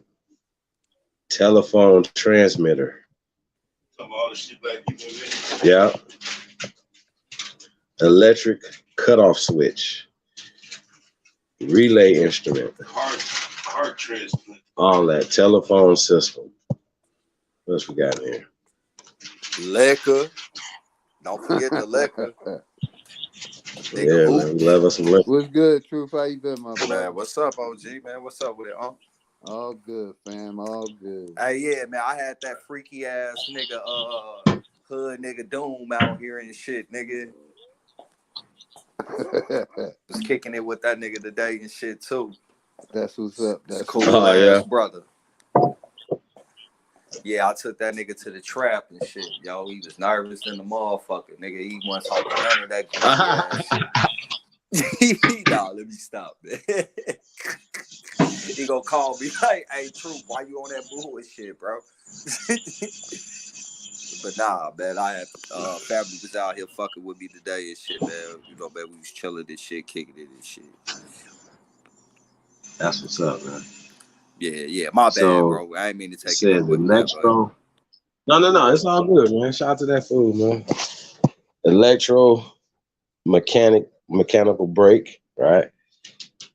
That go your super soaker, Lonnie Johnson. A galvanic battery, electric railway system, roller coaster, auto air brake. Check this one out. Helicopter. What's this nigga name? Paul E. Williams, nigga. Helicopter. What's that? A phone. Yeah, I was trying to figure that one out right there too. Sunny phone. A Sunny phone. Guided Super Soaker. missiles. Blood Plaza. Pacemaker control. Ice cream. Who's this nigga that came over ice cream? Now Augustus Jackson. look at them That last nigga 5 sound though, like bro. he like him a bowl of ice cream though. Huh? Video game commander. Look at them Video last commander. 5 though, bro. Them last 5 is hella important. Guided Multi-stage rockets. Space shuttle Well, retrieval. pacemaker control. That's everything to do with so-called space. Programmable remote controllers. Video commander. Wow. Multi-stage rockets. So right now we're talking about not only space rockets, but motherfucking guided missile rockets and shit, and also the drones and shit too, where you can watch and control it from a room, from a whole nother place. And on top of that, we created at top that we created the transmitter too, for them to even be able to transmit that signal to be able to watch that shit for hundreds and thousands of miles away. Like, man, you bitches is ungrateful, nigga. Y'all supposed to be cutting us a check every month just on the strength, nigga. All that fucking hey, it's gonna make y'all mad with y'all. Because once again, look at all this, man. And they like to say black inventions. See, once again, it's not black, and not that Negroes, you know. But once again, it's going in the right direction because Negro, the terrorists, the people, Negro, American Indians, American Negro, History Month, History Day, History Year, every day we're making history out. So point being is that people are still using these things today. And these things have advanced civilization since these are more modern time inventions that the world is using. So when they talk about civilization, that comes from America. Once again, zero, 90 degrees, like algebra, like science. And so if anything comes from that, like chess or any calculations or language or anything, if it still has a tree, has a root that it came from, and we're the root. That's what I want to say. I just want y'all to know that. That's why we say that we're the greatest people in world history, because when I say the world is using this stuff. Period. So don't get us confused. Hey, can you scroll up and see? I know this is the Black Inventions Museum. I don't know where this is at. I know this is in LA. We're gonna have to go there, yeah.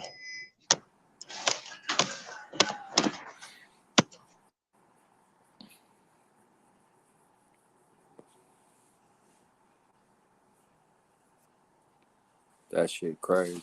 Yeah, man. Y'all hit that like and that share button. And if you ain't subscribed, nigga, subscribe. I can't share for some reason. That shit been kind of crazy and shit. I really need to go check my motherfucking messages that I got from YouTube and shit and see what the fuck really going on. But nigga, the rest of you hoe ass niggas, man, hit that like button. Share this motherfucker if you can. And if you ain't subscribed, subscribe, nigga. Stop playing, man. Show some fucking respect. Yo, it's all good. Hey, let's pull this video real fast, man. Y'all gotta see this, man. If there's more, I see Morse code in there. I know electricity. I forgot the brother's name that invented electricity. Like, Morse code? Granville. His name is Granville? If I'm not mistaken, it's either electricity or the telephone. It's one of the two. I might have them confused. Yeah, you know how they be like, oh, this is not Thomas Jefferson, but Benjamin Franklin was flying a kite and came up with electricity from flying a kite. And niggas believe this shit, bro. Like, y'all, I remember as a kid, bro, that was like, I'm just a bill, bro. That's Saturday morning bullshit. The shit that they taught us at school, but this nigga was flying a kite and came up with electricity. Oh, Graham, the one that invented electricity. Egyptians already had electricity. Yeah, niggas. Them niggas ain't had shit over there. But some Dookie Man, piles. them niggas probably just gave credit to the first nigga they seen with some shit that every nigga across this country was already having, bro. It was That's just what that they they do, seen man. that nigga first with it. It was like, oh man, he invented it. But then nigga, that shit all the way out on the West Coast, the East Coast, Like you said, we South, had the lit Midwest. streets, paved streets, Yeah, lit you know streets. the Midwest to the Middle South, bro. They destroyed a lot of that shit, bro. Like, you know, like a lot of that shit be like speculation with some truth in it, cause some niggas really did get to see that shit, right? You know, niggas heard from stories that you can't find no more now, and they theories is based off of those stories. So, based on how they explain it, like yeah, in the picture they try to give you like the hut look to make you think Native American. But nigga, you ain't stacking no huts high like that, nigga. That shit like stacking cars high like that, nigga. At the sign of the first win, that shit Facts. going the fuck over, nigga. Stop playing.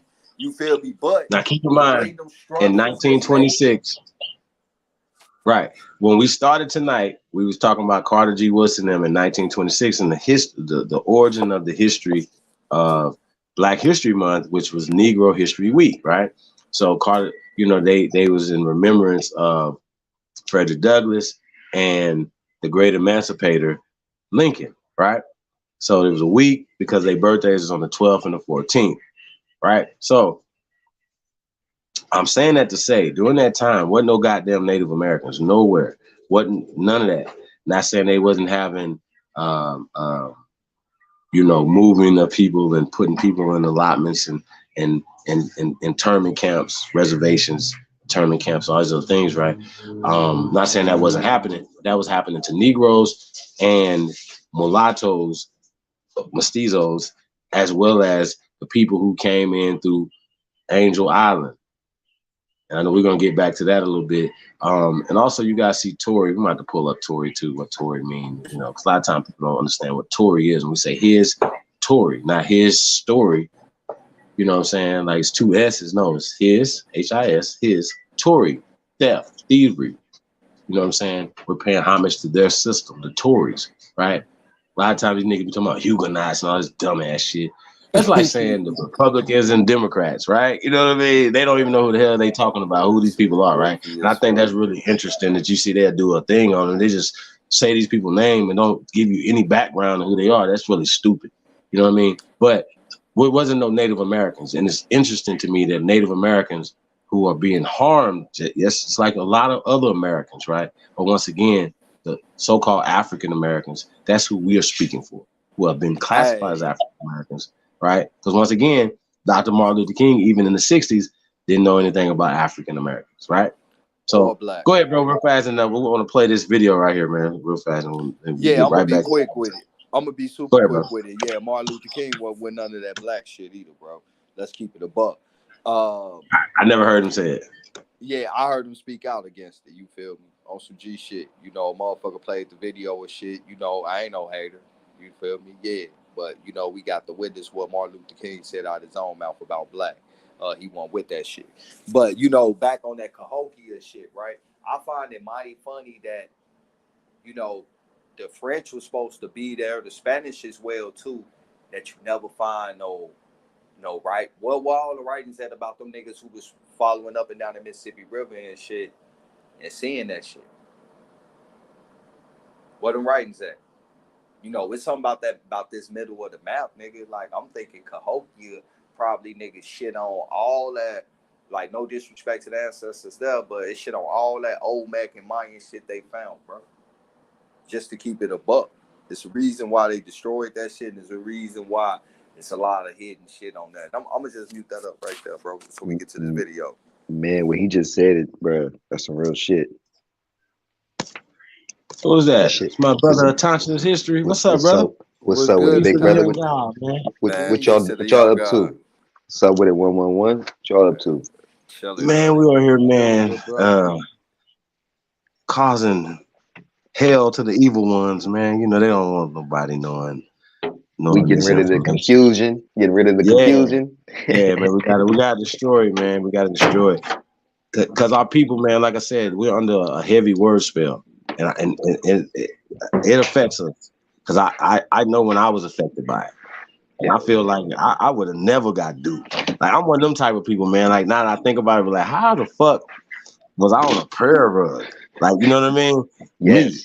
Me, I know not what you me. mean, brother. Me. Like fuck everybody else. Me, nigga. That no, the way I think, the way I always was like. So for The me one to get to everybody that come point, to.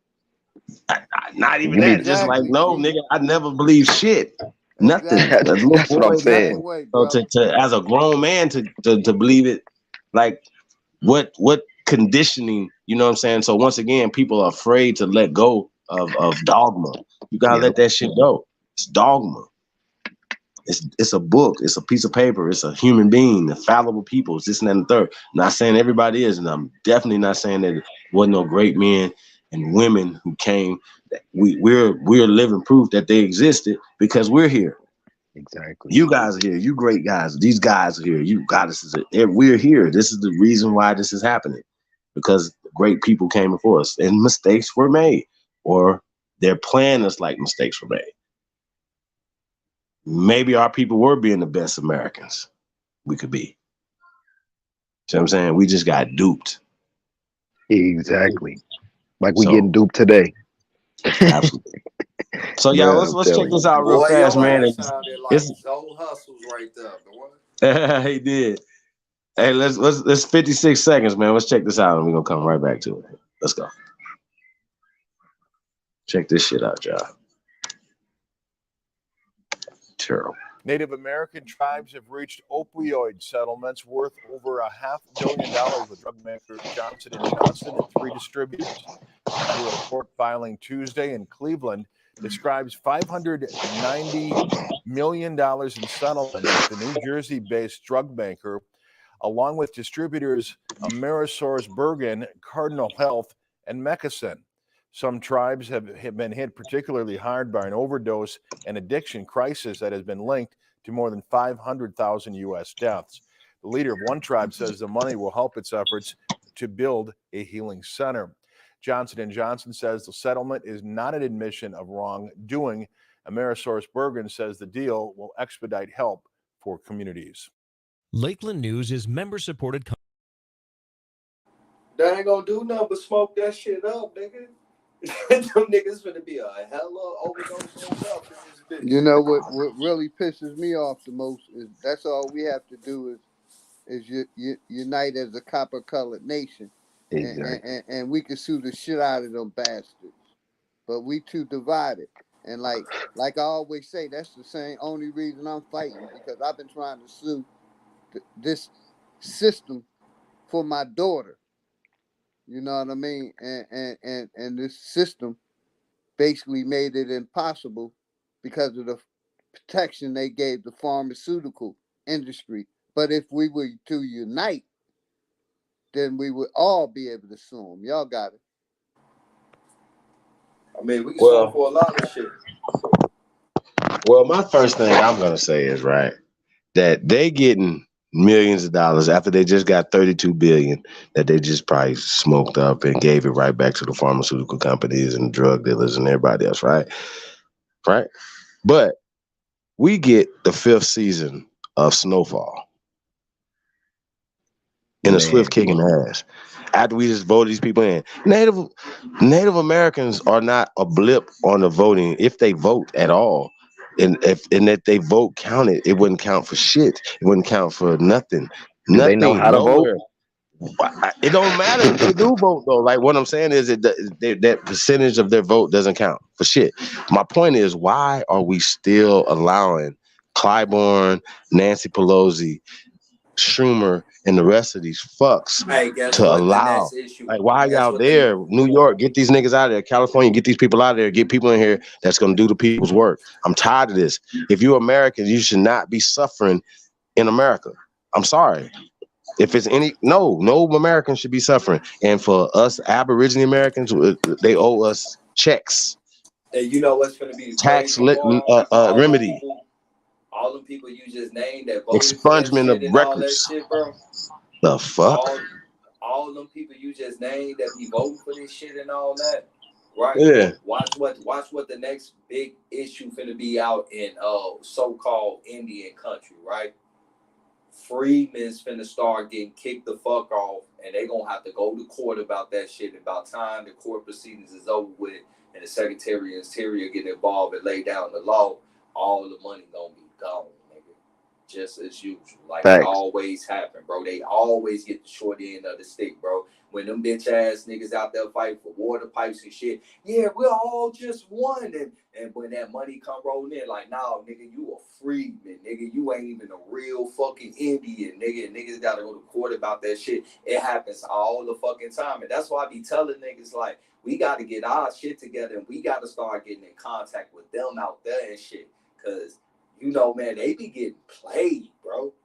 Like, seriously played by these booty face ass motherfuckers. And then we got people that look like us who don't really know who the fuck they is personally out there voting for shit to benefit them with this we are the world shit, bro. But niggas ain't no we are the world shit. Nigga have to share a plate with a motherfucker and find out how much of the world we really is, nigga. Like, stop playing, man. Like, niggas is fucking bugging, man. You know what? But Native Americans, I'm sorry, man. We cool, y'all. Y'all got that type of money and those type of addictions. Like, yeah, nigga, I'm coming to a reservation near you, nigga.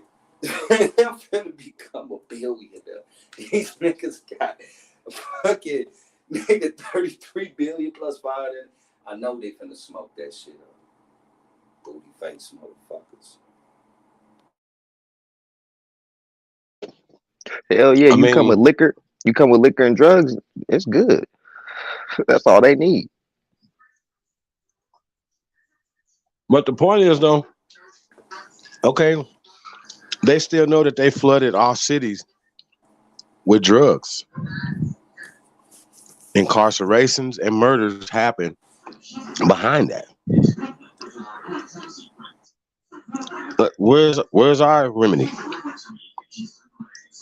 And it affected way more people. Actually, Joe Biden affected way more people than is affected on the reservation. Make it make sense.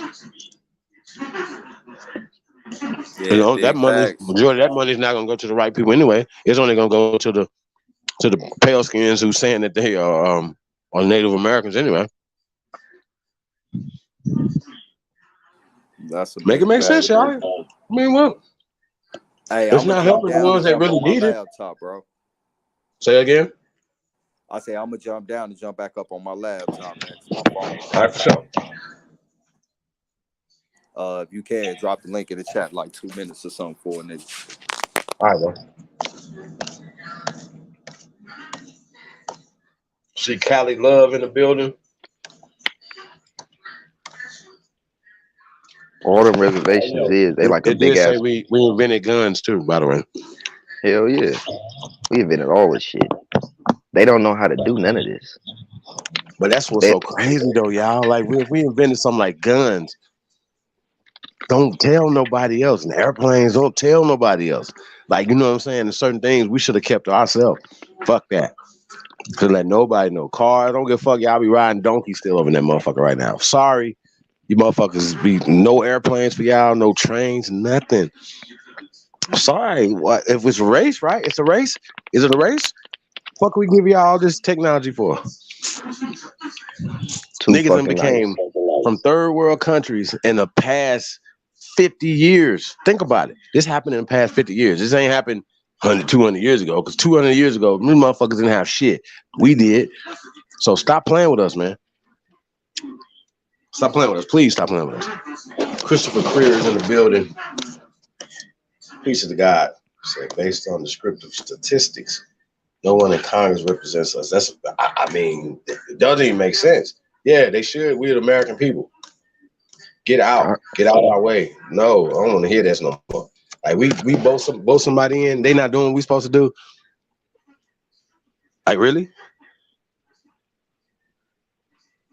They can't come outside. They ain't nothing. No, nothing that y'all talking about. Nothing that y'all talking about. We're not listening to nothing. Get mayors in office that's not working for the people that got them in office. Y'all got to go. Like first 2 weeks, first 100 days, you ain't got on the agenda when we know it could be done. We've had examples of great mayors, whether you like them or not. Mayor Berry, Once again, we have a newer example of a great mayor, Mayor Asia Brown. This other mayor is the mayor of Watts. Can't think of it. You know what I'm saying? Like, once again, y'all, we got to stop this. We got to get somebody in Flint, you know what I'm saying, that's going to do the people's work. Create jobs by creating fixing the water system. Duh.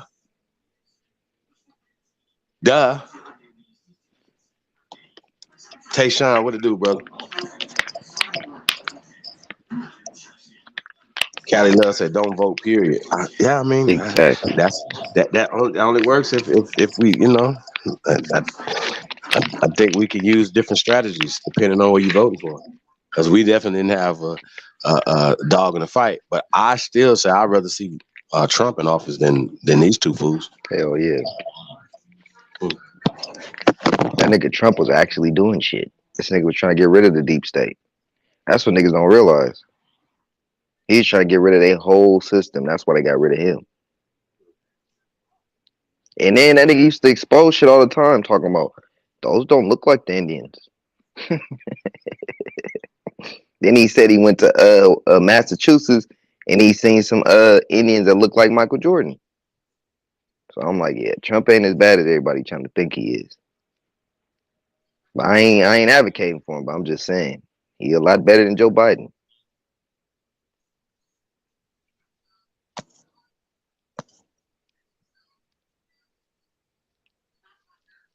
I seen this dude. It was a clip. This dude was in a restaurant. I guess it looks like a restaurant, right? And his brother has a Trump hat on, right? So this pale skin runs up on him. Now this pale skin is a little heavy set dude compared to this guy, right? He has a Tariq Hill jersey on. Follow me? Yeah. And so he pulls up on dude, right? Like getting at it, like, why you got that hat on? Rah, rah, rah, rah, rah. And dude's like, this hat? This is my guy. Like, you know what I mean? This is why I got this hat on. Dude is in his face, right? In his face.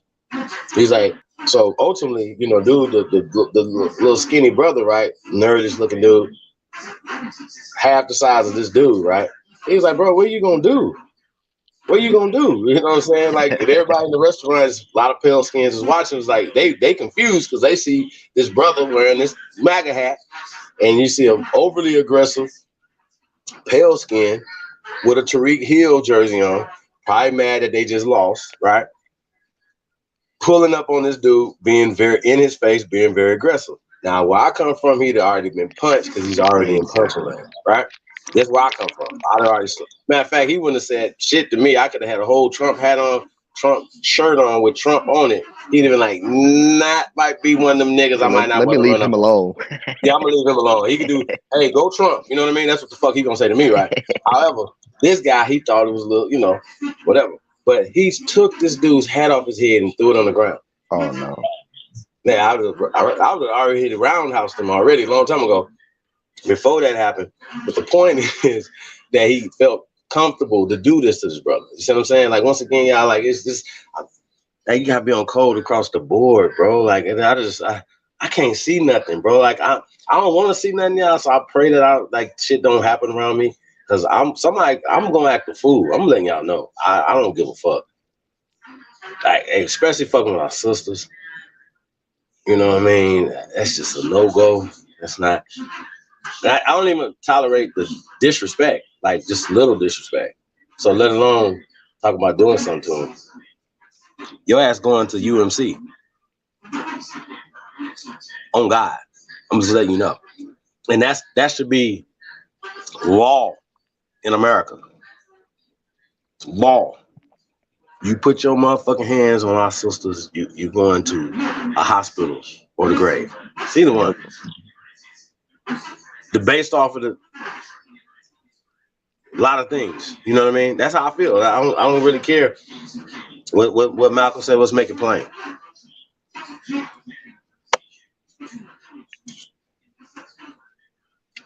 So, with that being said, too, when niggas running their mouth and being disrespectful, I feel the same way.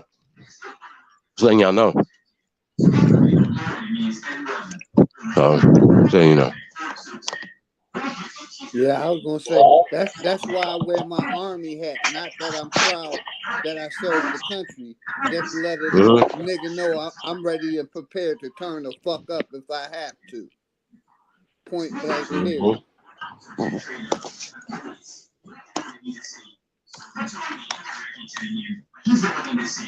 Cause that's the thing. They feel like they got us in fear.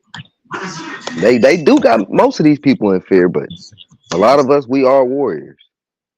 And once we figure out who the fuck we are, exactly, they ain't gonna be able to keep doing this shit. None of it. I think most of it is us stopping each other right now. Yeah. It's a fact. Not supporting each other. I don't think nobody's stopping us from doing anything. Anybody burning crosses in nobody's yard. Matter of fact, with the Aboriginal movement alone, they'll try to tell you, you're African. Why are you doing this? What is wrong with you? Like, bro, what are you talking about? I know my people. You don't know your people, and you over here trying to tell me I'm African. Like, that don't make no sense. They'll get all in your comments talking shit to you. Like, bro, that don't, you can't talk shit to me because you don't know yourself. You got DNA tests and shit. Fuck out my face. Can't do that. I wonder if Biden is gonna start getting some people out of prison. Because if y'all didn't know, Trump was a part of, him and Robert Kraft and him are part of an initiative for prison reform. I don't know if anybody knew that. With Jay-Z and those guys, Meek Mill and all those guys. Trump's a part of that too. By the way, I didn't know if y'all knew that. Once again, not saying it's Beelzebub and Yakub, or the devil, right? You know what I'm saying? Oh, El Shelton over there. You know what I mean? Not saying that. What I'm saying is, right, it's one or the other. Biden record is terrible when it comes to people of color. And once again, he's been there over 100 days, right? Yeah. Okay, cool. He's been there over 100 days, and what has happened?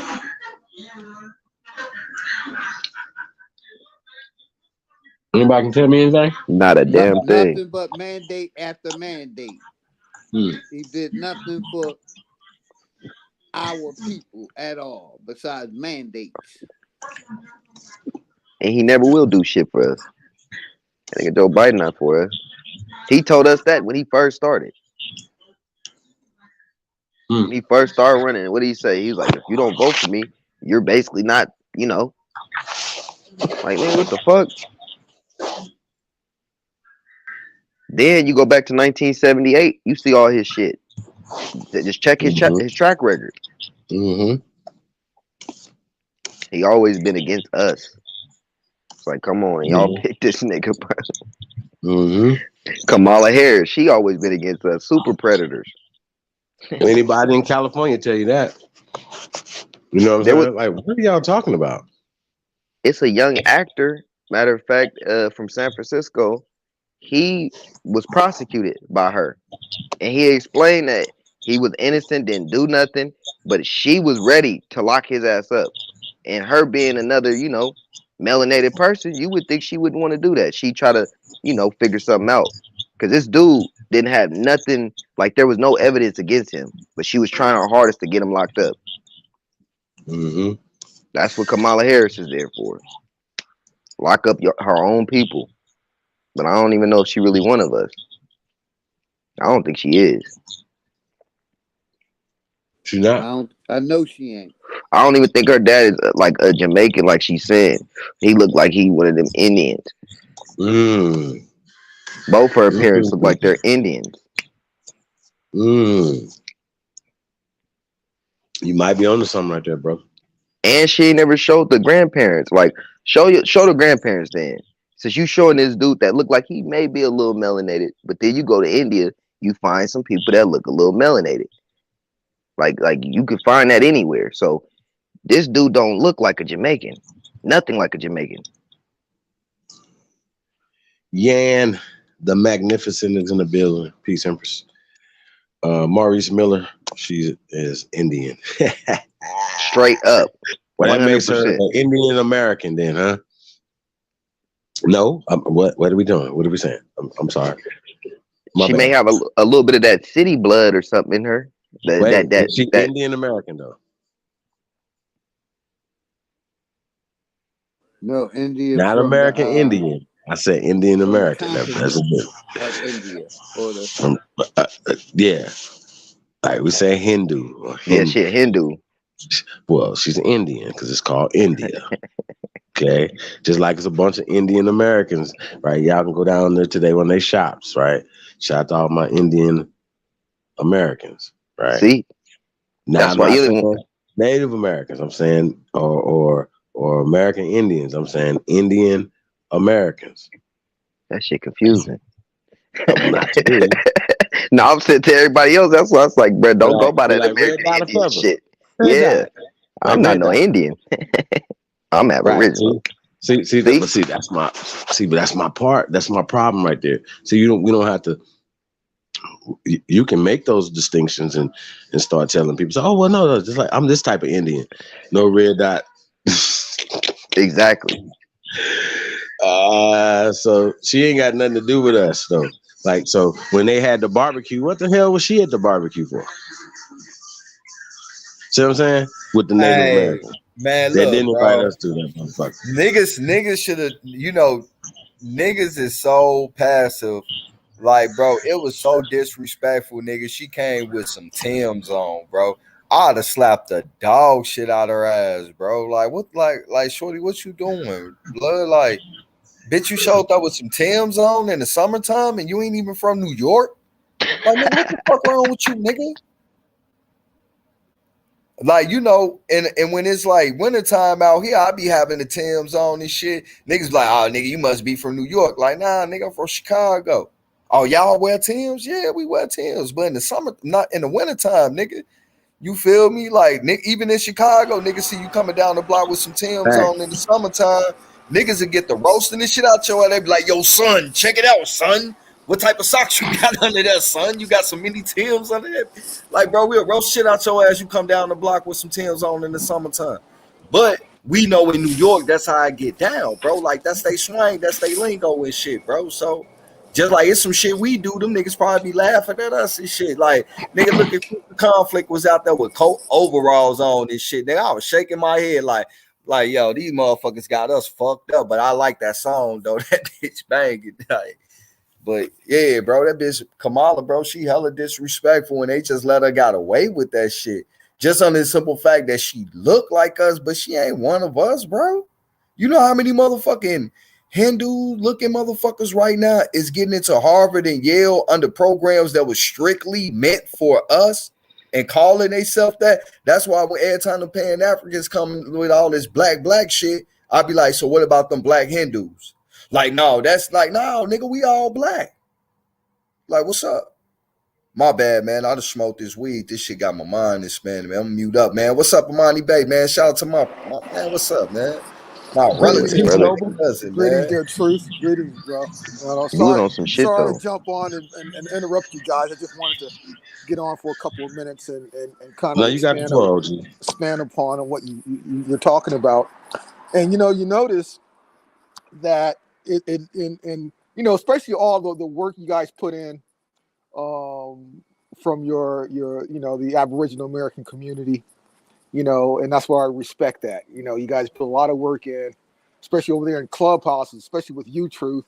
Now you notice within the last few days who comes out all of a sudden to control the narrative, because you guys put work in to try to make things clear to other groups, in particular other brothers and sisters who are from the continent currently called Africa. You guys tried to really clear things up with them. But if you notice, within the last week or so, someone's come out, and it's almost as if they're trying to retake the narrative to throw it back on that Afrocentric paradigm. So you get Tariq Nasheed comes out now, and he's having these conversations with these Africans. But if you notice, he's like, oh, let me, I want to talk to the people from the motherland, and he's throwing a black deal on it. So it's almost as if, see, we got to think with our third eye. We can't look at what people do on the surface level because there's something behind it. And from my experience, it's almost as if he's being paid to come in and retake the narrative because of the work you guys did. You notice that? I mean, am I alone here with this here? Right. Did you hear? I mean, Not so at all. basically, you know, you guys put this work in to say, no, wait a minute. No. My ancestors did not come from there. My ancestors come from somewhere else. And because of that, it's almost as if now they got to come back in here to re-put people back on what they were doing 20, 30 years ago. So am I alone with this in this view here, in this assessment? Something better. Not at all. They See, already we get so caught up with fan worshiping. So because of Tariq's celebrity, we want to give him a pass and say, oh, look at him going it. No. He's not on the same team with you guys. He's not on my team. Anybody who's gonna say to the world that a melanated man was a buck and was getting fucked by a pale-skinned man, that person needs his fucking head cut off. Yep. And you're gonna benefit and make millions of dollars spinning that weak ass narrative about a melanated man. So we're that punk. We're pussies. The fuck out of here. Exactly. And no one's chopped that fucker's head off yet. And you're gonna kiss his fucking ass to tell the world that you got raped in front of your mama and your daughter and your sister by a pale-skinned motherfucker. Speak. Where the fuck did we come from? What are we doing here, family?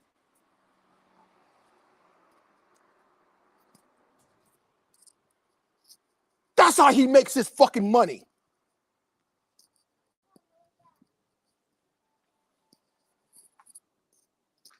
I'm not part of that shit. My ancestors were not part of that shit. But no one puts his feet to the fire. No one makes him accountable.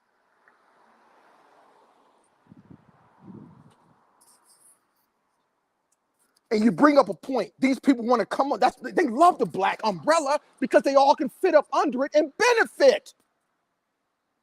Like the Hindu Brahmin, whatever her fucking name is, in our seat there. Look at the new thing now with Brian Flores.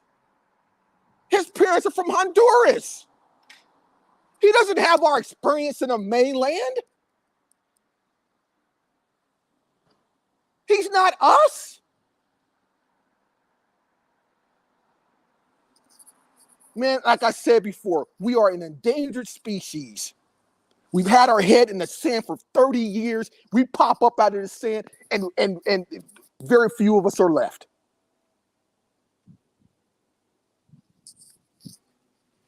So I wanted to ask you a few questions. You know, when we watched Malcolm and Dr. Martin Luther King earlier, right? The terminologies that they were describing us as was Negroes, for instance, right? But never African. How did we get swept up from black to African? How did they do that? Because in your experience, and you definitely have a lot of experience with it because you have taken trips with Dr. Ben and those guys. So you definitely can give us the mind state, you know what I'm saying, of that. And I definitely want to talk about the Tariq Nasheed thing because people say, well, why do you go at him? That's why, y'all. What this brother's, you know, what he's saying. And I only try to keep it about the information, but I'm trying to take his whole fucking head off. Just letting y'all know. It's very disrespectful to our women, to our children. And once again, if we're going to protect our women, we're going to protect them in all ways. If they don't understand that, I really don't give a fuck. Sit y'all asses down. Men are speaking then. If y'all don't fucking understand what the fuck we doing. If y'all don't understand why this brother's so mad and why he's passionate about this, whatever, because most of us don't get it. We don't see it. And we just be just falling for it time and time and time and time and time again, and we still continue to get just raw. You know what I mean? And it just don't make no sense. And so once again, men do have to stand up and do have to speak out. And once again, we gotta. What I say this all the time. Block for me, black man. You know they trying to stretch us. Shout out to Nip Hustle. They block. I mean, instead of helping them, niggas be helping people against us. You know what I'm saying? Yeah, man. It's just getting crazy, yo. It's really getting crazy. So I'm glad you brought up Tariq. You know, when it comes to that, as well as Umar and Yeah, I all the don't other even people. watch dude, to be honest. TV, I Bro. don't even really be keeping up with him because that nigga, you know, he a character, bro. I know what he is, bro. Ain't shit real about him. Well, our people are you know, are definitely confused, man. I heard he gonna have Ratatouille in this movie. It doesn't make sense to me. Shit, rats, fuck with rats. I don't know why nobody don't understand that. So, once again, shout out to the rats. But we're gonna continue to exterminate and keep doing the shit that we do and bringing the real. The information once again is next level. I know nobody else is doing this. I know people be talking like, hey, are y'all not getting this? You know, do y'all not understand what the fuck we saying or what we doing? Doesn't make any sense to me. I still go back to that and be like, yo, this is really weird to me. How, to me, I don't think that the mass of the people get it.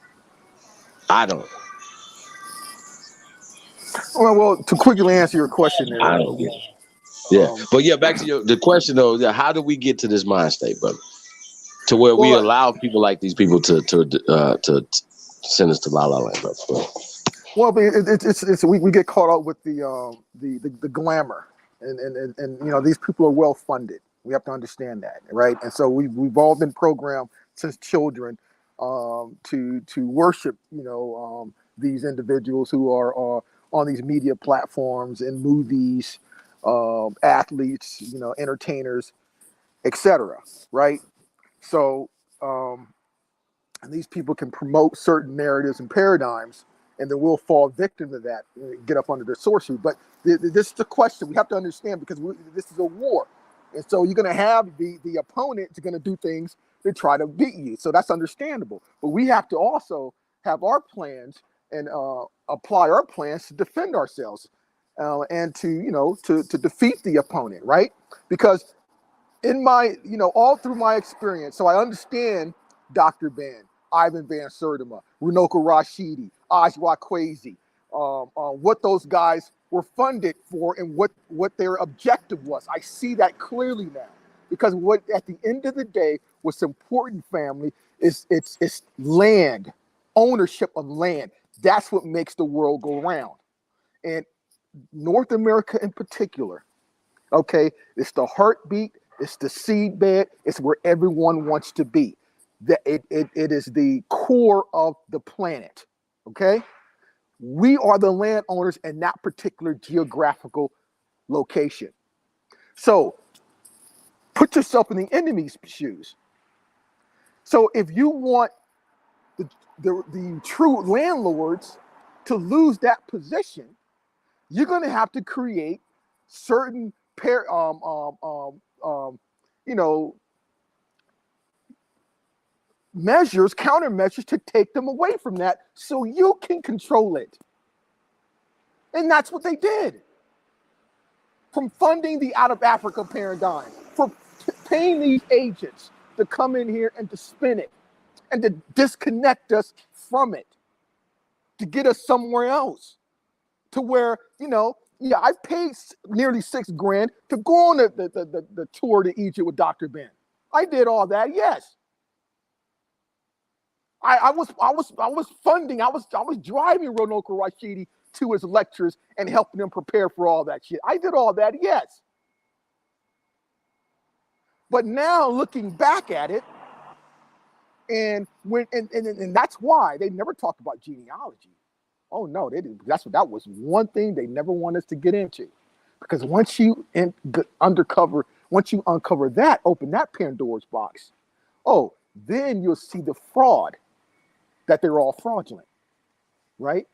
So when you come across your own ancestors, as an individual, your ancestors, when you discover that a lot of these counties and towns, they were major players in it, that they had land that they owned, and you go there today, you got foreign migrants from all over India, Philippines, running businesses there, and on your ancestors' land. That's a game changer, right? So the opponents were funded to create diversions to pull us off and erase the memory that our ancestors were the landlords. That's what all this is about. So the work that you guys put in communicating with the Hollywood Mexican looking Indian or the Africans from Nigeria, Ghana, etc., they got to come in and change that, retake the narrative. That's why Tariq Nasheed is here talking to them, to put them back on the black paradigm narrative and to get them away from those like Truth and you guys on this panels who had conversations with them, to tell them, no, wait a minute, there's a whole new deal here. Let me tell you who I am. Let me tell you who my own ancestors are.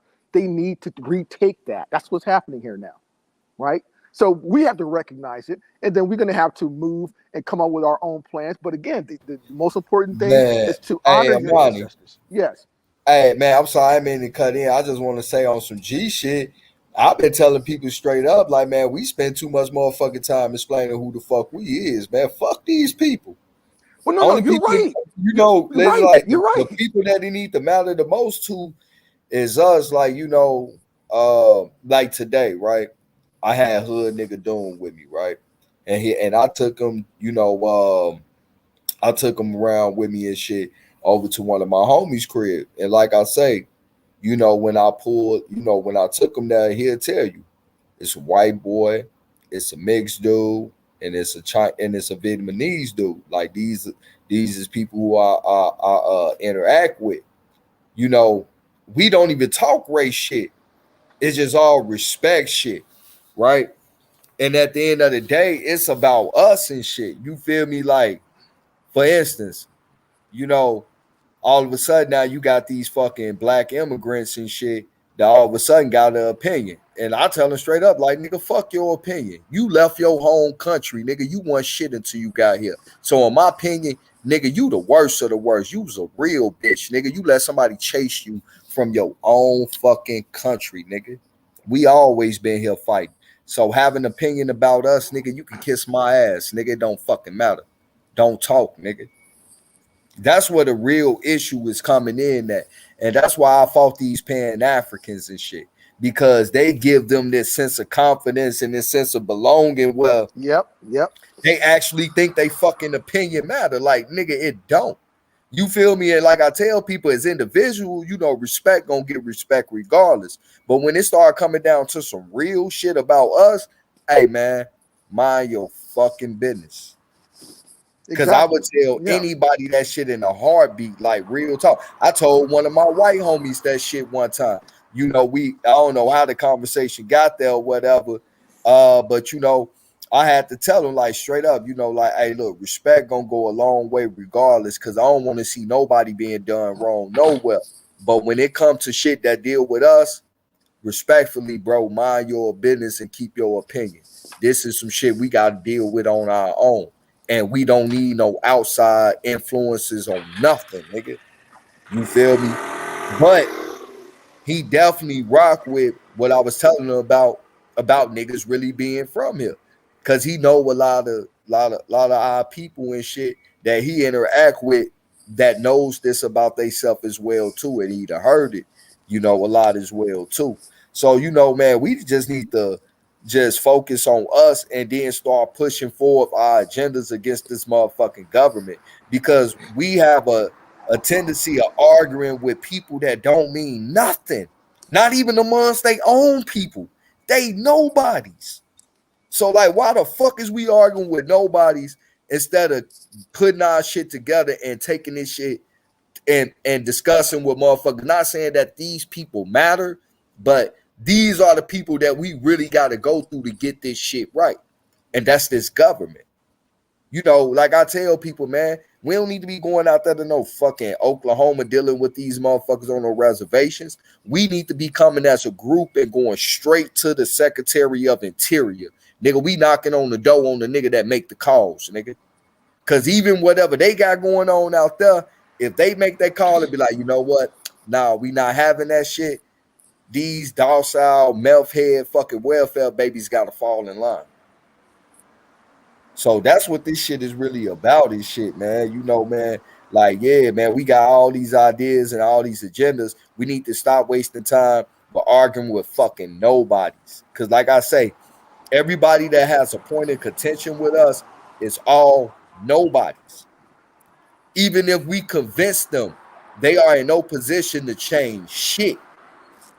So why the fuck give that type of energy to some motherfuckers that have no position of making anything happen? It's a waste of time. They some losers.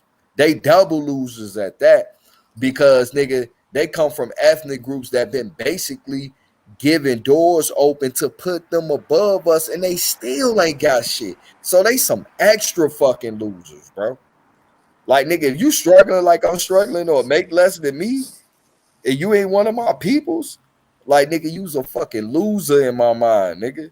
Because I know how they set up shit for immigrants when they come up over here. I know how they really run the minority motherfucking grants and loans and shit, bro. And this shit is more accessible to these motherfuckers than it is to us as far as like this American system go. And for you to be fucked up in the game, oh, nigga, you all fucked up, nigga.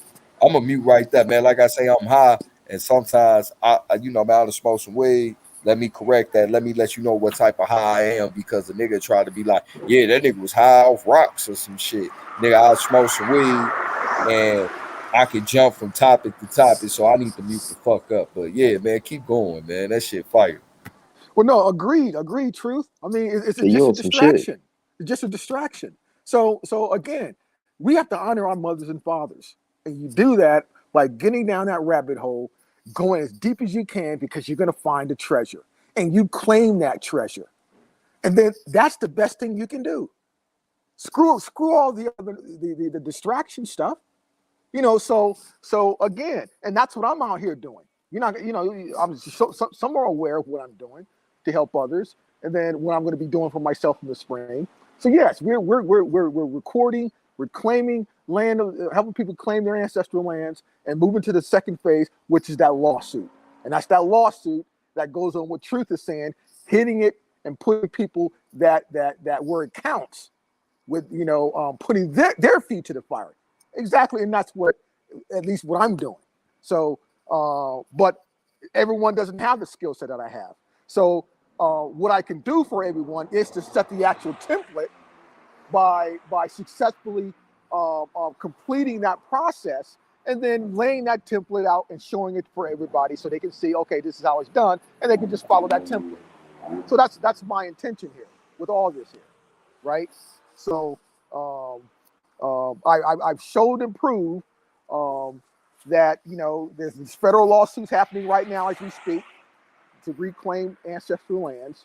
Another person I'm helping out, we recorded his ancestors' land patent, updated it into his name, into a deed, because you got to first have standing that you have ownership before we move to the second phase, which is filing the lawsuit.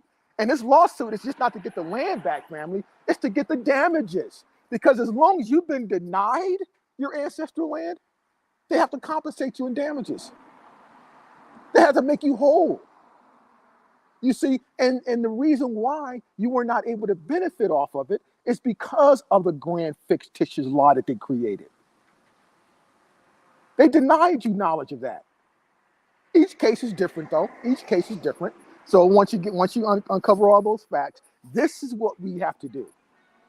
We don't, because see, and that speaks more loudly than anything you can do by engaging some African on some fucking Clubhouse.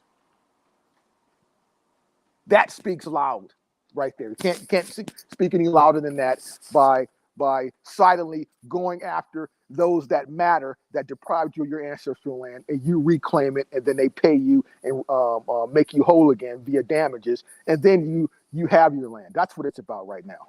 And this is why the Pan-Africans back in the 80s and the 90s never discussed genealogy, because they didn't want you to get in that, because then you uncover the truth. That's what it's about. So with that said there, my battery's about to die here. I'm about to jump off, and I'll be listening in. So again, let's cut off the distractions and get into our families, because, as real Americans, the ancestors that set all this stuff up, our ancestors set up this infrastructure. Our ancestors set up these governments. Our ancestors created the laws. How do we know that? Because these laws will allow you to claim the land they left for you hundreds of years ago. These pale skins are Johnny-come-latelys. Why would they create laws to hurt themselves and to benefit those that they're supposed to be dominating, according to their fiction? That's comedy. So another distraction was they were coming to pay in to create the boogeyman. Oh yeah, this the boogeyman's laws. This the boogeyman stuff. You're not gonna get nothing. Create your own stuff. I mean, that's just laughable. And it's again to get you away from what your ancestors left you. So once they pull you away from what your ancestors left you, what are they offering you? So you're from Africa. What land inheritance are they saying that you have there? No one's ever talking about land and inheritance in Africa. Because if you're from there, that means you also have a land inheritance claim there. But no one's pointing you in that direction. They don't want you to have anything. But the gig is up. It ends now. It's over, family. All's been revealed. What was veiled over, lifted the veil. So now it's time to get serious and honor our ancestors. All right, with that, I'll step back there. Thanks for giving me an opportunity there, Chief. Man, peace to the God. Definitely, man. Thank you, brother.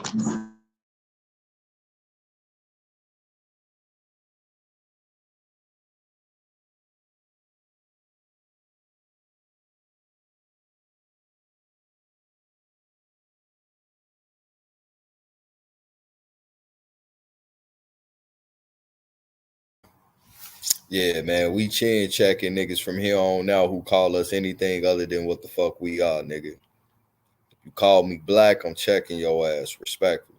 Call me African American, I'm checking your ass respectfully. You throw any type of rebuttal towards that shit, nigga, eat a dick. We ain't talking about shit else, nigga. Unless we gonna have that conversation face to face. I'm tired of the disrespect and shit, bro. This internet got niggas crazy. Think they can just talk how the fuck they want to talk and like it's cool. So we can't talk to face after that motherfucking rebuttal, nigga. We ain't got shit else to talk about. Because if you ain't bringing no motherfucking information, nigga, you want to have an information conversation, cool, nigga. Let's have that. But all that other shit about niggas' personal life, nigga, that shit ain't up for discussion, nigga. Unless we can have that talk face to face. But this historical shit, yeah, we can get in, you bitch ass nigga. Hey, but though, true though, check it out though. But they're gonna be talking about a lot of the Pan-Boo-Boos are gonna be talking about a lot of the inventions and the great things that happened. They act like it only happened in February though. You know what I mean? That's my problem I have with these guys. That they only can talk about historical things or great things our ancestors did in February. You know what I'm saying? And once again, we've seen the origin of Negro History Week. You know what I'm saying? And how they always use certain stuff. And now it's Black History Month or African American History Month and things of that nature, whatever. Or Slave History Month. There's always slaves. Well, slaves did all these great things. And nobody was, I don't even know where they get that concept from. Like when you start doing research on these people, they don't even say they were slaves. Man, hey, look, Chief. Like, come on, bro. Like, what the hell is happening? Hey, look, Chief. I had one of these hoe ass niggas bring me an article right now. Peep what it say, right? It say that a slave purchase, right? We know what purchase mean, right? I know you know, Right. nigga. You know, you motherfucking like etymology king, nigga. So it said a slave purchased his freedom. And that nigga bought that shit to me. So then I asked him, how did the slave purchase his freedom? He was like, well, you know, he did side work and made some money. And I'm like, so the slave master let him do some side work to make some money? Make that shit Man, make that's sense terrible. to me, bro. Come on, man. I'm ready to slap the shit out your ass, boy. You can't be that dumb, nigga. You read this shit and a light bulb ain't pop up like, hold on, nigga, this shit don't go with the narrative. Like, boy. Exactly. That shit, man. I had to step away for a little bit. I had to, you know, I'm trying to get on the same hype truth is on. What, you went and purchased your freedom, bro? Yeah, I did. You know, I had to. Slave purchase Bruh, his freedom, bro. that don't Make even that make make sense. sense, bruh. Hold on, no. This another thing. A slave, not only did he purchase his freedom, but he purchased 400 acres and bought a plantation. You know what that sound like? In a matter of That 6 nigga had a months. hell of a side hustle. And it don't sound like, Hey, look, in a matter of 6 months, though, not later on down the line, the nigga was on that land and it was built up. The story jumped 6 months later. He had multiple that sound like a movie. homes on this. Come on, man. What the fuck is going on here? Nigga, I can barely afford rent in a fucking apartment in fucking California. Yell alone. This shit's hot. Go buy a home, bro, in 6 months. How many niggas left their mama crib and just bought a home? Hell no. Man, that nigga had a hell of a side hustle, man. I'm telling you. You know That what I nigga was mean? door dashing and doing Uber. Oh God. Yeah, a hell of a side hustle, man. But they act like, man, niggas had like it was a minimum wage too. Now y'all gotta keep in mind the minimum wage in the 90s was like $3. Like, you know what I'm saying? So imagine what that shit was in 1890, 1690. You know what I mean? Come on, y'all. Like, ain't no money, man. So what are they talking about? And the whole concept of owning land. Show us where did the indigenous people, how did we make those moves? Show us. Like, you know what I'm saying? And then show me the languages in. And that's what the things that when we talk about them destroying stuff. But why is the law of the land still in Latin? So yeah, I definitely wanted to get in, you know, have this conversation with the brother Amani. So we definitely have to do a bill on Amani and get into this Latin stuff, get Lotus, and you know, we got to get some linguists, you know what I'm saying, and talk about this Latin and stuff like that or whatever. Maybe Stephen Redclay as well with the Catawba. I think he was speaking Catawba, y'all, if I'm not mistaken. Which once again is these languages are all interconnected. You know what I mean? Yep. So Dawood is in the building. DJ ZPE, peace of the God, man. Shout out to everybody, man. Tapped in, man. I see Mama Bear in the building. Tay Sean. I recently had to break down Portugal to somebody. They thought that shit really came from our Portuguese. They thought that shit came from Portugal. I'm like, nah, bro. It's American, bro. That's from Georgia, bro. It's from Georgia. Because if you go deep Shout out into to it, you can find that shit. Dark Chameleon. Appreciate you guys tapping in, man.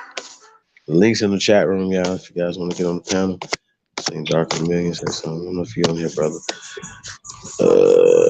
Yeah, Dark Chameleon. I got a question. I got a question. Yes, sir. How can you own something that that nature made? How can you own something that was actually given to you by birthright? And what is your natural responsibility to yourself and to the population of your body, and the responsibility to your existence? How can you own something with some paper, or how can anybody take that away from you with any type of authority other than nature taking it away from you itself? You know what I'm saying? Like I get it when motherfuckers be talking shit about, well, we need to buy this, we need to do this, we need to do that, right? But at the end of the day, bro, you can't own nothing with paper. You have a right to certain rights are bigger than paper. I don't think people understand that.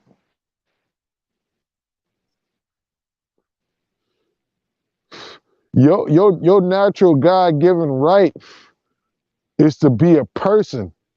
And how can anybody purchase something from God? Or not even God per se. Let's just call it the higher Hey, Dark, being. real quick, are you talking about land?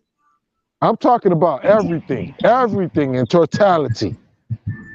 You know what I'm saying? Like, well, yeah, because I need you to give me an example. Because when you know, because everything's kind of general, but in this context, what we're talking about, they're patenting land and then selling it, right? Or giving grants, land grants, or you understand what I'm saying? To immigrants who came here and took certain things over.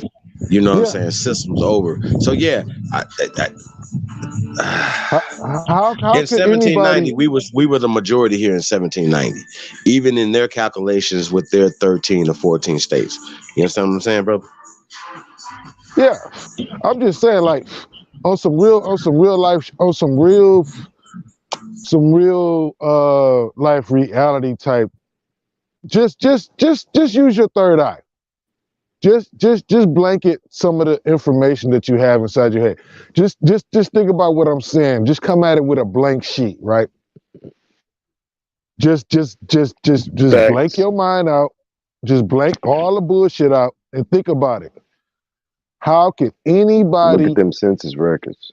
Yeah, just look at anything and everything in totality. How could anybody take something that your daddy gave to you? Like, let's use a G.I. Joe toy for instance. Like, your I get dad, what you're saying. you know what I'm saying? Like really, you don't have the authority, nigga. Your daddy gave that to you. Unless your daddy signed off on it, it's still yours. That's all I'm saying, bro. Like I get it. Like people be like, well, we need to separate. We need to do all this. Yeah, I get all that. I'm with that on some type of level, right? But on another level, I'm like, nigga, you ain't really got to do all that, because in reality, it is what your daddy said it is. It ain't what man said it is. It's what the upper God said it is. You know what I'm saying? Like I do believe in God on certain levels. You know, I don't believe in man's God, but I believe in something bigger than myself. You know what I'm saying? It ain't. Yeah, I hear you, bro. Saying like who told you you can give your land away? Who told you can do that? You can't do that. Well, you do know that some of these air quote people who sold land, one didn't know what they were talking about or what they were selling. They would get them drunk and then do certain things, right? But in some of these chiefs, when they went back to their people, they was like, "Yo, what you did? What you gave them? How much land?" You didn't have permission for nobody to sell them no land or give them any land to do anything on, and they would kill them. It has happened. You know what I'm saying? Like, yo, we didn't tell y'all to do that. Who gave you permission to give away something that's unsellable? You know what I mean? So, Yeah, you but with can't. that being said, though, at some point, somebody created, once again, these patent offices. We showed you from 1790 to 1886. What, you know, and there's still a patent office right now that still runs. Basically, every state has its own patent office. So when you copyright something, when you start a business, DBA, whatever the fuck, you're just going and putting these people in your business. You know what I'm saying? And regulating you and taxing you. And that's what this is all about. So once again, they don't supposed to be regulating or taxing us. That's the problem. And we should be able to set up our own protection agencies, and arms. I agree with that We're part. not this What you talking dumb. about? I agree with everything you just said. I agree with everything you just said. But I'm talking about just from a general humanity standpoint of being a person and being a person that really is a child of God. No matter what color you is, no matter what, right? Like you have a responsibility to yourself, and you have a responsibility to your family and your culture to do the right thing, right? And then these people, they come over here and they bombarded that whole conversation, right? They come in, they manipulated you and they tricked you out of your fucking shit, right? You can't do that. The reality in the gods in the upper powers that live on this land gonna make sure it's gonna be going to who it's supposed to go to. So you are who you're supposed to be. I actually do believe in who you supposed to be is who you gonna be. Can't nobody really fuck that up but yourself. Self is the only person, the only fuck boy that can fuck you out of your shit. You know what I'm saying? If you don't know that from 1st Street to 2nd Street to 3rd Street, the 1st to 100th Street is your land, if you don't know that, that's on you, bro. And when you die, you're going to figure that shit out. You're going to know that was your shit. And you'll be like, oh, shit. Damn. I got fucked in the game. And I didn't even realize it. And then you're gonna be lost in a motherfucking sauce. Because I actually do believe in destiny and reality of the makeshift persons of who you supposed to fucking be.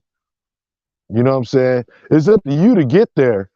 Yeah, that's your responsibility to get there, to tell your story, to tell your truth, and to get there any way you need to get there. But you're gonna get there regardless of how you get there. You're gonna get there. You know what I'm saying? You feel that?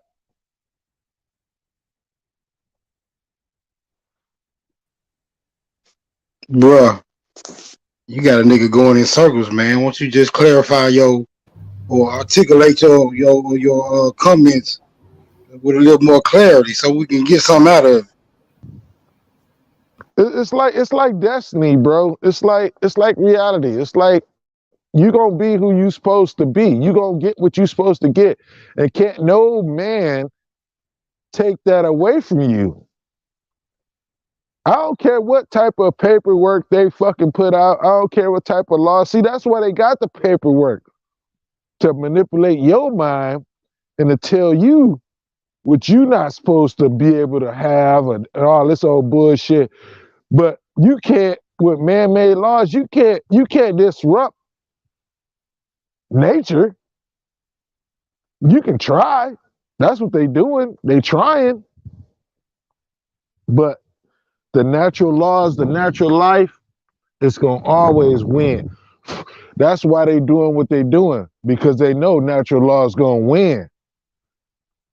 That's why things are being corrupted, and that's why they had to come up with the TV. They had to come up with the Xbox. They had to make all this shit to fuck your energy up and to put you in a different type of economic state of mind and have you discombobulated and have you off balance. In reality, you gonna get down to the balance, because that's your natural state. If you supposed to be a king, nigga, you gonna be a king. Can't no man tell you ain't gonna be a king. Who the fuck told you? Are you certain that this applies to just anyone on an individual basis? If or are you inferring that this may be secluded to a select group? I'm talking in general. No gloves. All the gloves taken off. All the reality in check. You gonna be who you supposed to be, and can't nobody disrupt that. I don't care what they come up with. I don't care what they write on that piece of paper. I don't care if they got the $1,000 bill or the $2,000 bill or the $2 bill or the $5. Nigga, you gonna be who you supposed to be. They can't stop it. That's why they writing the paperwork up, because they trying to stop the reality of nature. Man is trying to stop what it is. You feel me? Yeah, but when you say man, what do you mean? Because that's a very vague term. Because I'm not trying to stop nature. So I mean, what man is you talking about? I'm talking about the people that came up with the man-made laws, the Constitution, the amendments, all these constructed labels and laws that they're trying to dictate what man should actually do with the knowledge and how you supposed to live. You know, because we know that they're stealing their knowledge, right? And they're manufacturing their own laws and fucking everybody up with the bullshit, right? Okay, but to kind of curtail the confusion when you talk about specific instances, then that is perpetrated by a specific person or a specific group, and then that takes it out of the perimeter of generalization, and them individuals have to be pointed out and identified, before we can make the assertions. I land right there. Yeah, I see what you're trying. I see where you're going. Well, initially you would want to point it towards an individual type of group. Some people are different kind of cultures and all that. But really, at the end of the day, when you look at it from a business aspect and a reality standpoint, it's the whole pie. It ain't just the white people or the Caucasians. It's like people always ask the question, right? Oh well,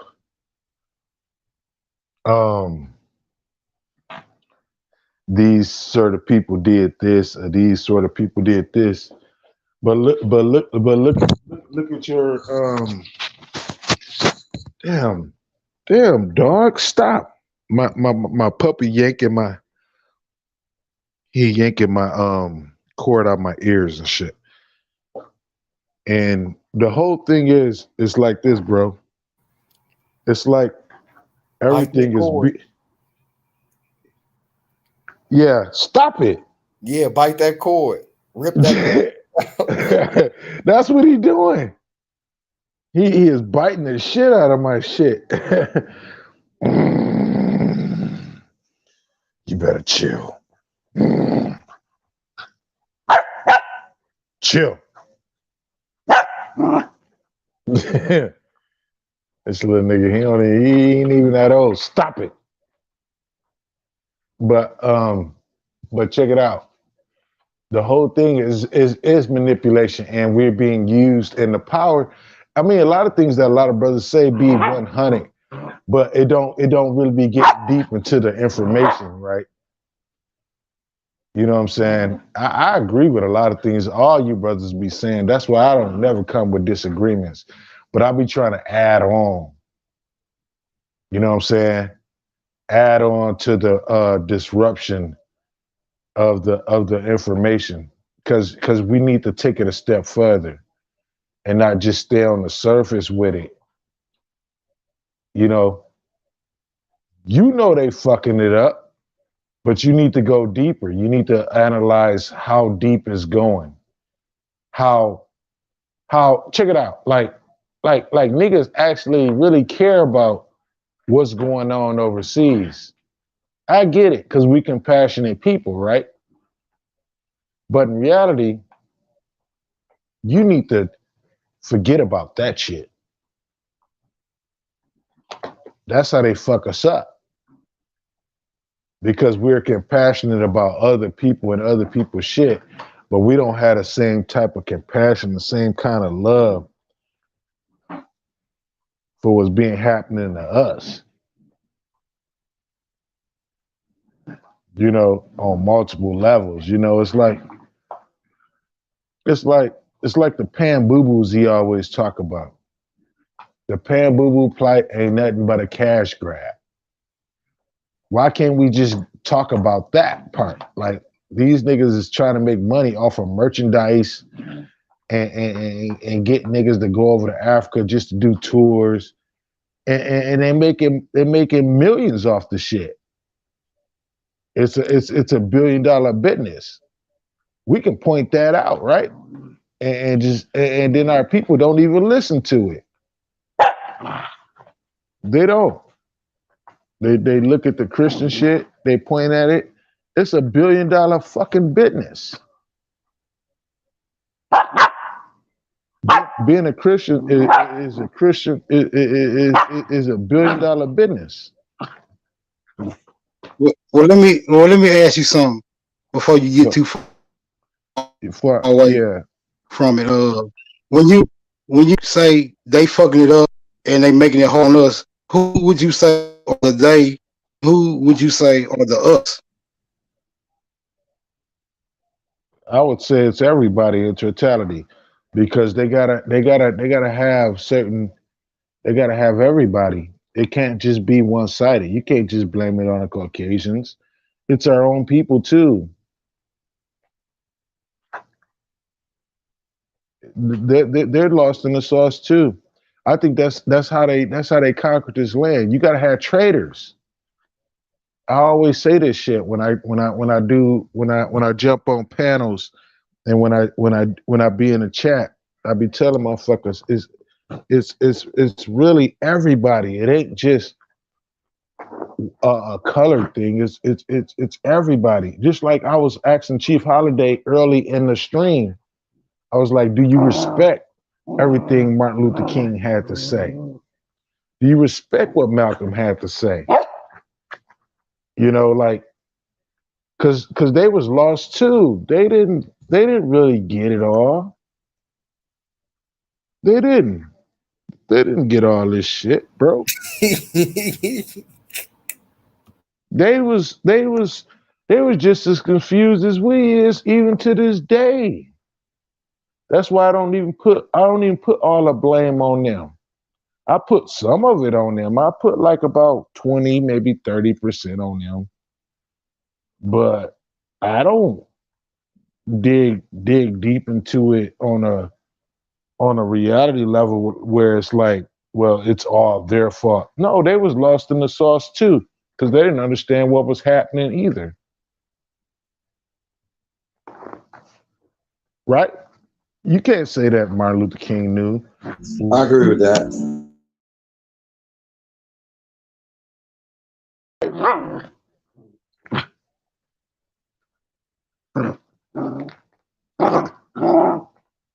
But I will say this though, I think the Nation of Islam, I think they know what they're doing. I believe that. I believe Elijah Muhammad, Farrakhan, all his disciples, they know what's going on. And they played Malcolm. They played his ass. That's why Malcolm ain't here. Because he got played. That's why Tupac ain't here, because he got played. But Tupac did have a reality to the point where he knew they was probably gonna kill him. That's why he always rapped about death. That's why he did that, because he knew they probably was gonna try to kill him, or they was gonna kill him. And the proof is in the motherfucking pudding, man. A lot of this shit is really easy to understand. You just gotta examine it and just look at it in the totality for what it is, and not try to make it bigger than what it really is. Actually, a lot of this shit is really simple to me, man. You don't even got to research this shit, man. It's very simple. I don't want to get too much lost and get too sidetracked about what we was talking about, man. You know, I'm trying to calm this dog down because he keep biting me and shit. He a little puppy, and he gonna make getting at you, man. Yeah. Chief, where the fuck you been, bro? I've been chilling, man. I'm listening. What's happening? Hey, but do you agree with what I was saying though, Chief, Mr. Supreme Holiday? Yes, sir. I do.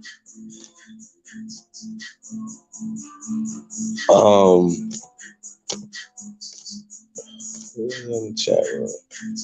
What y'all talking about? Yeah, because I don't really have no animosity towards anybody on YouTube, but I will say this though: a lot of us we get lost because I'm gonna tell you why we get lost. Because we think we know better than anybody else, and we don't want to listen. See, I listen to you niggas. I listen to y'all bills, and then I break it down for the way I want to break it down. You know what I'm saying? And that's the best way to do it. That's true. I'm not gonna be your echo chamber, my nigga. Right. Yeah, we definitely don't want an echo chamber. However, me personally, some stuff is like, okay, we lay it down, right? Is it either is it not? You know what I mean?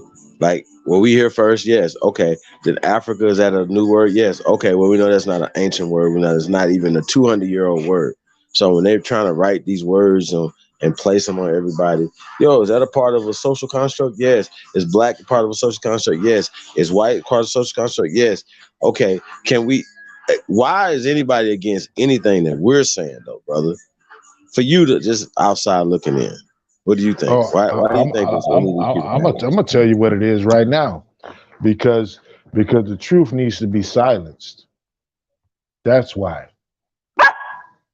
And the TV has hypnotized everybody to a certain extent, right? So now we got a new TV, and it's called YouTube, and it's called online, and it's called the era of the information, right? That's what we're dealing with, right?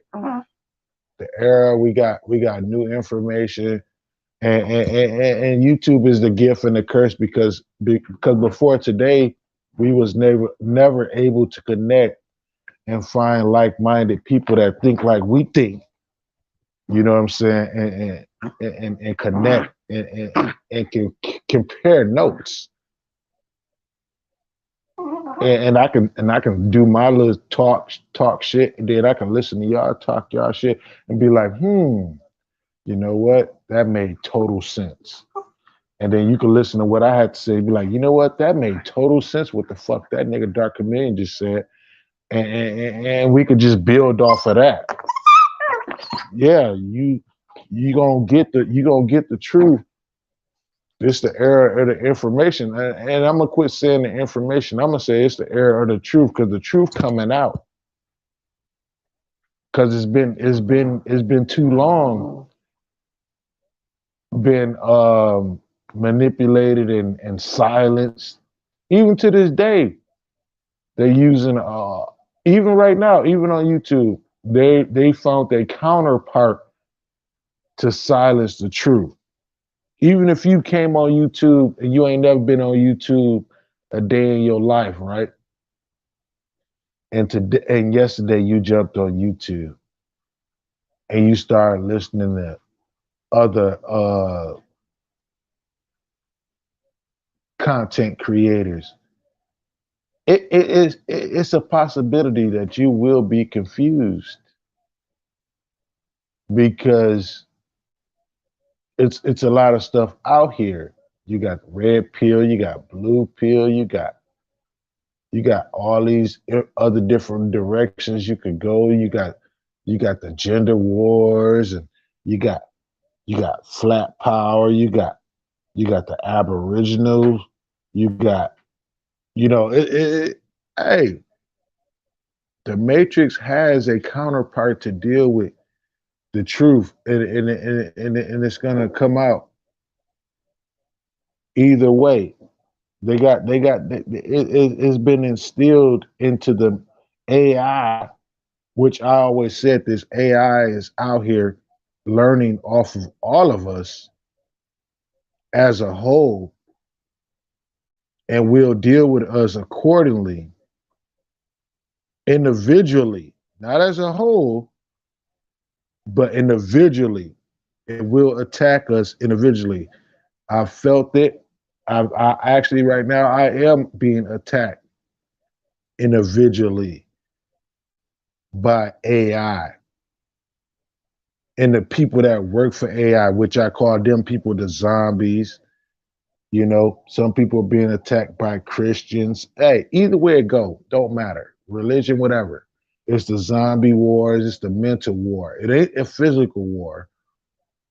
You know what I'm saying? Like people wanna get the guns and do all that. Yeah, that's cool. But at the end of the day, that ain't the type of war we fighting right now. It's not a physical war. It's a war for the mental. It's a war for your energy. It's a war for your attention span. It's a war for what you believe in. It's a war for what you know. It's a war for all that. And then some. But you would agree that it's got its physical aspects too, right? Yeah, because it's going to translate into the physical realm. Because if you losing in the mental war, physically you fucked.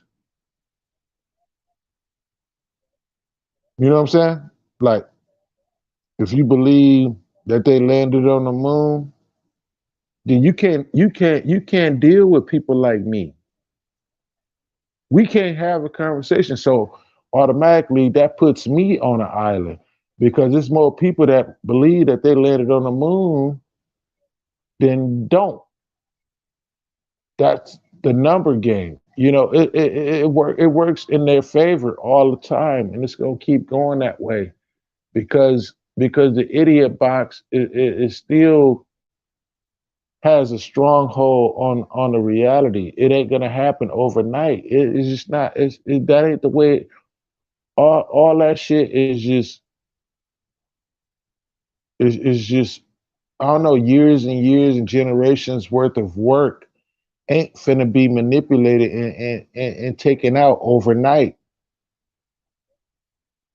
You know what I'm saying? Like you're not finna wake up the next day and be like, ah, they ain't got no satellites in the motherfucking space. Space is real and all, you know. Yeah, but you do understand what attracts us to this information, right? We are The truth. people, The truth. right?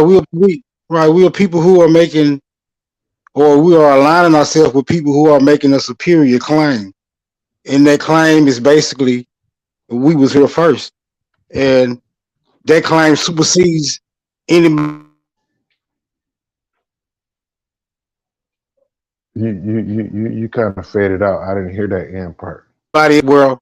I said we meet here because we are attracted to the information being here first, and that superior claim, and it supersedes anybody else claim, and we're trying to reconcile that so we can be, back in our proper position. We don't base it on. It's not based on a lot of distractive information. It's just that, it's just that superior claim. We trying to solidify that. That's all. That's why we attracted to the information. I think it's bigger than that. You right, but it's a lot of other stuff too. Yeah, but I know we can't.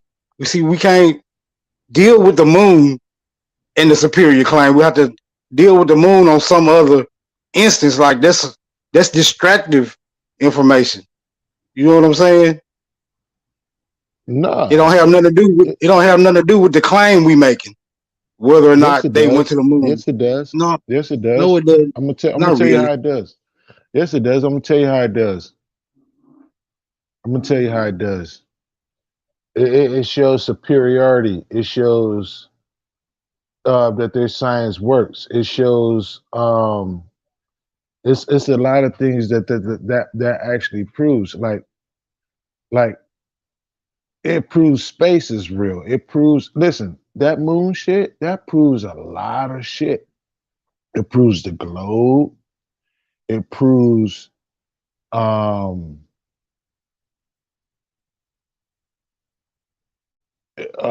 shit. I keep talking about this shit forever. You're gonna have to cut me off if I get going. Listen, it proves so many things. Like it proves satellites. It proves the technology that they have is superior. It proves that Sputnik is real. It proves um that the government is doing the right thing for the people because in order to see, listen, if when you believe in the moon shit and you believe in satellites, you believe that the energy that you get for the TV and your phones is coming from space. See, that is a lot of things. That coincides with a lot of things. But when you know it don't come from those areas, that simplifies things and that puts you in a superior position when you know the truth and not believing that they can actually go above the clouds and do certain things. It's all wrapped and tied together, and that's why it it coincides and it kind of works together. Even I don't even want to talk about biblical scriptures and things like that, right? But I'm gonna stay away from that. But I'm just telling you, it does a lot of it damns you, it damns us in a lot of ways. It shows that they're actually smarter than us. Like if you believe in the moon landing, it's like saying that The Caucasian smarter than you. Yo, brother. So real quick, Dark, did you catch when we were showing the inventions, brother? Yeah, yeah, Okay. So with that being said, right? I don't know if you've seen Hidden Figures. You check that out with Taraji yeah, yeah. P. Okay. We are the smartest human beings ever. Period. There's nobody better than us, bro. We don't have to argue that. The numbers, the score numbers tells that. We have been put to sleep with patent offices, paperwork. A motherfucker said, I have a doomed verses. Ain't now nigga seen no dumb verses. Seen no papal bulls and none of this shit that matters. Don't he can't read the language, right? So my point, here's my whole point. All this, like, I don't believe shit. So there's nothing that they can tell me that I respect. Nothing. Nothing. Right, right. But listen, hold up, That's it. Now hold up, imagine if all of us thought like that, bro. hold up. Yeah. That's good We shit. It took, internalize their stories. We internalize their slavery. We internalize their weak talk. We internalize everything. I'm black and they've been beating us all this time. Where? Show us. Show us what happened there. See what I'm saying? It did. Check this out.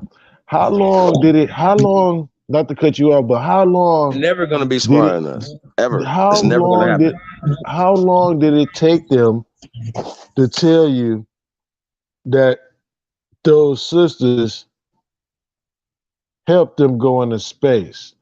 That took our whole lives. See that? Listen. That happened like what, 3 years ago? Maybe two, maybe yeah, 2, 3, maybe 4. Don't you can't buy into that. See, they using that information just to make a nigga let his guard down.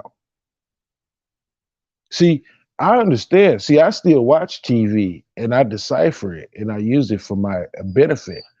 And I understand that what it's actually accomplishing. They want the people like me and you, actually not me and you.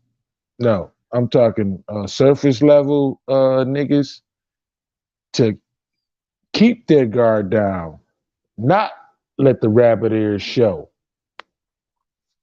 You know, back in the 80s and in the early 90s, niggas wasn't on TV. There was no rap music being the center point of their commercials and their movies, and our music was not a part of their economical trait and all that. But you fast forward to today, cut the TV on. You're gonna see niggas on TV. You're gonna see our music being the center point, the vocal point of their theater, Hollywood information overseas, the whole rip. Tell me if I'm lying.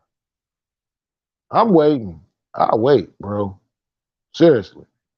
And then they put the transgender thing in there too. You know? Manipulating the minds.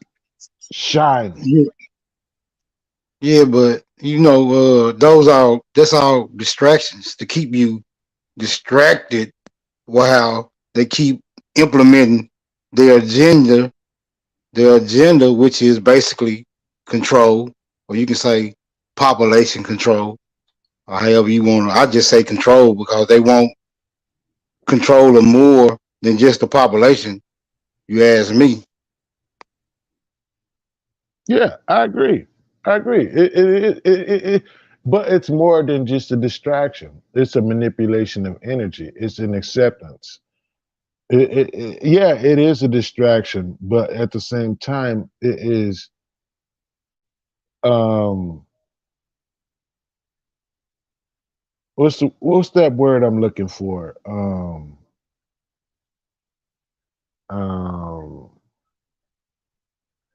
damn. I'm having a brain fart. It's um I want to use the word acceptance, but it's a better word I got for it. It's called um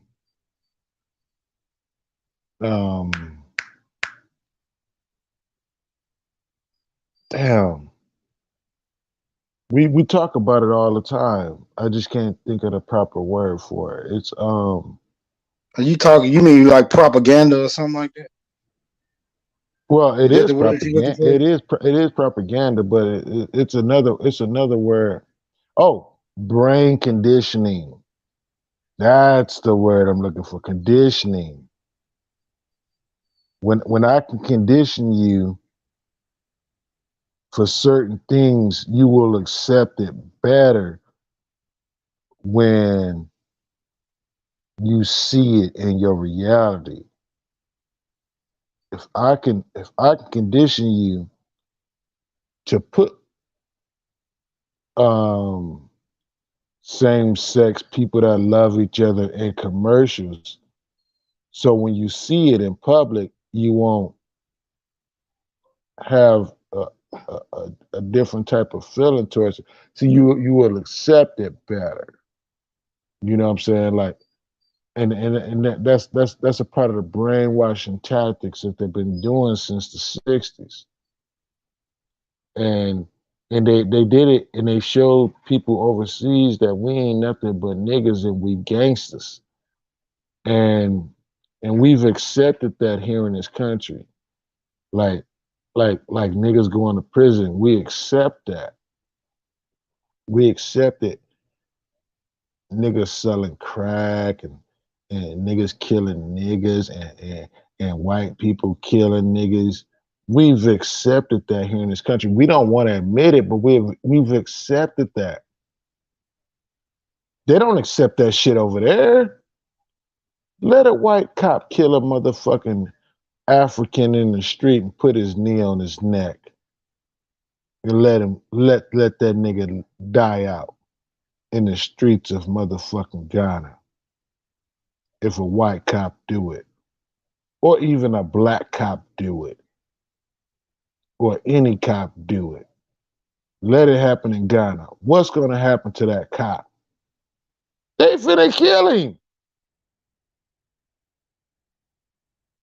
That nigga dead. He not gonna live, bro.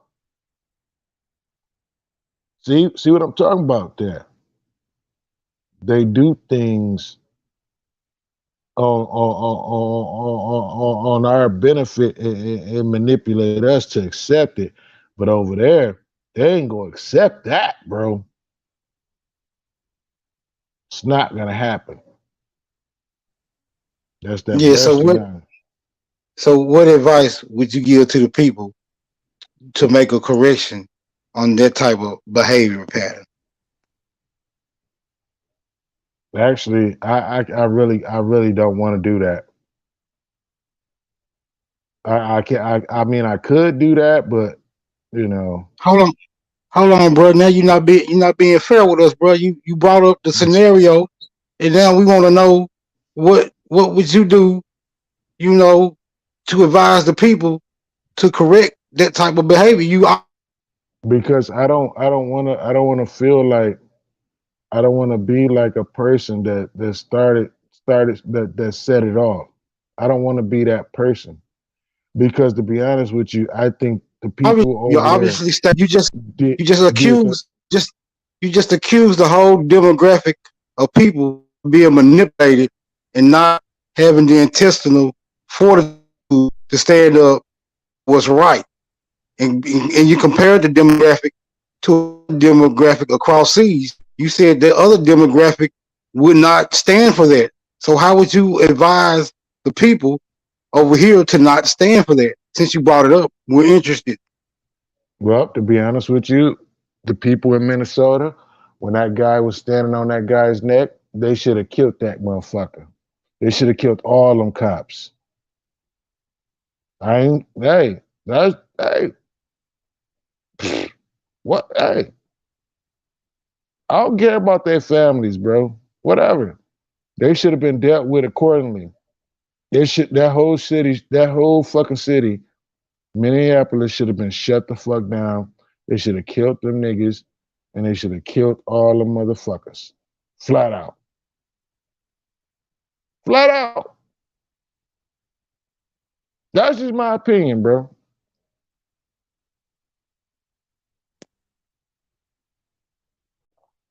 Yeah. I don't I have any said it. contention with your opinion.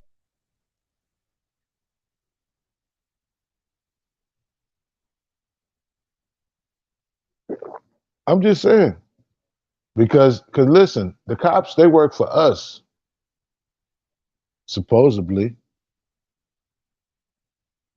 Well, we But would have to yeah, determine. We would have to determine what does us, because I don't see the cops working for me in any capacity. So I wouldn't have. I would disagree with alone just based on that. I'm just talking about from a standpoint of the money that get took out of your check, or if you got a 9 to 5, or you pay any kind of taxes or anything like that, like like that's where that money goes. If you know anything about politics, about Congress, if you know anything about that kind of thing, that's the school systems, the jails, and all that. That's where your money going. And I hate taxes, by the way. You could make motherfucking $5 grand in a month and only see about 3 of that, or 335 of that. They taking 120, 15 off rip. That's where that money's going. It's going to them. So yeah, they work for you, bro. Niggas need to know that. That's why that's why I don't do the color thing. Because everybody in the United States that make money, they're paying for the protection. They're paying for the cops. They're paying for the firefighters. They're paying EMS, the When you say doctors. you don't do the color thing, what are you inferring by that? When I say I don't do the color thing, is I don't discriminate, because a lot of them are being manipulated just as well as we are. You know what I'm saying?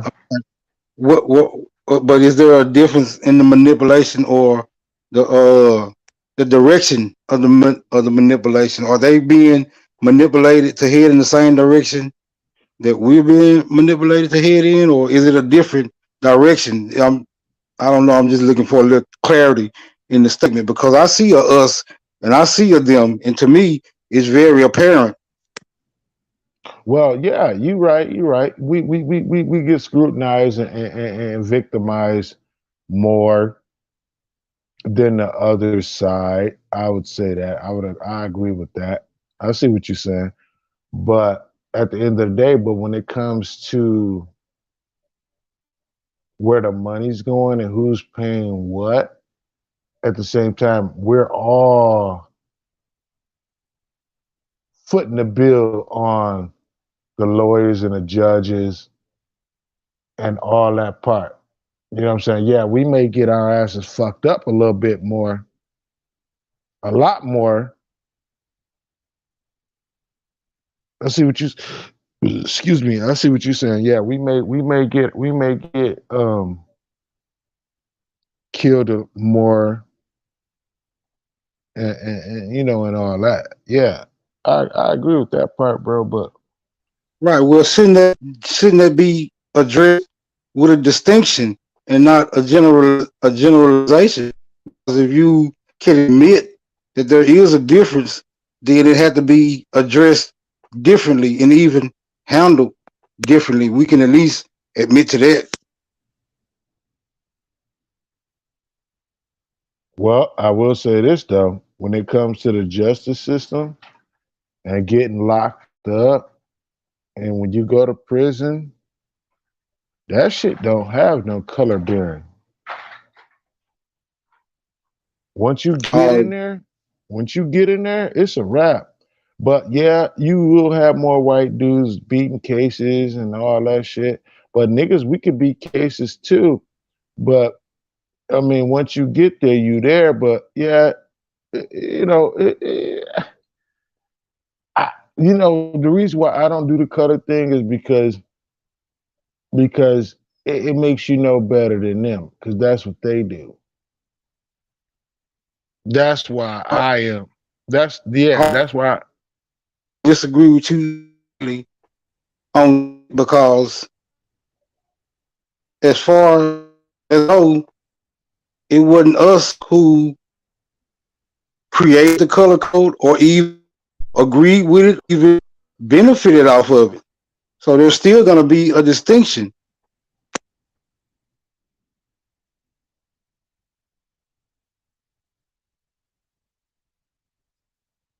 Yeah, but you got to be better than your oppressors. You got to be better than most people. I'm not turning the other cheek because I will shoot a nigga if you get out alive. You test me, I don't give a fuck what color you is. You gonna get the same double barrel shotgun to your motherfucking head, right? I'm not gonna do that, right? But I'm against anybody that's against me. I don't give a fuck what color you is. That's why I don't do the color thing. Cause everybody can all get it the same. At the end of the day. Right? Ain't that what we really do? Ain't that what you do, bro? Nah, I choose sides. I don't put myself in a universal category because that doesn't exist. We in categories, and I'm gonna stick with my category. I didn't Hold make up, hold up, I right. I didn't make I hold didn't the make it fuck up. up. Hold the I fuck didn't up. make it You up. mean to tell me if a nigga robbed you, you gonna show favoritism towards that nigga that robbed you other than a Caucasian dude that robbed you? You gonna let a nigga rob you, but if a white man rob you, you gonna shoot him? But you gonna let the nigga rob you? Nah, nigga, don't do that. No, stop it. You capping. You capping, bro. Nah, No. see now this is where you put a couple of suggestions into my mind. I'm saying I didn't create the color code or the categories, but since they are here, I'm gonna stick to the color code and the category that I'm in. No, until there's no longer a color code in a category. As long as there is that and it's being enforced, then I'm sticking to my side.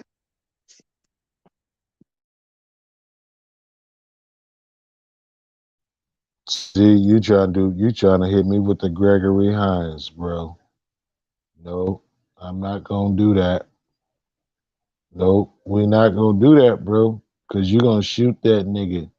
I don't give a fuck what color the nigga is that come in your motherfucking crib and try to rob you, try to try to fuck you up. Nigga, everybody gonna get it, bro.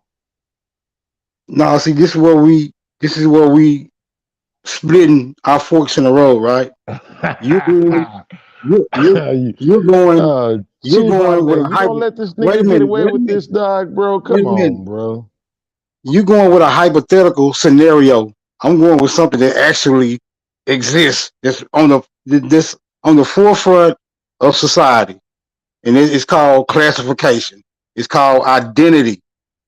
Ain't no nigga rob me, so I can't. I cross that bridge when I get there.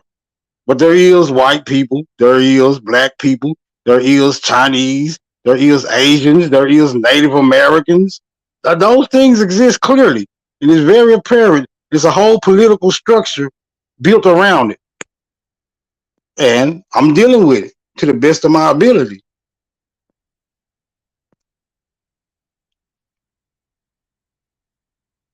these things exist because a lot of people agree with it. Smoke Signal, we had a number of conversations in the past, bro. Don't act like you ain't never talked to me before. Okay? Yeah, we done been there. We done been there, right? But have you ever heard me say?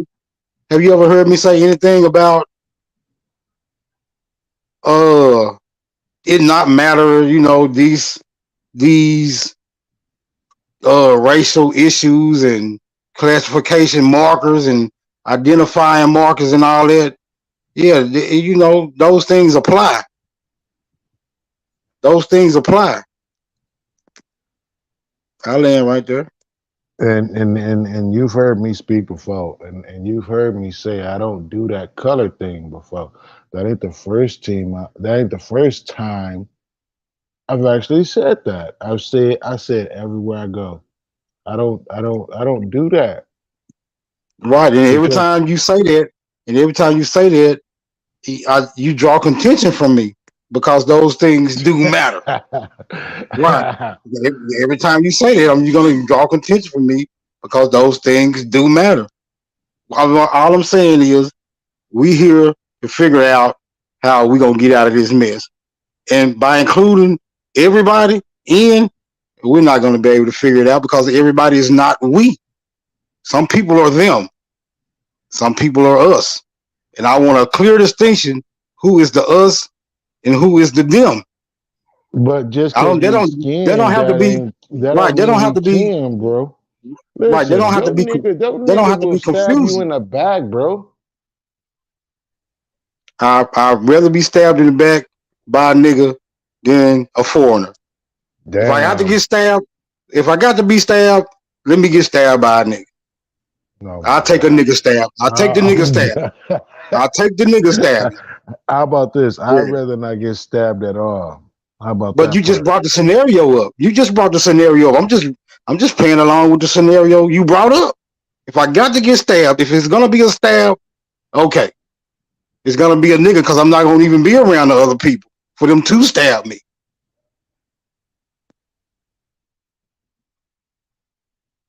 I just rather not get stabbed at all. Well, don't bring up stabbing then, and we don't have to deal with that. You the one brought that up. Don't bring it up if you don't want to deal with it. Oh, hold on. I'm dealing with it. Hold on. I'm dealing with it. I'm dealing with it. I just rather not get stabbed at all because I understand what construct I live in, bro. All right, but when I told you that I'm gonna be with my own people, you know what you said? And your reply was, "Them niggas gonna stab you." I said, "I want to be around my own people." You said, "But them niggas gonna stab you." You see what I'm saying? That's why we having this exchange right now. I didn't say that. I said just because we can don't mean we can. Listen. Just review. I understand something. Listen. Yeah, just review. Hold on. Let's bring it back. Listen.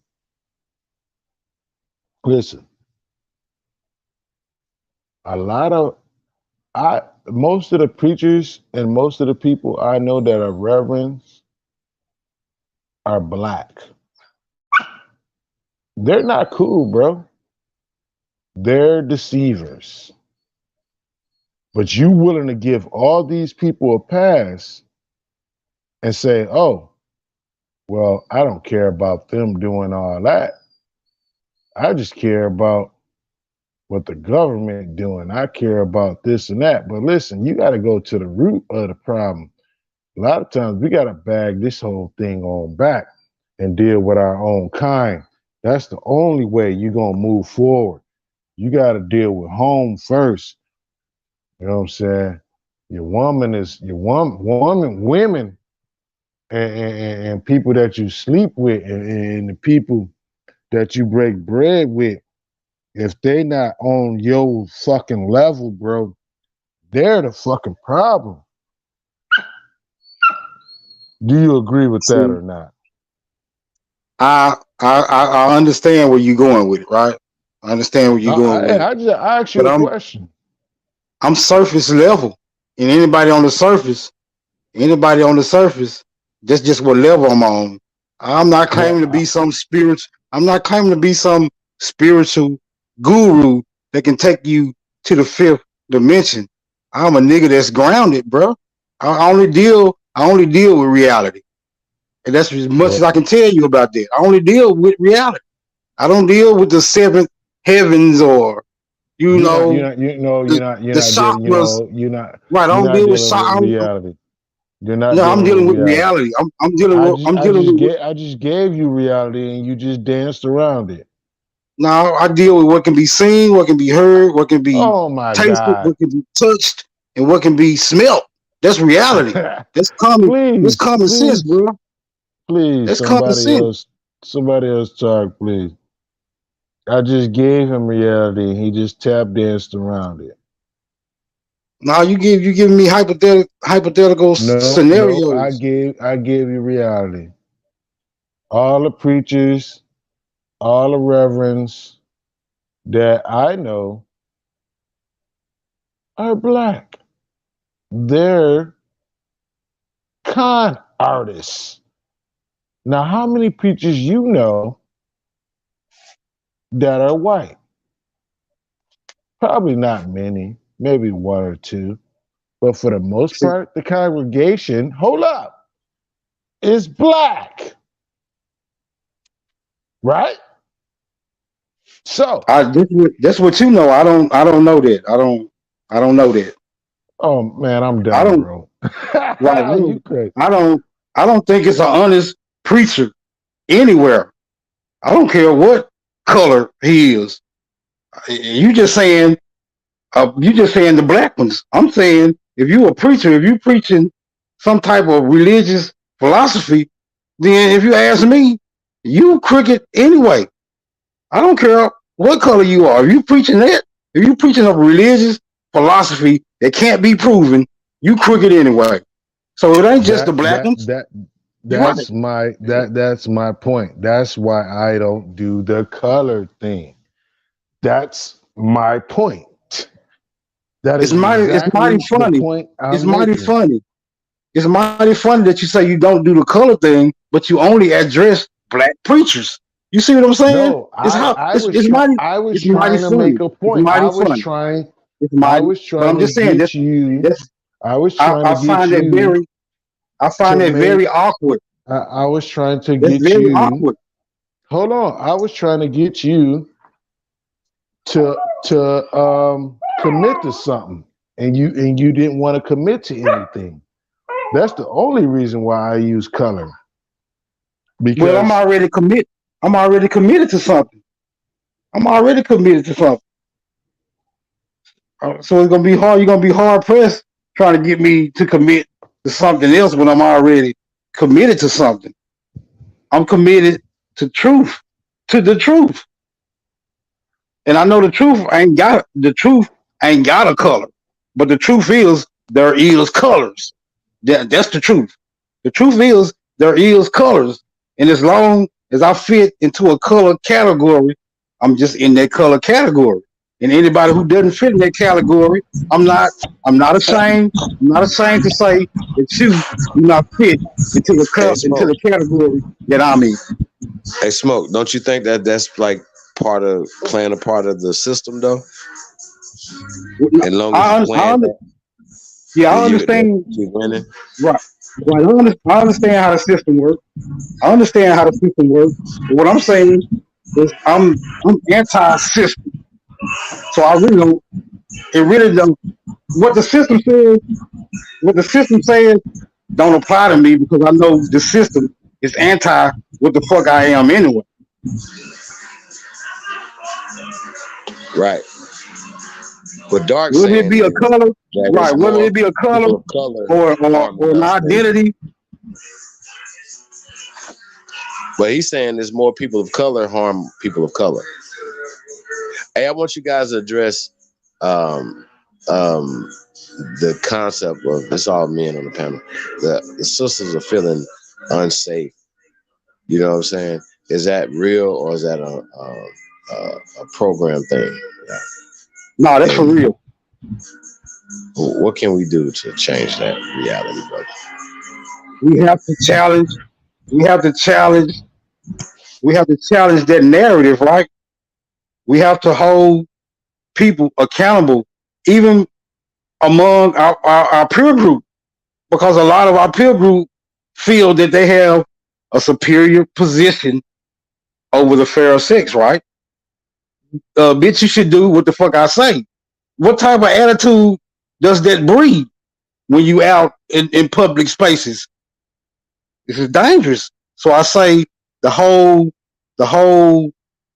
attitude, that whole attitude, it has to be addressed, and people got to be held accountable. We just got to make our mind up, to be there. We got to man up, even when it comes to our own peer group. It's a behavior pattern that has to be addressed. I'll land right there.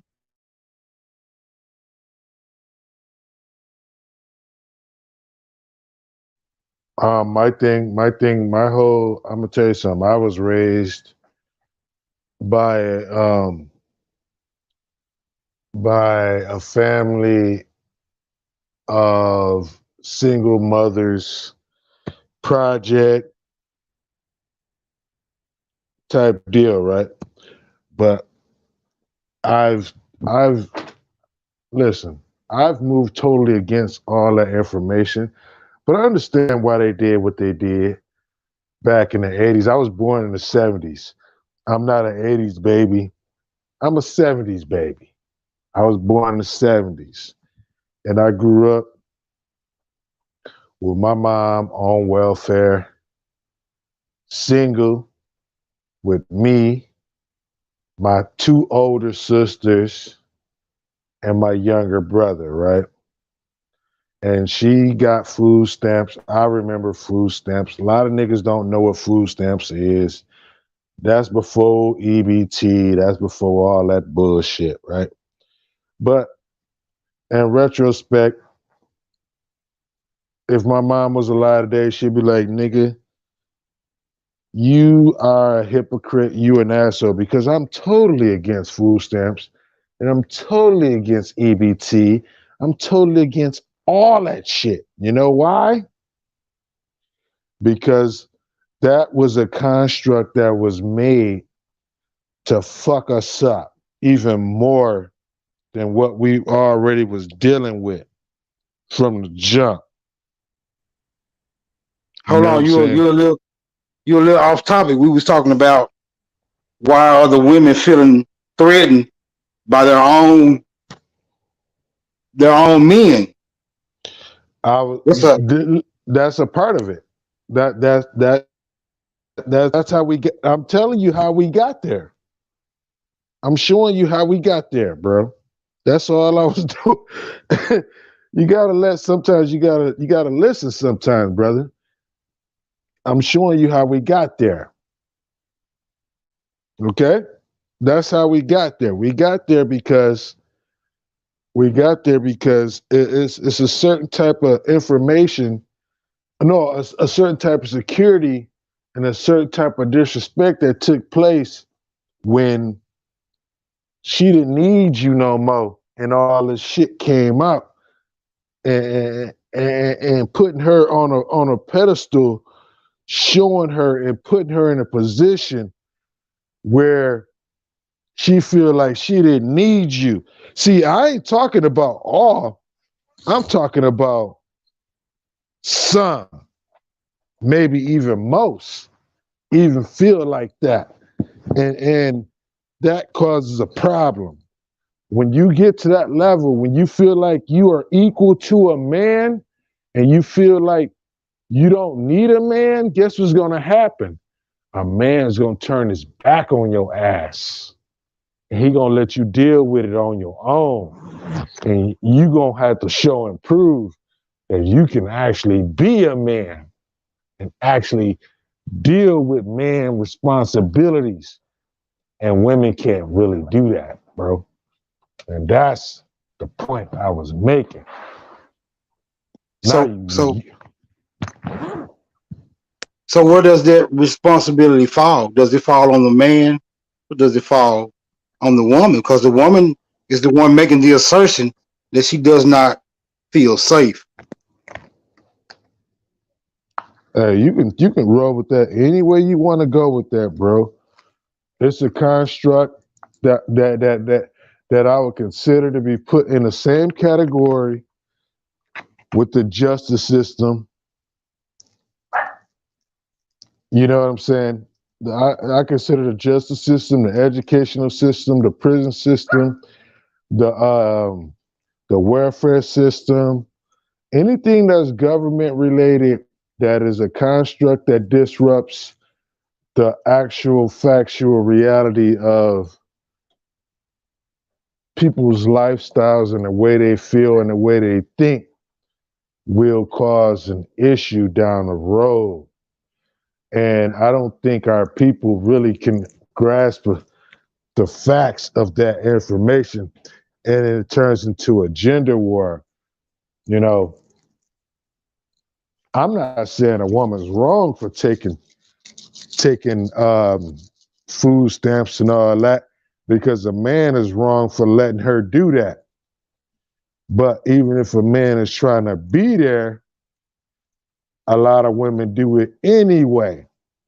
So with the child support and all that, you know, like a bitch be like, well, all you niggas is going to prison, but they don't really break down, be like, a lot of niggas go to prison because of women. Because the reason why he's selling dope is to try to take care of the family. He's trying to make it right and trying to do the right thing. Cause I've been that nigga. You know what I'm saying? So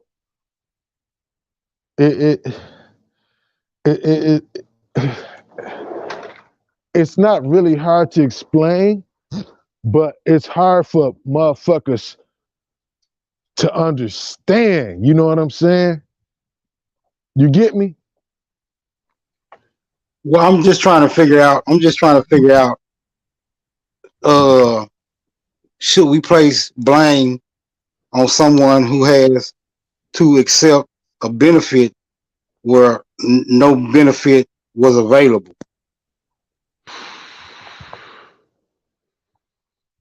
I think it really falls on the individual people that you deal with. It falls in responsibility of both the man and the woman. Because I'm gonna use myself as an example, right? I've been married for, I'm gonna say, almost 20 years, right? I'm currently going through a divorce, right? But my wife, she ain't gonna be seeking no child support. We're not gonna do it like that. You know what I'm saying? And as a matter of fact, I'm not even at my apartment right now. I'm at the house where currently my 3 children reside, and my wife is upstairs sleeping right now. You know what I'm saying? Like certain niggas, we got certain skills, baby. Hey, I grew up a fatherless child. My daddy didn't teach me shit, right? But I strive to be better than him and not to be like him. You know Well, what I'm saying? we appear to be, me and you, we appear to be at a standoff. Let's see if we can get some clarity from any of the other people on the panel. What about you, Chief? What's your take on the whole issue about the women feeling threatened? Well, shit. I actually think it's propaganda. You know what I mean? One incident is too much. You know what I mean? So I'm not going to say human behavior is not happening. People are stressed out. People are going through transitions. You know what I'm saying? The frequency is lower. So people are speaking to each other in different tone melodies and saying different shit to each other. You know what I'm saying? That far as reality, is, I think the reality is that the disrespect is at an all-time high around the board, period. Right? There's an imbalance. There's too much effeminization on the men's side, and there's too much emasculization on the female side. That's what I believe. And it's causing this confusion. It's causing this rift, this rift that don't need to be there because it's a power struggle.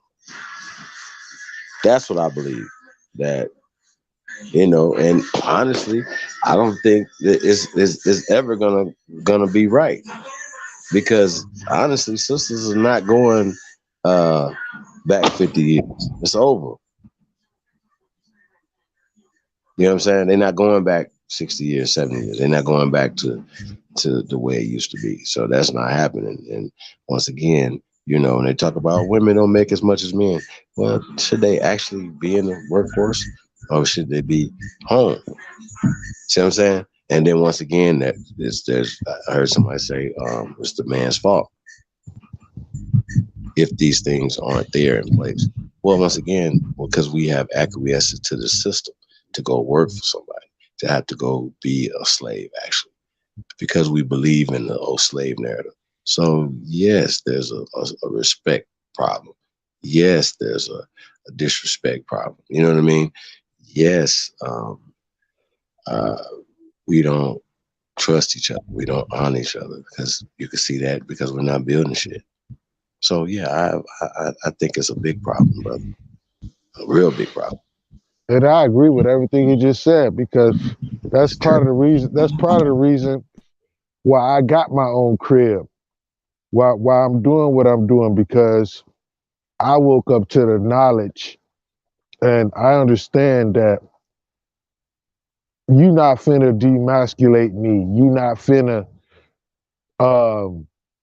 dictate to me what I can and cannot do. You're not finna tell me how I'm gonna raise my boys. And you know, it's a whole lot of things that he was just talking about that I could actually go into. That is the responsibility of me as being a man to right the ship because we was raised wrong. But on the other hand, she at a certain plateau where she like, nigga, I ain't doing, listen, I'm not going backwards.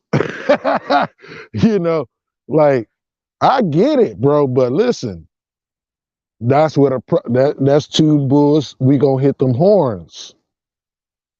And it is what it's gonna be. Cause I'm not backing down. She not back. Hey, listen, I've already took the back seat for the last 17 years. I'm done with that part.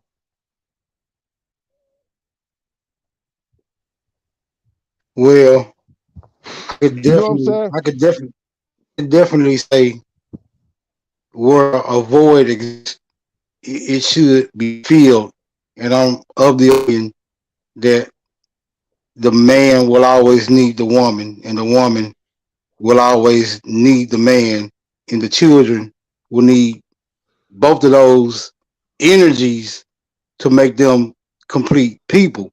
So if a compromise has to be reached, then we should at least develop a mentality to where we can discuss a compromise. And I'll land right there.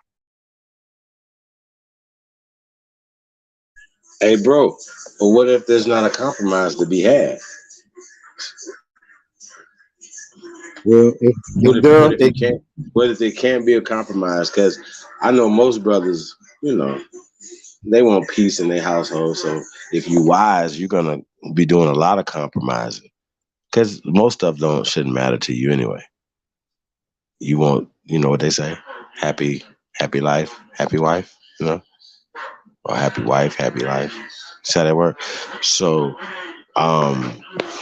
yeah, I think that's a real thing, and I think most dudes, you know, land there, brother. Like how you say that. I think most of us land there, but we are still struggling for our voices, for our cojones, And I think a lot of people express that in the wrong way. And once again, I actually feel that sisters are hypersensitive when it comes to men criticizing them. Let's say that. Let's do that. And there's been a lot of reasons why, you know what I'm saying? And definitely brothers have actually, contributed to the demise of the deterioration of the respect level. You know what I mean?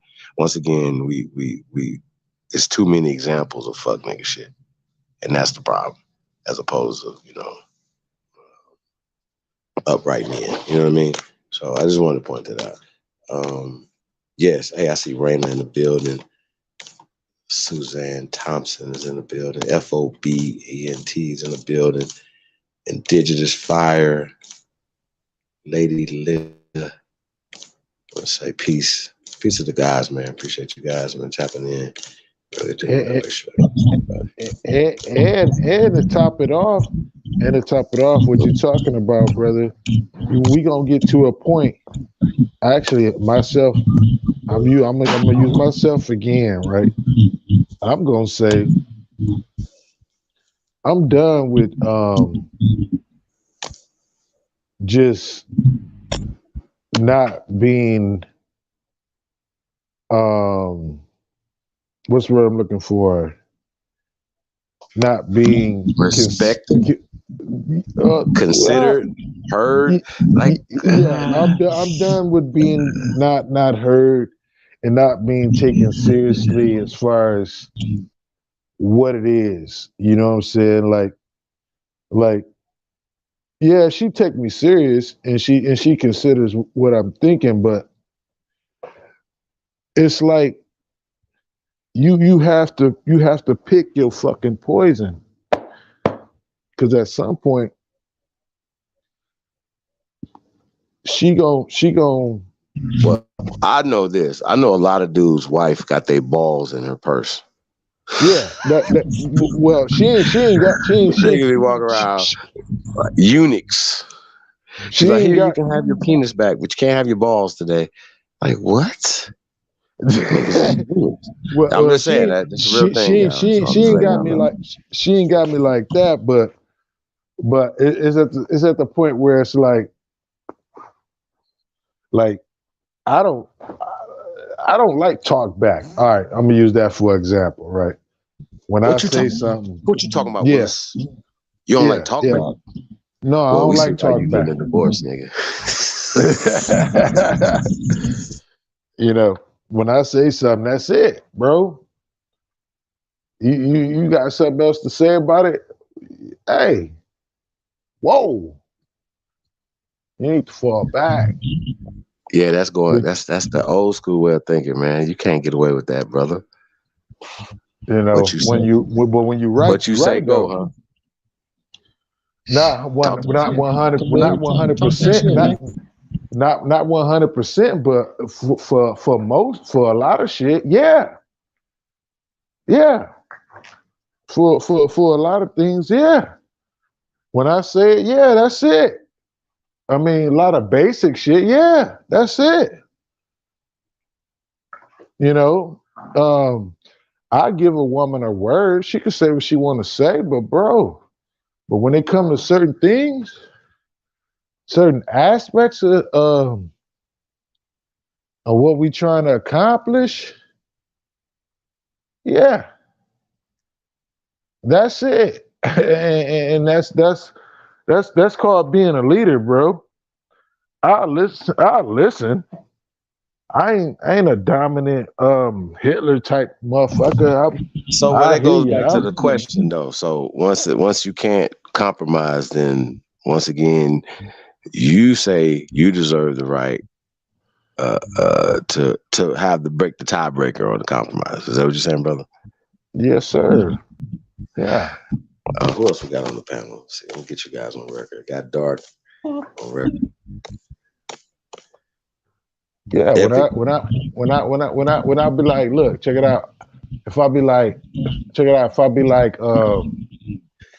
we gonna eat this today, and I'm gonna cook it. Well, I don't want that. Okay, so Well, we got Big Dog Philly OG on here. Big Dog, you know, you're OG. Dark, uh, you seem like you say you got a 20-year marriage, so you of age, so your opinion is definitely noted, brother. I definitely want to get epic smoke signal and Big Dog's opinion on this. The tiebreaker, brothers. What you got? Dark, like he ain't trying to hear no talk back. He don't want to hear nothing. Big Dog, what you got? Peace, everybody. I agree with the brother Smoke Signal. From what I've seen, like I said, I'm 56 years old. Us integrating in the system and with their people have did nothing but blind our people, misled our people, and we have no political power at all. So integration has did nothing for us, and I'm gonna stand on that 110% from my life experience. So I'm with Smoke Signals.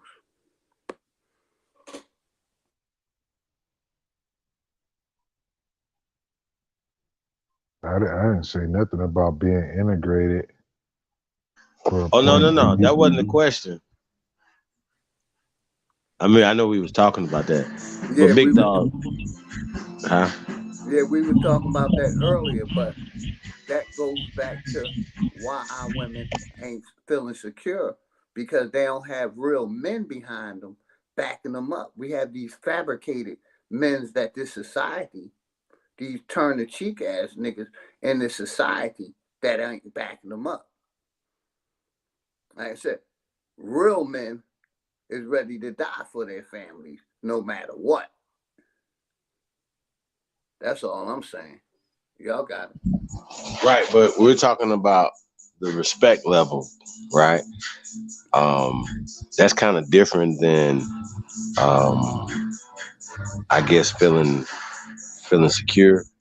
You know what I mean? I actually feel like the media and these emasculated, you know what I'm saying, situations, whether it's Black Lives Matter or whatever. So, I've heard this a few times from sisters with no evidence of every 6 hours, an American Aboriginal woman is being killed by an American Aboriginal man every 6 hours. I'm like, wait a minute, that's really interesting. Can you guys show me the last 18 hours of this happening in this large ass country that we have? You know what I mean? And just a lot of statistics that's supposed to be negative are not negative and don't even depict us. You know what I'm saying? Even from police shootings, even from this and that and the third, it's just not highlighted. Once again, they'll highlight a couple of incidents and say, oh, voila, there it is every 6 hours. Sisters, you guys need to be, you know, like that commercial, come on, where are your children? Do you know where your children are? Blah, blah, blah, blah, blah. Y'all remember that? Not to be funny, but shit, you know, a lot of people didn't know where their children were at. Just go outside. You know what I'm saying? And we didn't have a care in the world, worried about nothing was sex trafficking and all these things was happening. But according to what we know, that these things were happening, serial killers and all these other things, people were actually doing these things. You know what I'm saying? So with that being said, once again, people, crime and these type of things happen where they happen at. I'm saying that even our crime and our domestic violence and all these other things, these things would be even less if we had an economic stronghold, if we weren't slaves. Our men are instinctively do not want to work for these people in their system. It's emasculating, demasculating. It's pushing a degenerate mindset just by doing that. You understand what I'm saying? Period. It doesn't matter what we're talking about, and that's why I don't feel that the respect level as a whole, not necessarily individually here on this panel, but just as a whole in general, why we're not getting the respect, because we are not building anything. Yeah, that you know what? That's what I be talking about, bro. When I a lot of times when I speak, I don't be talking about my relationship. I don't be talking about things that's apparently that's going on with myself. I be saying it like in a general aspect of everybody. Like I do like the 85% type talk. You know what I'm saying? And I believe like actually I don't even, it ain't even a belief. I know just from my family alone, the women are more masculine than the men are. You know what I'm saying? I ain't talking about myself, but I'm just saying, and I ain't even talking about the men in my family. I'm talking about just the women are masculine and how they deal with the men that they deal with. See, because these men, they're not related to me. The men that they deal with, you know, they're outsiders. They're finding simps. They're finding the men that's gonna bow down to their will, you know, because I was actually raised a happy wife, a happy life. I broke that chain. And I tried to show an example to my motherfucking family. Hey, can I say something real quick? You know what I'm I don't mean to cut saying? you off, bro. I just got to say that you say you broke that chain as if Yeah.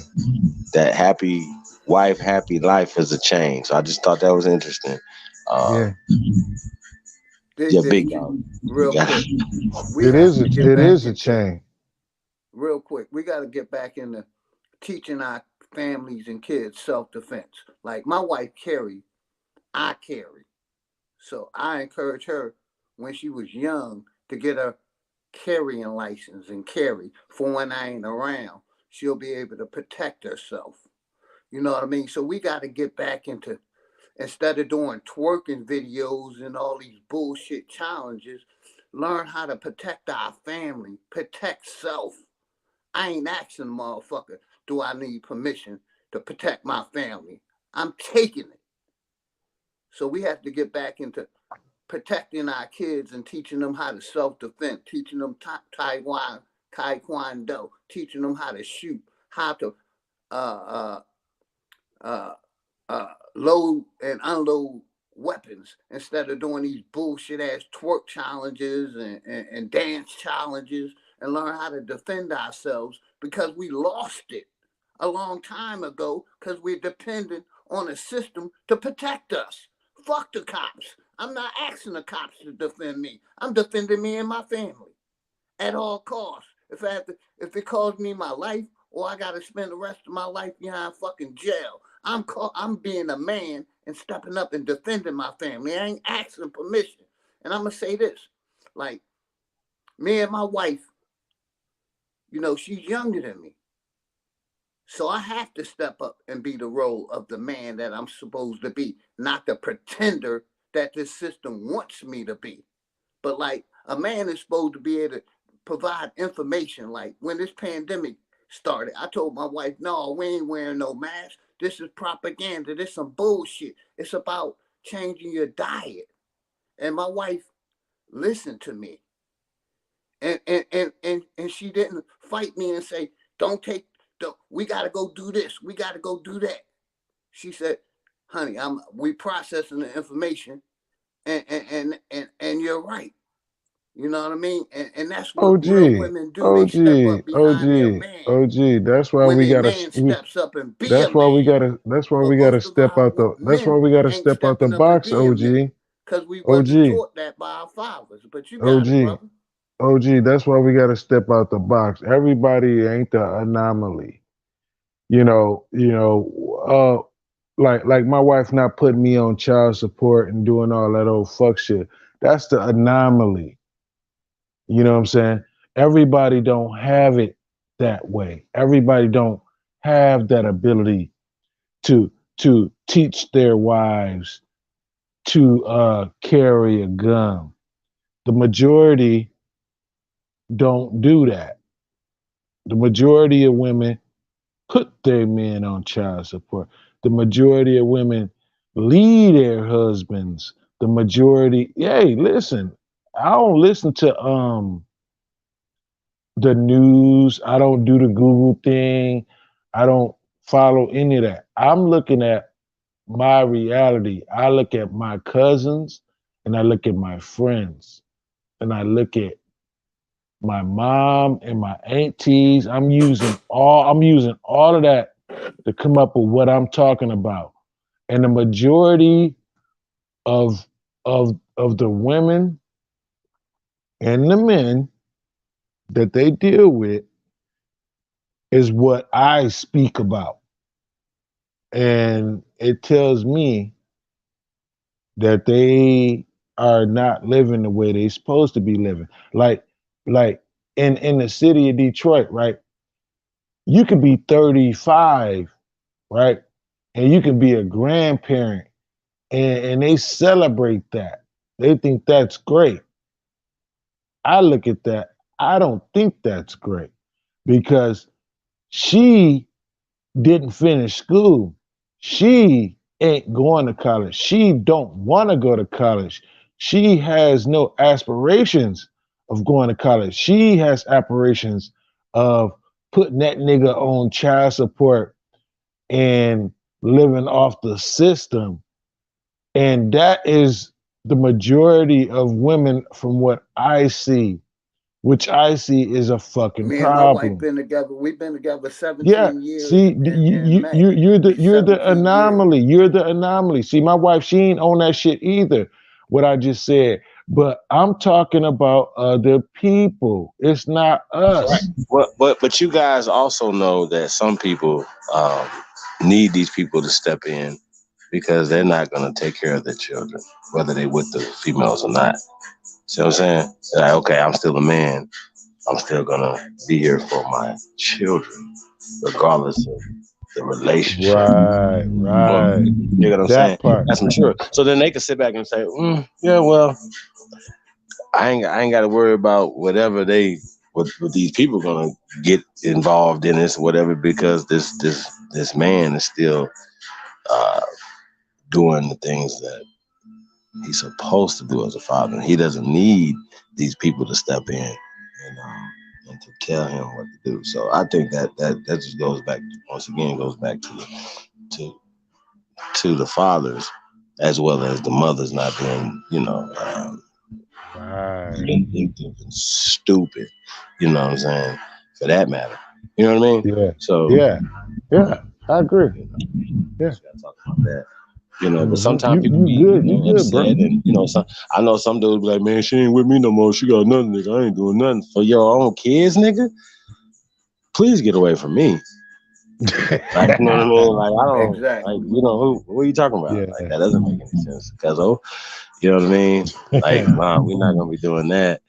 I actually seen this bit in the interview Dolph did. Rest in peace to Dolph. He was talking about that. He was like, yo, man, I judge niggas by how they even treat they children. He said his niggas he cut off because they don't know how to look out for their children. You know what I'm saying?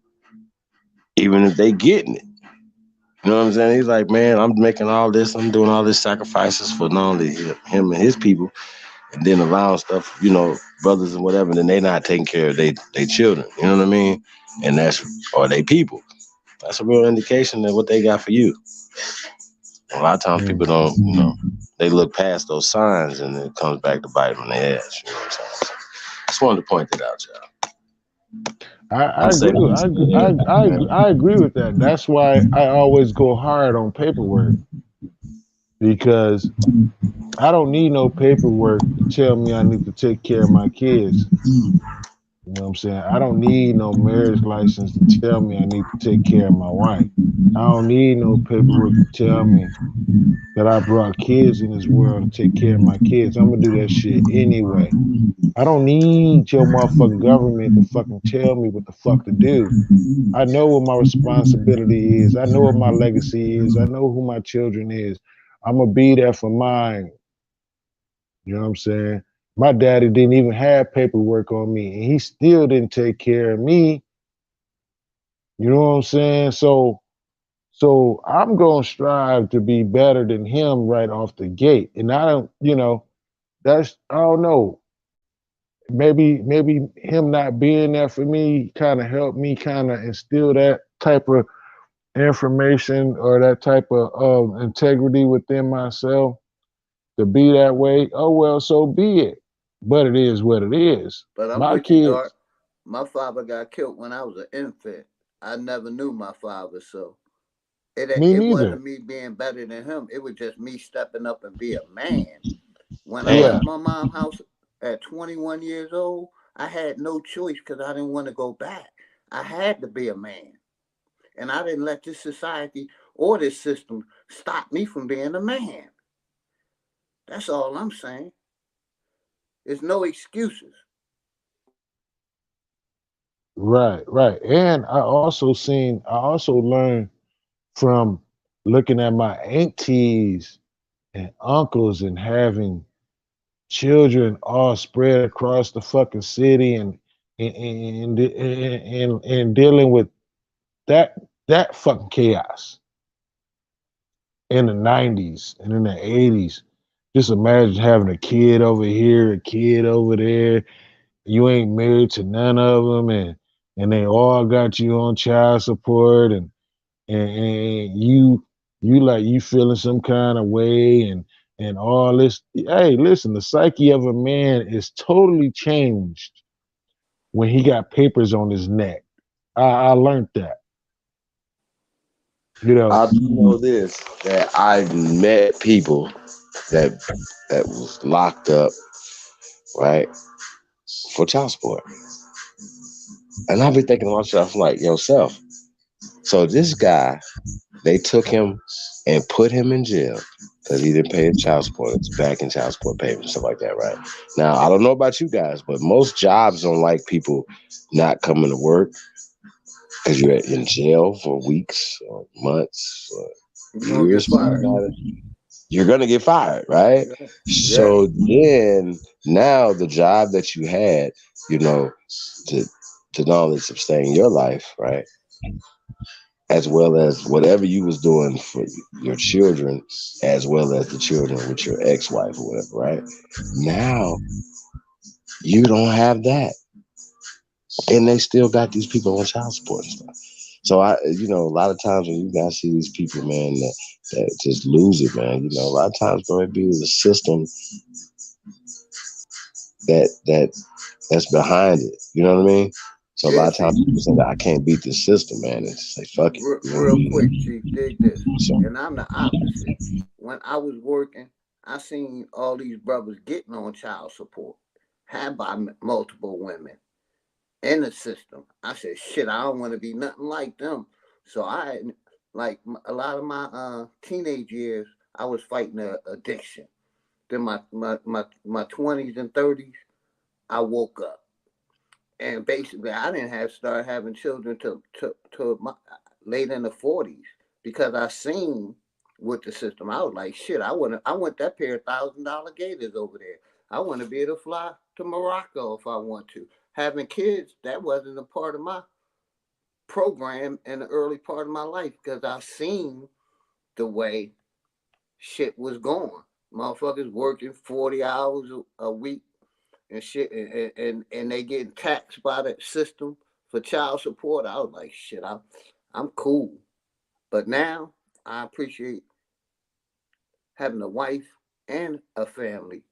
You know what I mean? I'm glad I did change my mindset because I wanted to stay like a swinging single, travel the world, make a lot of money and fall back. You know what I mean? I didn't want to be the average one of us. You know what I mean? And me seeing my brothers in child support court and all these other systems, that's what made me hold on to my manhood a little longer and want to, do me instead of getting in a committed long-term relationship and having kids. But having kids was the best decision I ever made in my life. It taught me how to really be a man, how to be selfless. It's about the family. It ain't about me. Y'all got it. And guess what, OG? And I got another something for you. I got 14 aunties, and all of them is single mothers. They raised their children all Wow. by themselves, all by themselves. No men. That is my family consistency. Single mothers. I strive to not be like that. I strive to want to get married. None of my aunties was married, and they had babies from different men, multiple men, and all my kids was from me. I don't have any other outside children other than my wife. All my kids came from her. And I strive for that, and I try to set an example to my family and to my cousins, my younger cousins and my older cousins, to show them this is how you do it. You know what I mean? That's why I got actually married. That's why I got married. And that's why I had my kids like I did. I didn't have my first kid till I was like 28. You know what I'm saying? So I I wanted to set I did set an example to try to break that trend of deadbeat dads not being there. Yeah, they did. All the 14 aunts, they had their kids, and all of them was working for the car factories, GM, Ford, Chrysler, and they put papers on all them niggas. All them niggas paid child support, but they was never there. I didn't want to be that. I didn't want to be that part of that. I wanted to break the chain. That's how I am the way I am, because I wanted to be that difference. But you know what? It didn't make a difference. They seen what I did, and a lot of them are at the age of damn near 35, and they grandmas and granddaddies and all. Man, this shit weird out here, bro. You know what I'm saying? Ain't no way you should be 35 and you should be a fucking granddad or a grandma. If you 30 or 35 and you a grandmother or a granddad, you failed. You failed. You get an F, nigga. That's just my opinion, bro. You know what I'm saying? That's just me, though. Go ahead, bro. I'm gonna fall back on that one.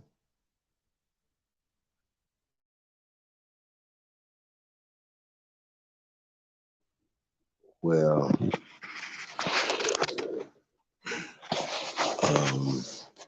I say this, man. You know, got a lot of work to do, y'all. Really, for real, for real. Just keep it real. Ron said there's compatibility and balance in the relationship. Yeah, but I do know that you can have that. But if, say, for instance, stability, you know what I'm saying? Things like that. So, you know, it's hard, you know, for relationships. So, you know what I mean? So a lot of people don't have patience. Hey, it's gonna, you know, it's gonna take us 3 years to be where we want to be at. You know what I'm saying? You sit down and you say, okay, we're gonna have this. You know what I mean? So I don't know if people have that. I don't think people have this type of patience. I don't think people have this. You know, people change and people have different mindsets as well too. You know what I'm saying? So that happens. So I don't know. It's a lot goes with it. I think you do have to sit down and have a conversation about how you're gonna raise your children. You know what I mean? Homeschool, not homeschool, vaccinated, not vaccinated. Could you imagine that be one of the first arguments you have with your significant other? You know, she's having a baby or you guys are having a baby, and you know, and one of the others say, "Oh, you know, I don't want to be, you know, vaccinate our child or send them to you know, to school." And y'all never had that conversation until after the baby was conceived. You know what I mean? That can cause a lot of uncomfortabilities and a lot of other stuff. So yeah, a lot of times people just, they create babies before they know each other. That's why I stepped up and told my wife that we're homeschooling. You know what I mean? Because of what's going on. Right. It's tough. Even if we both have to sacrifice. Actually, check this out. Hey, check this out, OG. Check this out. All right, here's a question you can ask yourself. But actually, you don't even need to ask yourself. But anybody that's listening, right? Ask yourself this question. When the COVID operations first took place in 2000, the beginning of 2019, back in March and before May, before June, when the first shutdown came down, ask yourself this question. Was you surprised or did you know it? See, that's going to tell you where you're at. Yeah, I knew my brother because I was already on my herbs. See, that's why I'm asking. That's why I'm saying what I'm saying, right? And that's because why, I told my wife, we ain't wearing no mask. We ain't playing that game with the government, with the system. Exactly. So that's why I'm saying what I'm saying, right? So if you were surprised when that came down, you need to do some more research. You not woke. You need to fall back a little bit, because most of us, we was talking about that prior to it taking place. I don't know what channel you was on. I don't know if you was on YouTube. I don't know what you was doing in your life. It don't really matter. But when that shit hit the fan and that shit first came down, nigga, I already knew.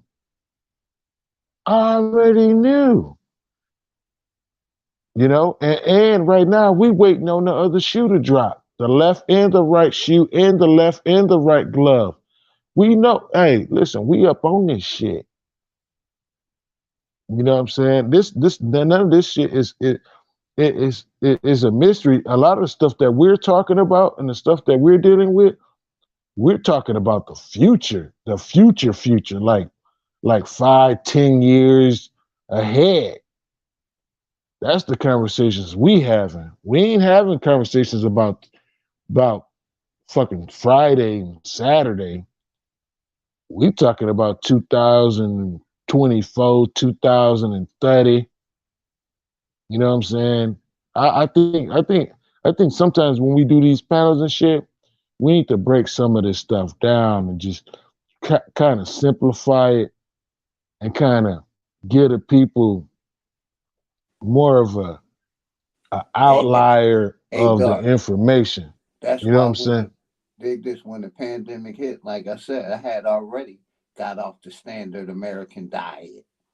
You know what I mean? I seen the destruction that it did to my family.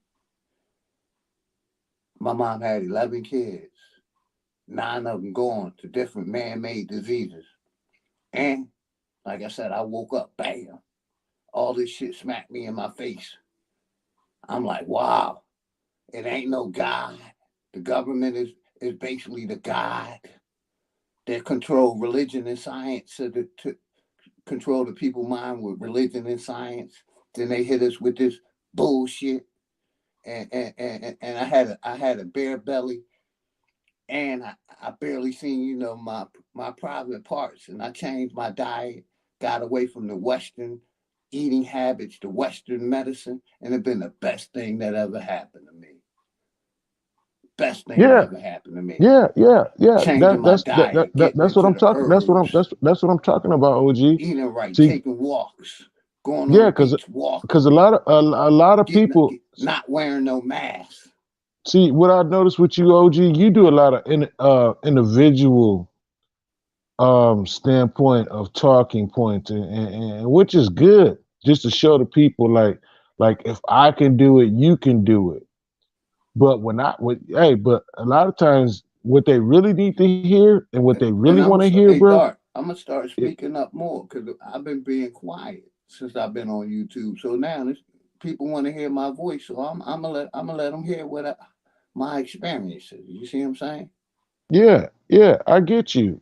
I've been got you. I got you about 4 or 5 years ago. But people don't even know that we've been a lot of us, we have been, I think a lot of us we do forget that we've been communicating and having conversations for like damn near 4 years. We kind of forget that. I think you forget that sometimes too. You know I what I'm got you. I saying? Like, came, like you said, I came in the Aboriginal community knowing who I was. I knew I wasn't from no fucking Africa. I knew my family history. yeah. But I think a lot of times we forget. Like look up a nigga's YouTube page and see how long he been on YouTube. Cause you can do that to anybody that actually, even a subscriber. You can go on, all subscribers actually have a channel. It's like I have a couple of channels and I have a couple of things. But if you actually go to a motherfucker shit, you can see how long that person actually been communicating and actually been on YouTube, and you can find out. You go to mine, it's gonna say 2016. That's what mine gonna say. I've And been on YouTube. like Chief Yeah. talk about, we need to keep supporting the real. These fake motherfuckers, leave them alone. If they ain't about building for the future of the next generation, leave them alone. They stuck in the motherfucking past, which most of our people is stuck in the past, believing in something gonna come save us. I'm gonna keep talking about that because ain't nothing gonna save us but us. Not a goddamn thing There gonna you come go. out of the sky and save us but ourselves. We gotta save ourselves. And until You we right about unite that. and get together, we're gonna keep getting targeted. We're gonna keep being oppressed.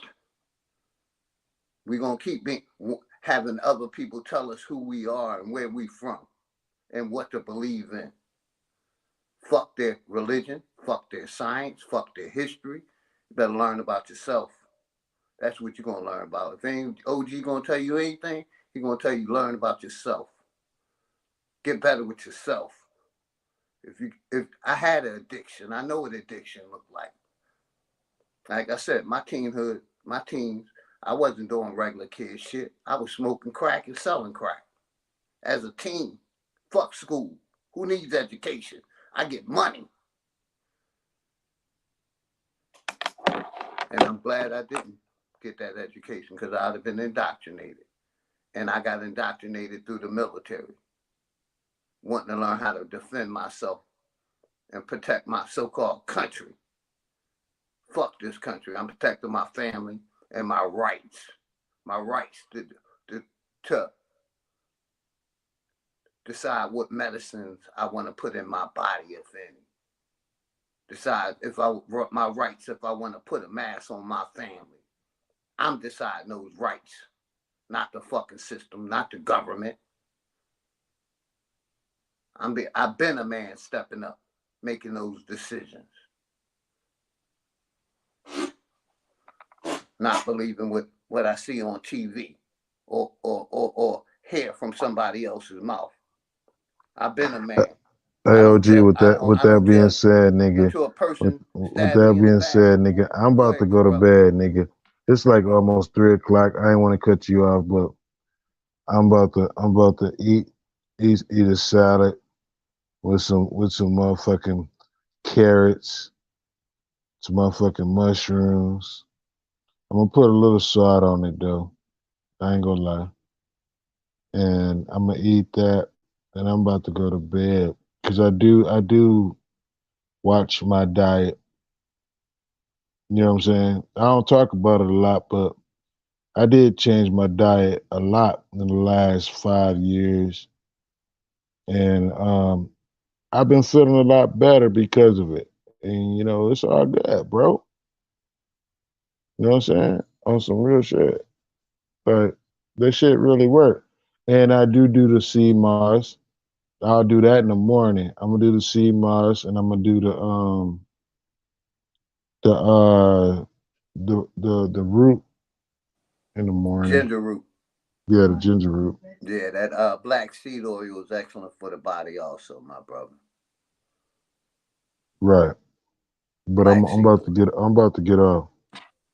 But peace, bro. Better, bro, because they poison us every day. Just even when it comes down to the deodorants that you putting in your body, man, it's chemicals in them, man.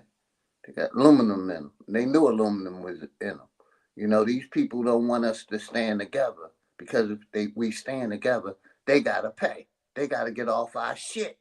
So that's why they put so much division between us. Let us integrate with other people. Fuck that. I'm standing on my ground, 10 toes down. I love my people. I don't hate no other race. I just love my people and I love my motherfucking self because they wanted us, they taught us how to hate our hair, our skin, our complexion. They taught us to hate ourselves. Gotta fight through that shit. We beautiful. I don't The color listen of to that our kind of skin shit. is beautiful. I don't listen to that shit, bro. But I'm just hey, saying, brother, peace that's to what you, they taught us as Chief kids. Holiday. Peace to you, brother. Peace 70, to yeah, go ahead, brother. Epic Studies. Peace to you, OG. I'm out, bro. I'm about to go shut it down. It's almost 3 in the morning. I didn't Appreciate realize you, how good late it brother. And was. I gotta get my ass up at early, but what the fuck? Yeah, me I'm too. on my That's why own That's why I'm timeline. about to I get work for off. self. I take a nap when I come back from handling my business. But yeah, I appreciate you, good brother. Much respect to you and the family, man. I'm here with you, Chief.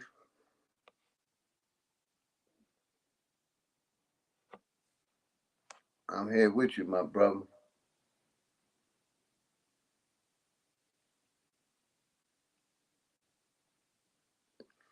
You know what I mean?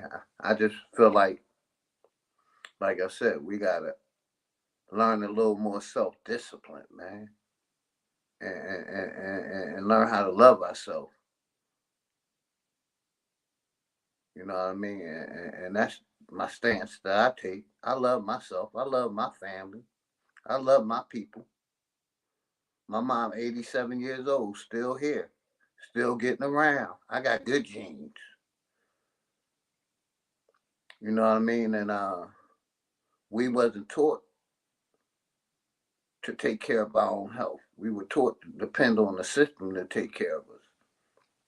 I learned about taking my health in my own hands.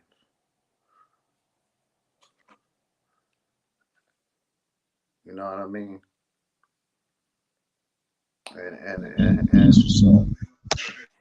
now, go ahead, brother. I was just gonna say it's about supporting the real. Like I said, I Yeah. ain't supporting no more bullshit. I'm supporting the real and people that's building. If you ain't about building, if you stuck in the past, keep your ass over there stuck in the past. You got it, brother. No, I was just wanting to support what you're saying, man. That's a fact. Support the real, man. I mean, you already know, man. Only builders, man. There's a reason why it's called only builders, because we're the only group that's building, y'all. I mean, y'all gotta think about that. And we don't get the funding and all the things that these guys are getting from the GIP agencies, to be out front. And that's what comes with that, paying for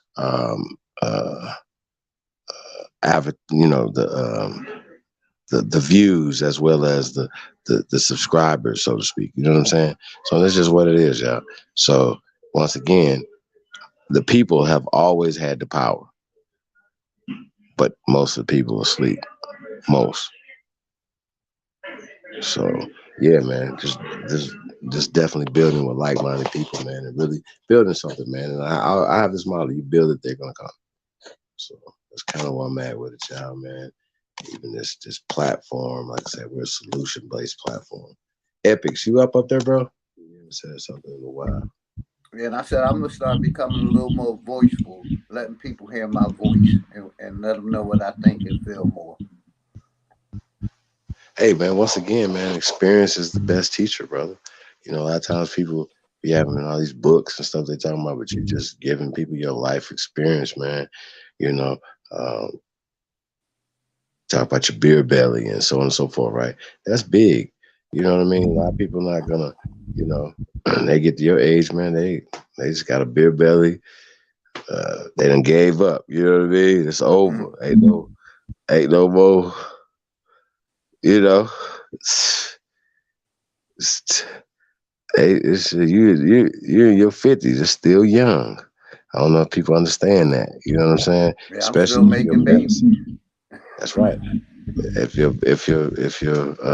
Your medicine's supposed to be your refrigerator or your food. You know what I mean?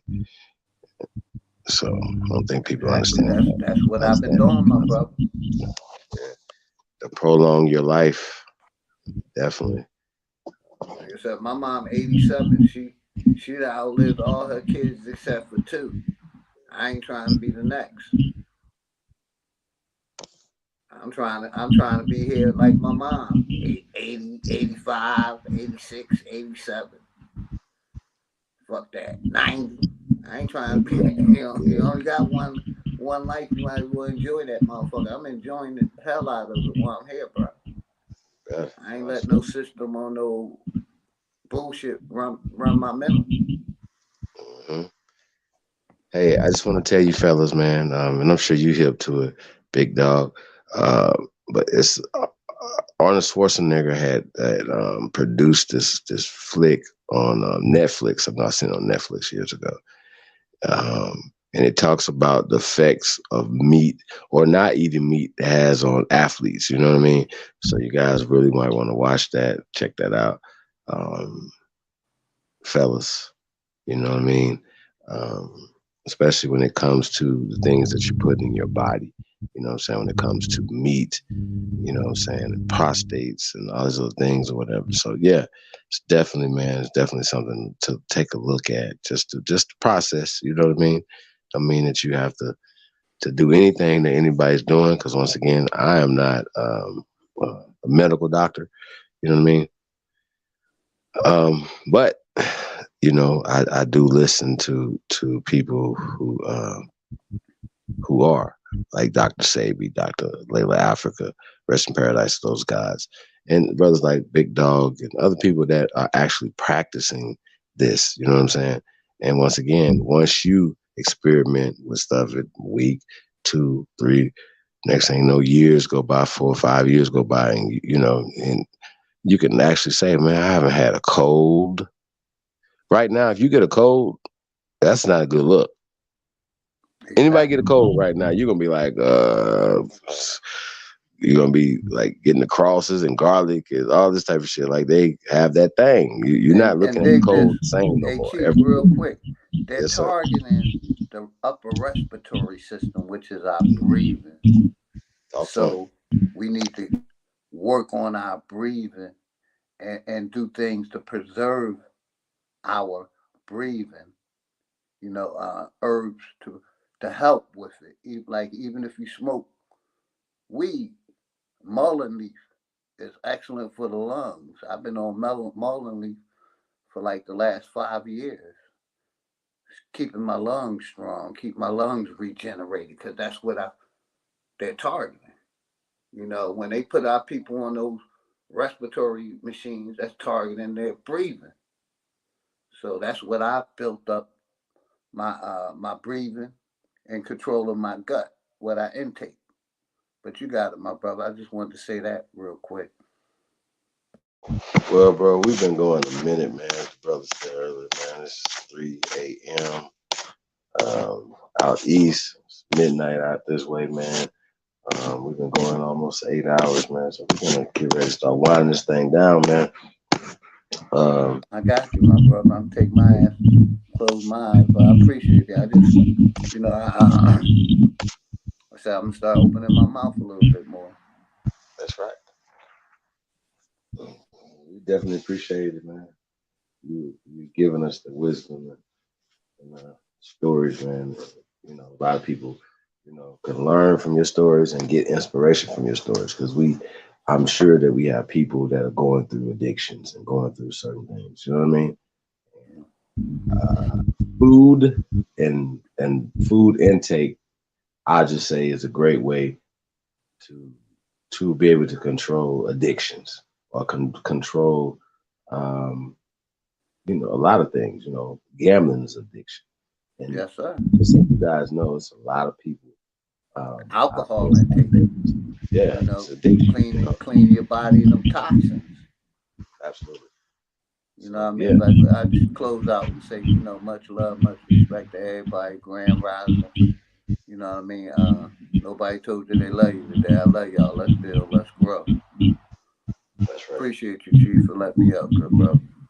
Appreciate you too, big dog. Have a good night. I'll keep in touch, good brother. Yeah, man. Like I said, man, thank you guys for coming out tonight.